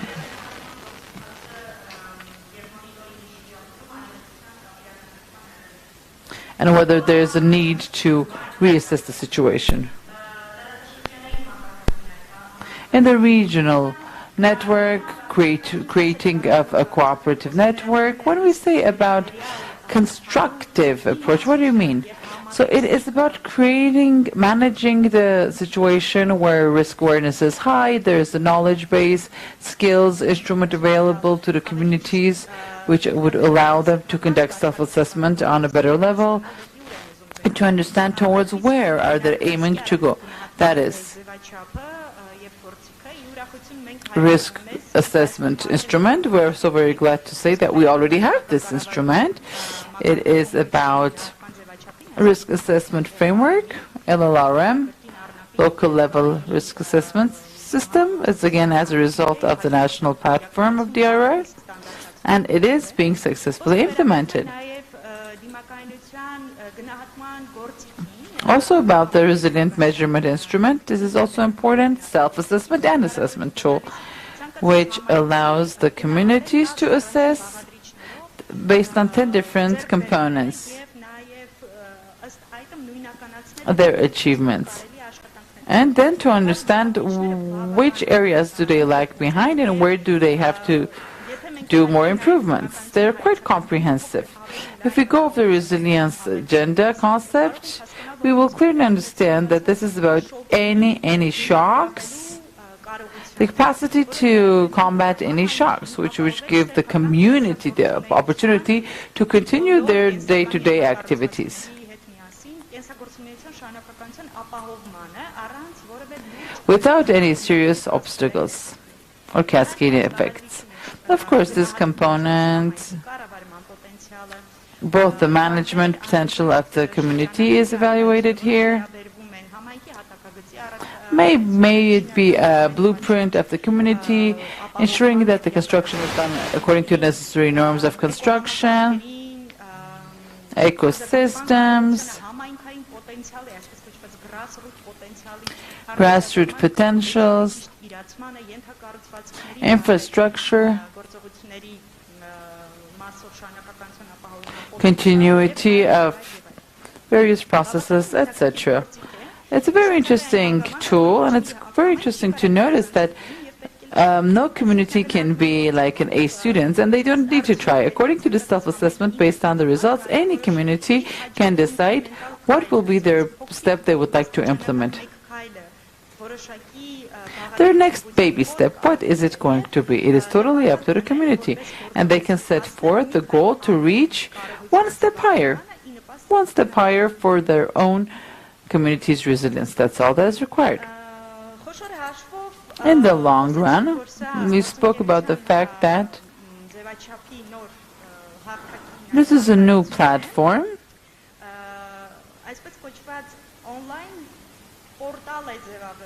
There's an online portal, which we call like a stock exchange of services.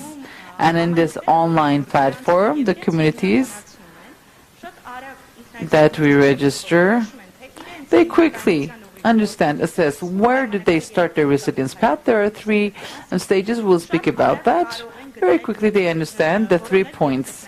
Where are they? Where are they trying to go forward to? Partners that share the same issues.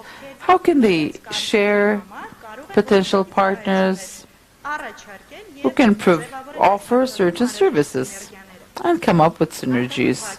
The platform is closed, but is accessible to all those who are interested in it, from the municipalities, etc., who play a role in a product working towards resilience building for the communities. For our partners and stakeholders, I would like to mention that any stakeholder can present his or her service in a commercially presentable manner. There are many partners which propose their services, their advice, and their activities not only as a pro bono basis, but also formalized services with their own press list.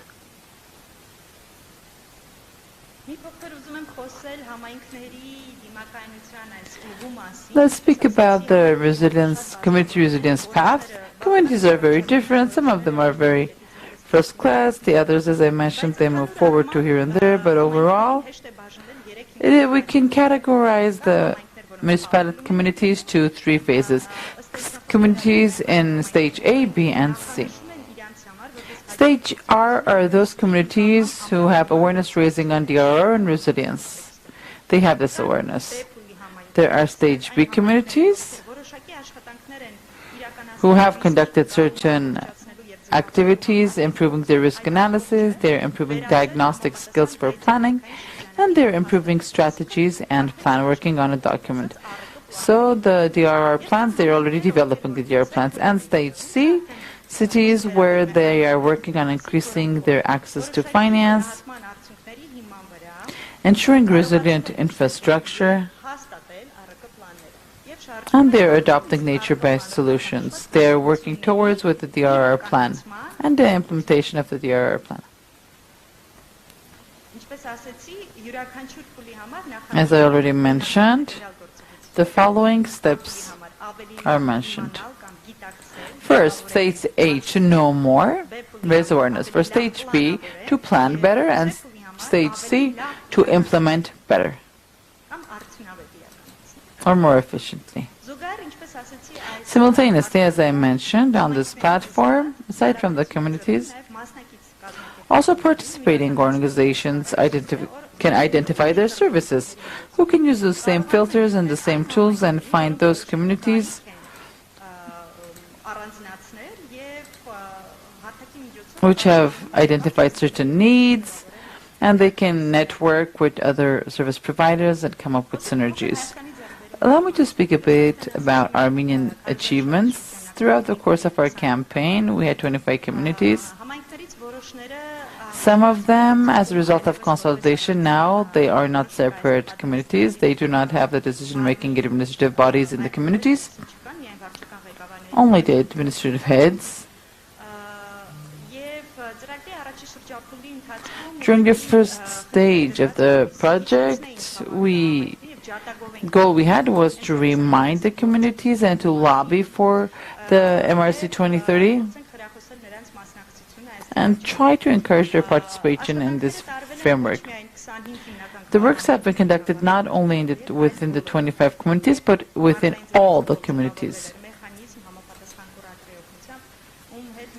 A mechanism was developed with a curator, and we try to make sure that this platform is accessible to everyone and invite them to cooperate. Unfortunately, this platform is available online and it is not very user-friendly, unfortunately. So many of the community members cannot quickly navigate through this or register a community year, which is an issue, of course. Nevertheless, as a result of some activities, we were able to ensure that we have invited 22 communities and they're integrated in the platform. 7 of these communities were not members in the past, and 15 previously member communities. So today we had the opportunity to invite past this community. They joined our initiative. Another initiative from the perspective from how many communities have identified themselves as stage A, B, or C. At the bottom, if you see, 2 communities are in stage A, Yerevan as well.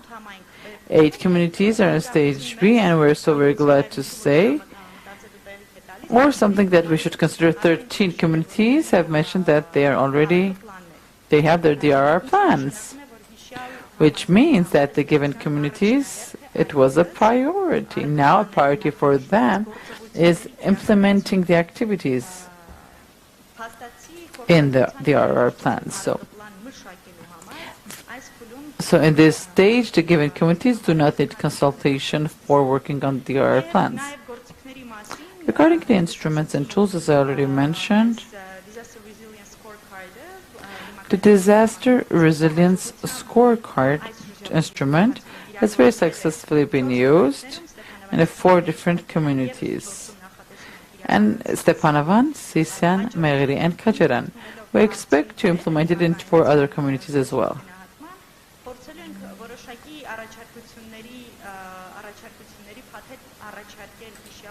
We are expecting to come up with a proposal to these communities, which we hope will be part of their DRR plans very soon. So the partnering organizations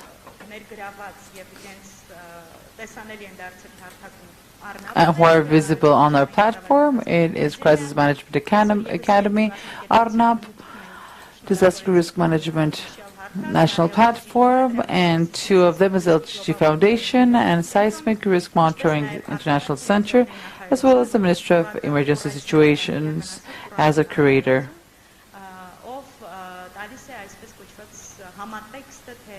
Who sets first the context, how and where all this will take place? Our approaches, principles, and values they set forth. So how can you register here? Just here like this. This is the website. All these partners who think that this is interesting for you and others. If you have any proposals to come up with for our communities and maybe for other communities of other countries as well, I highly encourage you. At least just go here just to find out what this is, where this is, and of course register your services here. We're so very thankful for your attention.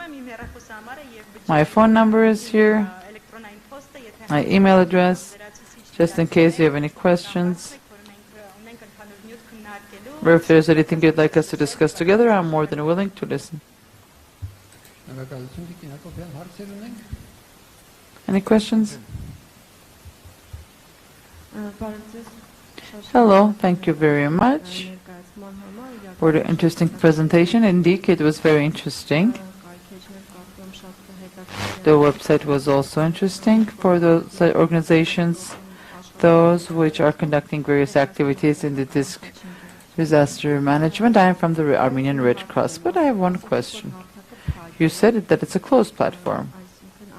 So what does this mean? So how do people register there? It's only for the communities or all stakeholders? And second question, a bit more difficult, complex. So other countries can see the resilience of our cities, our weaknesses?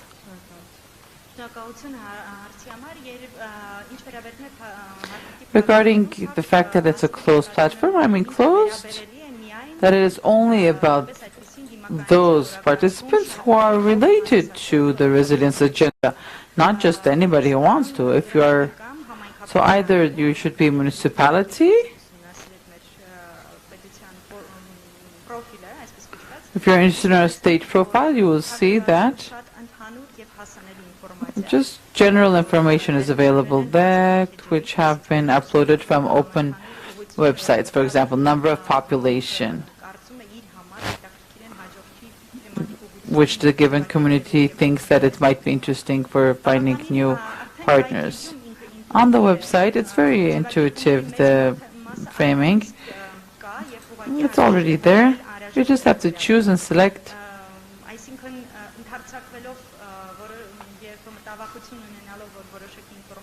If you're afraid that you might share information more than it is necessary, no, that is totally out of the question.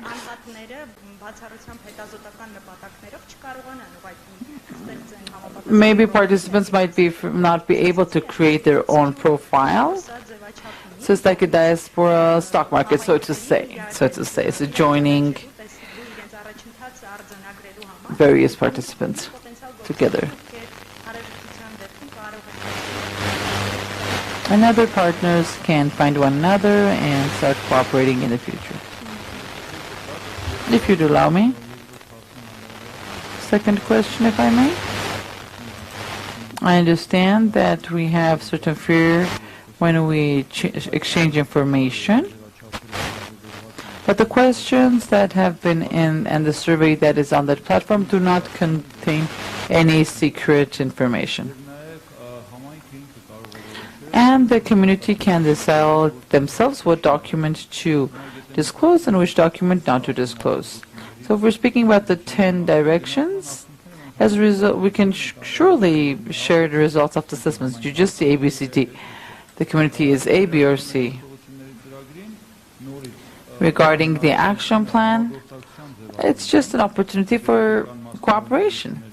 If there are private organizations who are willing to support this or that direction, for them it is very, very clearly vivid that this city did this assessment, this is the results, and we are willing to support them from this or that perspective. But the information that the community believes that is strategically does not want to disclose, then they don't have to. But the information, yes, it's visible to all those who are registered.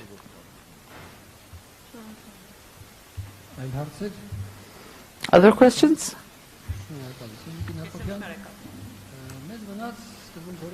So we have the last presentation, which I believe is a very important topic. Mr. Chilingarian will present this.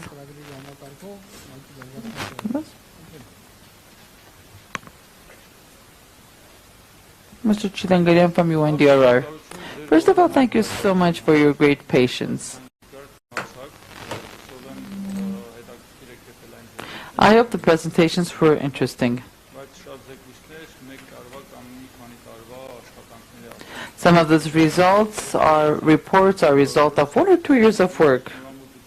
Some reports are innovative, like the first report, which was about seismic risk, seismic hazards, methodology of seismic hazards, which was an impetus for very hot debates. And of course, debates and discussions are very important.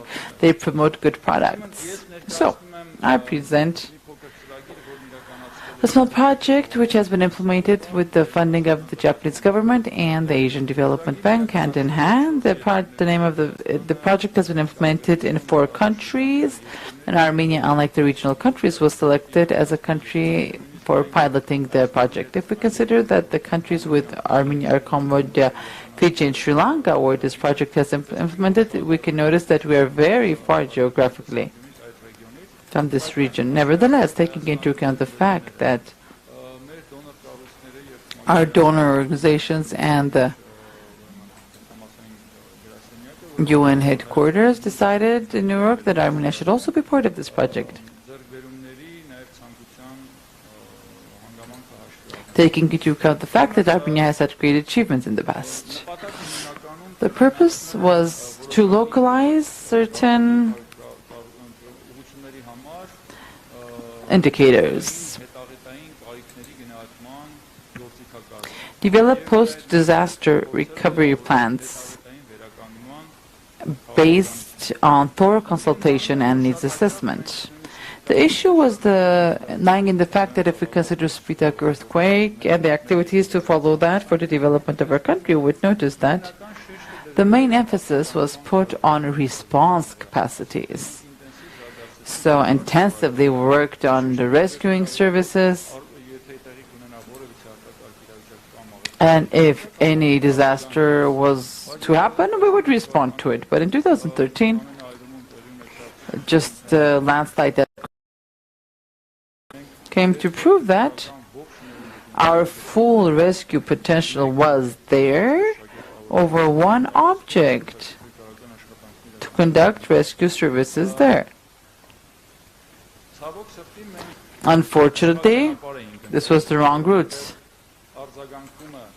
because response to disasters is the most expensive and most dangerous and most inefficient process. Which, from the perspective of disaster risk management, is an issue.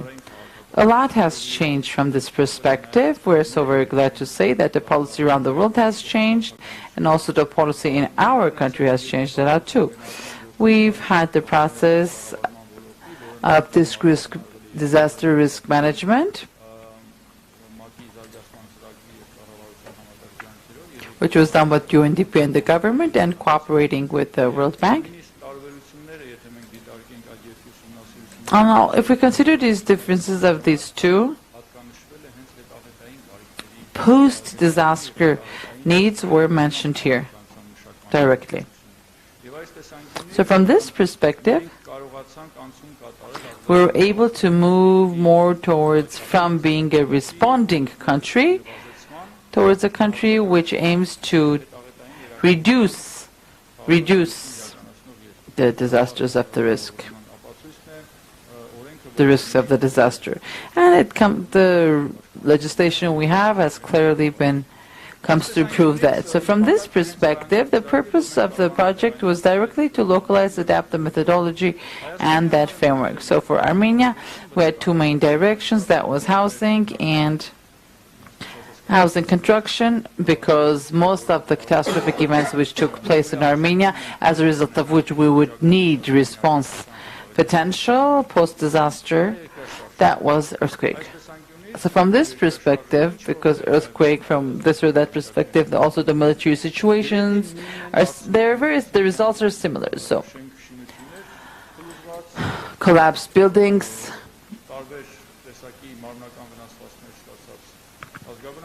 a population with various health issues, wounds,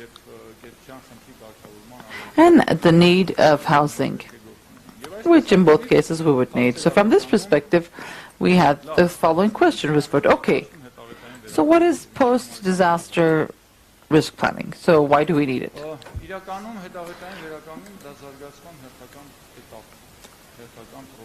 So this is just the next step, which occurs post-disaster needs assessment is carried out after the disaster takes place. So from this perspective, if we do not have a good recovery framework, we will not be able to develop our country and our communities. Why? During the wartime, during our conflict, we noticed that many international organizations, they receive grant resources, and it's called Build Back Better. Why? So why, when we consider these objects, we notice that post-disaster, post-conflict recovery is not there. They just took the same development functions, they're implementing development functions, and no difference. So from this perspective, it is very important to ensure to develop the culture. So the Ministry of Emergency Situation, as the pioneer of the process, assigned the Sendai coordinator as the head of the coordinating body, and as a result, with a few stakeholders, we had a working group. With the working group, there was a number of capacity building trainings, meetings, discussions, and at the same time, we localized, adapted. In English, we call it post-disaster need assessment. The toolkit for this, which is first about A, the overall policy implementation. B, we selected certain sectors where we localized, adapted the methodology assessment. That is city, urban building, infrastructure, and DRR. So these three sectors have been discussed, and three thematic working groups have been created. One is in urban construction, that is water committee, the infrastructures of which we use dams and reservoirs. Regarding DRR, of course, we're working with MES Academy. As a result, I'll not go around the details too much. As a result, we have the main provisions of the post-disaster recovery and disaster recovery plan have been developed and included in the draft of the new law on civil protection and population protection, as well as in the action plan of the Civil Defense National Strategy. It has three elements: identifying risks, predicting them, operative response, and early warning, and post-disaster warning system. All of these will be the basis for all our partners, all from state to the private and to the population. All these three directions will be the foundations to develop further capacity and to go more towards risk management. We're moving far from development processes. So before moving on the concept, I would also like to mention that an issue that we encountered was creating a baseline database, especially for housing construction, to ensure that when we have post-disaster plan, for us to have a baseline, because after disaster, all of a sudden, with our issues with the supply, prices are increased, So from this perspective, it is of crucial importance to have baseline data. Unlike the three other countries, we were very pleasantly surprised to notice that our cadastre had very good data and a good data system. And that data and that data system became the foundation for the preliminary pre-disaster database creation. Of course, there were certain issues. For example, how are we going to assess the value of an apartment, a house, or the renovation price? From this perspective, again, as a result of discussion, we took average data, which the Urban Planning Committee has approved. Yeah, this will become the foundation for in the future to come up work on normative acts. Of course, as a result of discussions, we worked on the concept and taking into account the fact that we do not yet have a law on this, we don't have a good foundation on how to work on the regulation. If we are to have a regulation, we should have a legal document also that way. So from this perspective, we agreed to work on a concept. The subject of the concept is the post-disaster recovery at the national and local levels. The post-disaster measures and economic living conditions of the population affected by the disaster, the reconstruction of areas, the restoration and improvement of facilities. The objectives of the concept are definition of short-term, medium-term and long-term programs and measures implemented by the state for the necessary rehabilitation works. And of course, they should be separated in different stages.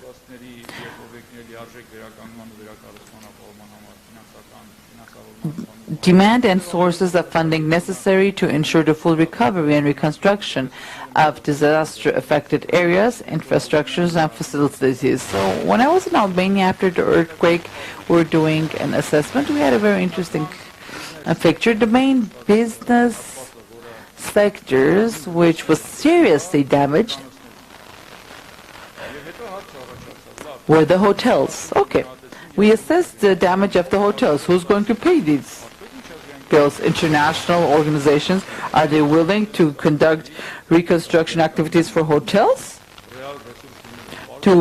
Of course, no, international organizations are not willing. So what was the purpose? Why are we working with these structures if we're not going to cover the cost of the damages? So the purpose lied in the fact that as a result of earthquakes, the issues that were identified, namely the unregistered buildings, which had been conducted without meeting the normative basis, without the certificates, without licenses,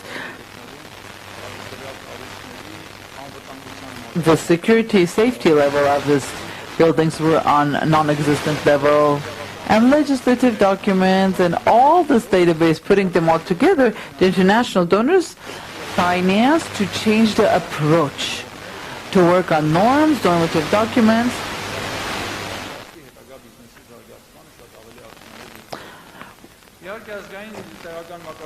On the local level, when assessing the damages and the losses, so we worked on availability of a unified methodology for damage and loss assessment at the national and local levels, implementation of recovery and reconstruction guidelines. So very unfortunately, it is a fact that after any disaster, we assess the direct loss and damage. When we add to the damage the loss that the victims could have had received but are not receiving because of the disaster, then we see that the amount of damage loss is much higher than the damage.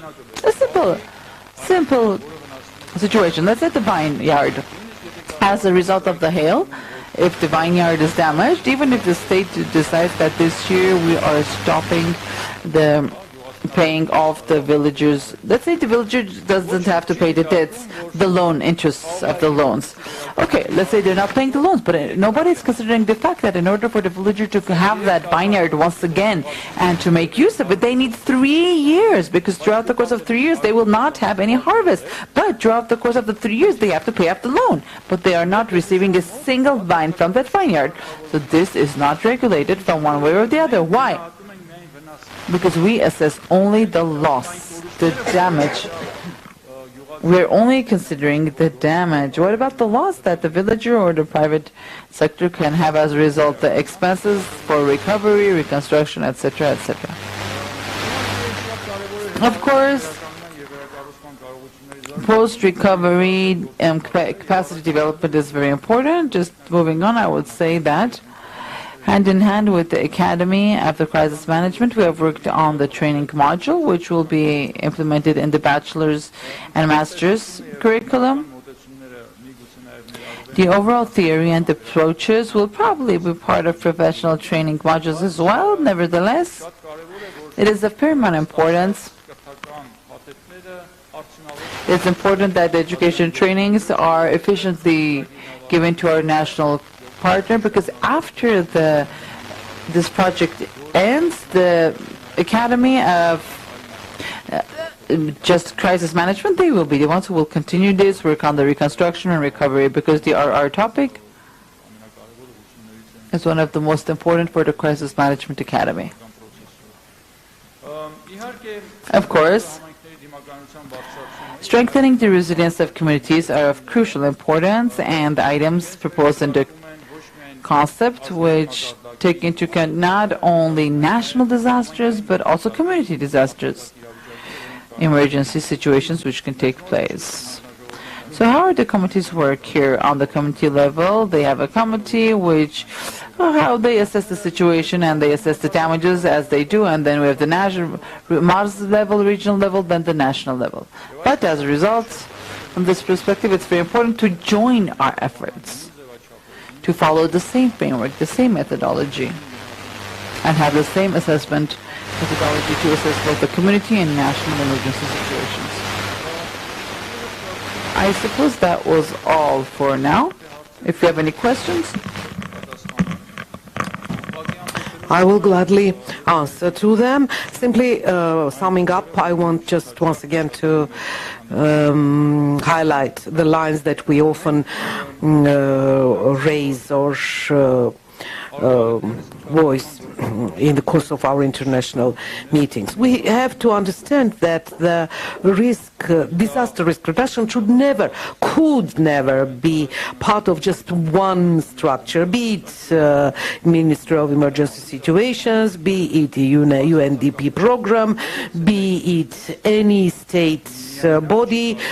Absolutely nobody is able to regulate this alone. The whole process of disaster risk reduction actually needs serious efforts by all counterparts, and the best format of joining efforts is the formation of a robust, stable environment of cooperation. If we won't manage doing so, then it means that we have failed starting from today.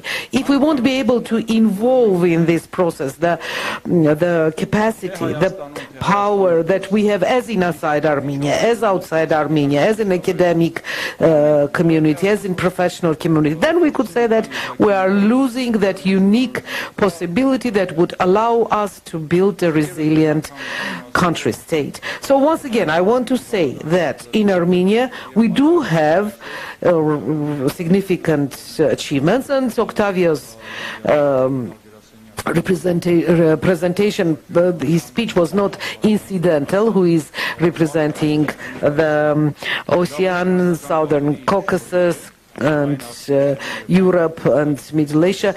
It is not only the result of the interest that Armenia has managed to continuously provide in the course of the past years. I once again am calling you, let's join our efforts, let's combine all the resources that we have, academic, educational, financial, professional, and only in that case we shall be able to build a resilient state about which we very often simply talk and talk and talk and do not take measures in order to build it in the reality. Thank you very much, Mr. Chilingarian. Questions to Mr. Chilingarian? I think you did manage to talk about everything so comprehensively that no questions might be there. Actually, our today's agenda is almost fulfilled. Only one issue is still there. And it is really very important that, as you have noticed, we presented to your attention quite big topics, and actually the process that for years is being implemented in Armenia in the sphere of disaster risk reduction was presented completely and comprehensively. And as you see, a lot has been done, there are a lot of achievements, and not only on our national level, but also on regional and international and global levels. But the most important issue that I'm going to repeat myself, like the average citizen should know what to do, because after all, in situations of disasters, in order to avoid calamity, everybody, a disaster, true disaster, everybody should know what to do, what steps to undertake, not only theoretically, but practically, and that's the most important thing. Otherwise, our forces, we shall have to combine them for not prevention but reaction. We shall have to make constant investments on creating professional structures, and the life shows that it is not efficient, even if in the most developed countries. So most probably today we have to state that from legal point of view we do have the full basis, legal basis, in order to push forward this process. We have different documents, strategies, cooperations on different levels, a lot of programs which are quite effective, have been tried in practice. Actually, everything is ready. So as the average citizen, it was simply through understanding, through being aware of the level of the risk, as Mr. Aslanyan said, the most important thing, comprehending, understanding the risk. Only then we shall have the result that would allow us, as Mr. Chilingarian says, to have a resilient state, resilient community, resilient citizen. So my request to you, let's start from today, focusing all of our efforts towards the average citizen, for giving to him, her, all the things that are necessary for the average citizen to reduce the risks, to not create additional risks, and to react in a correct way whenever it is necessary. And we have planned the last action, which is we're going to invite our partners around this table to sign a memorandum of understanding of our further intentions. So once again, we want to expand the framework of our partners, and we are sure that it is going to have its positive results, and it will go ahead just for one more step from the point of view of risk reduction and common benefit. Oh yes, so now I'm inviting the LGG Foundation representative, Mr. German Lalayan, and Seismic Risk Global Monitoring International Center. This beautiful, this nice activity. Let's do it.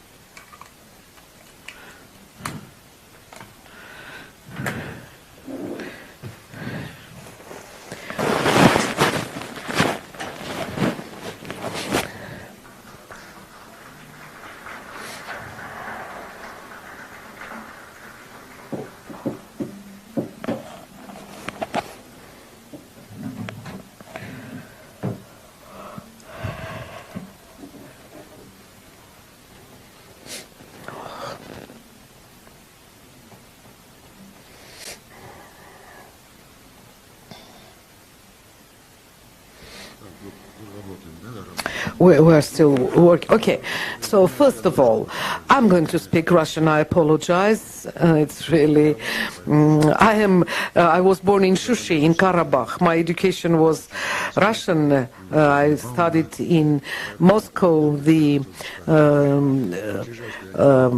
in engineering institute named after Bauman. Unfortunately, I'm unable to express myself in Armenian. Well, first of all, I want to thank everybody for your patience, but I think it was worth it, because being here, we, let's say this way, let's call things with the right names. We have brought technology to our homeland, and this is quite comprehended, deliberate action, because the general situation is demanding it, as Armen just said about the future of our state. I think there is no more important issue for any single Armenian like that, the construction of a resilient state. That's why we must do everything that depends on us. In this case, we consider this as our modest investment. We hope that they won't interfere much with our endeavor. And I speak here not only about of our own authorities, but it is happening everywhere, usually. Like they are kind of isolated sometimes from the national interests. I'm not even speaking about the interest in the destiny of the population. So I hope that they won't resist, let's say this way, much. And the decision that we have brought it to Yerevan, I hope would be considered as a progressive decision. I hope that the progressive people, understanding people will support us. And this is not about material side of assistance. Moral assistance is, yes, more than enough. I hope that we shall achieve a synergic effect. I assume that this technology is going to become an avant-gardist and will allow Armenia to occupy its decent place in among different international structures, United Nations countries, and it would be just one of few services that exist in the world that is being done mainly and only in Armenia. Thank you, Mr. Lalayan. Thank you, everybody, for your patience. Thank you, organizers. Thank you, supporters. All the best, dear fans.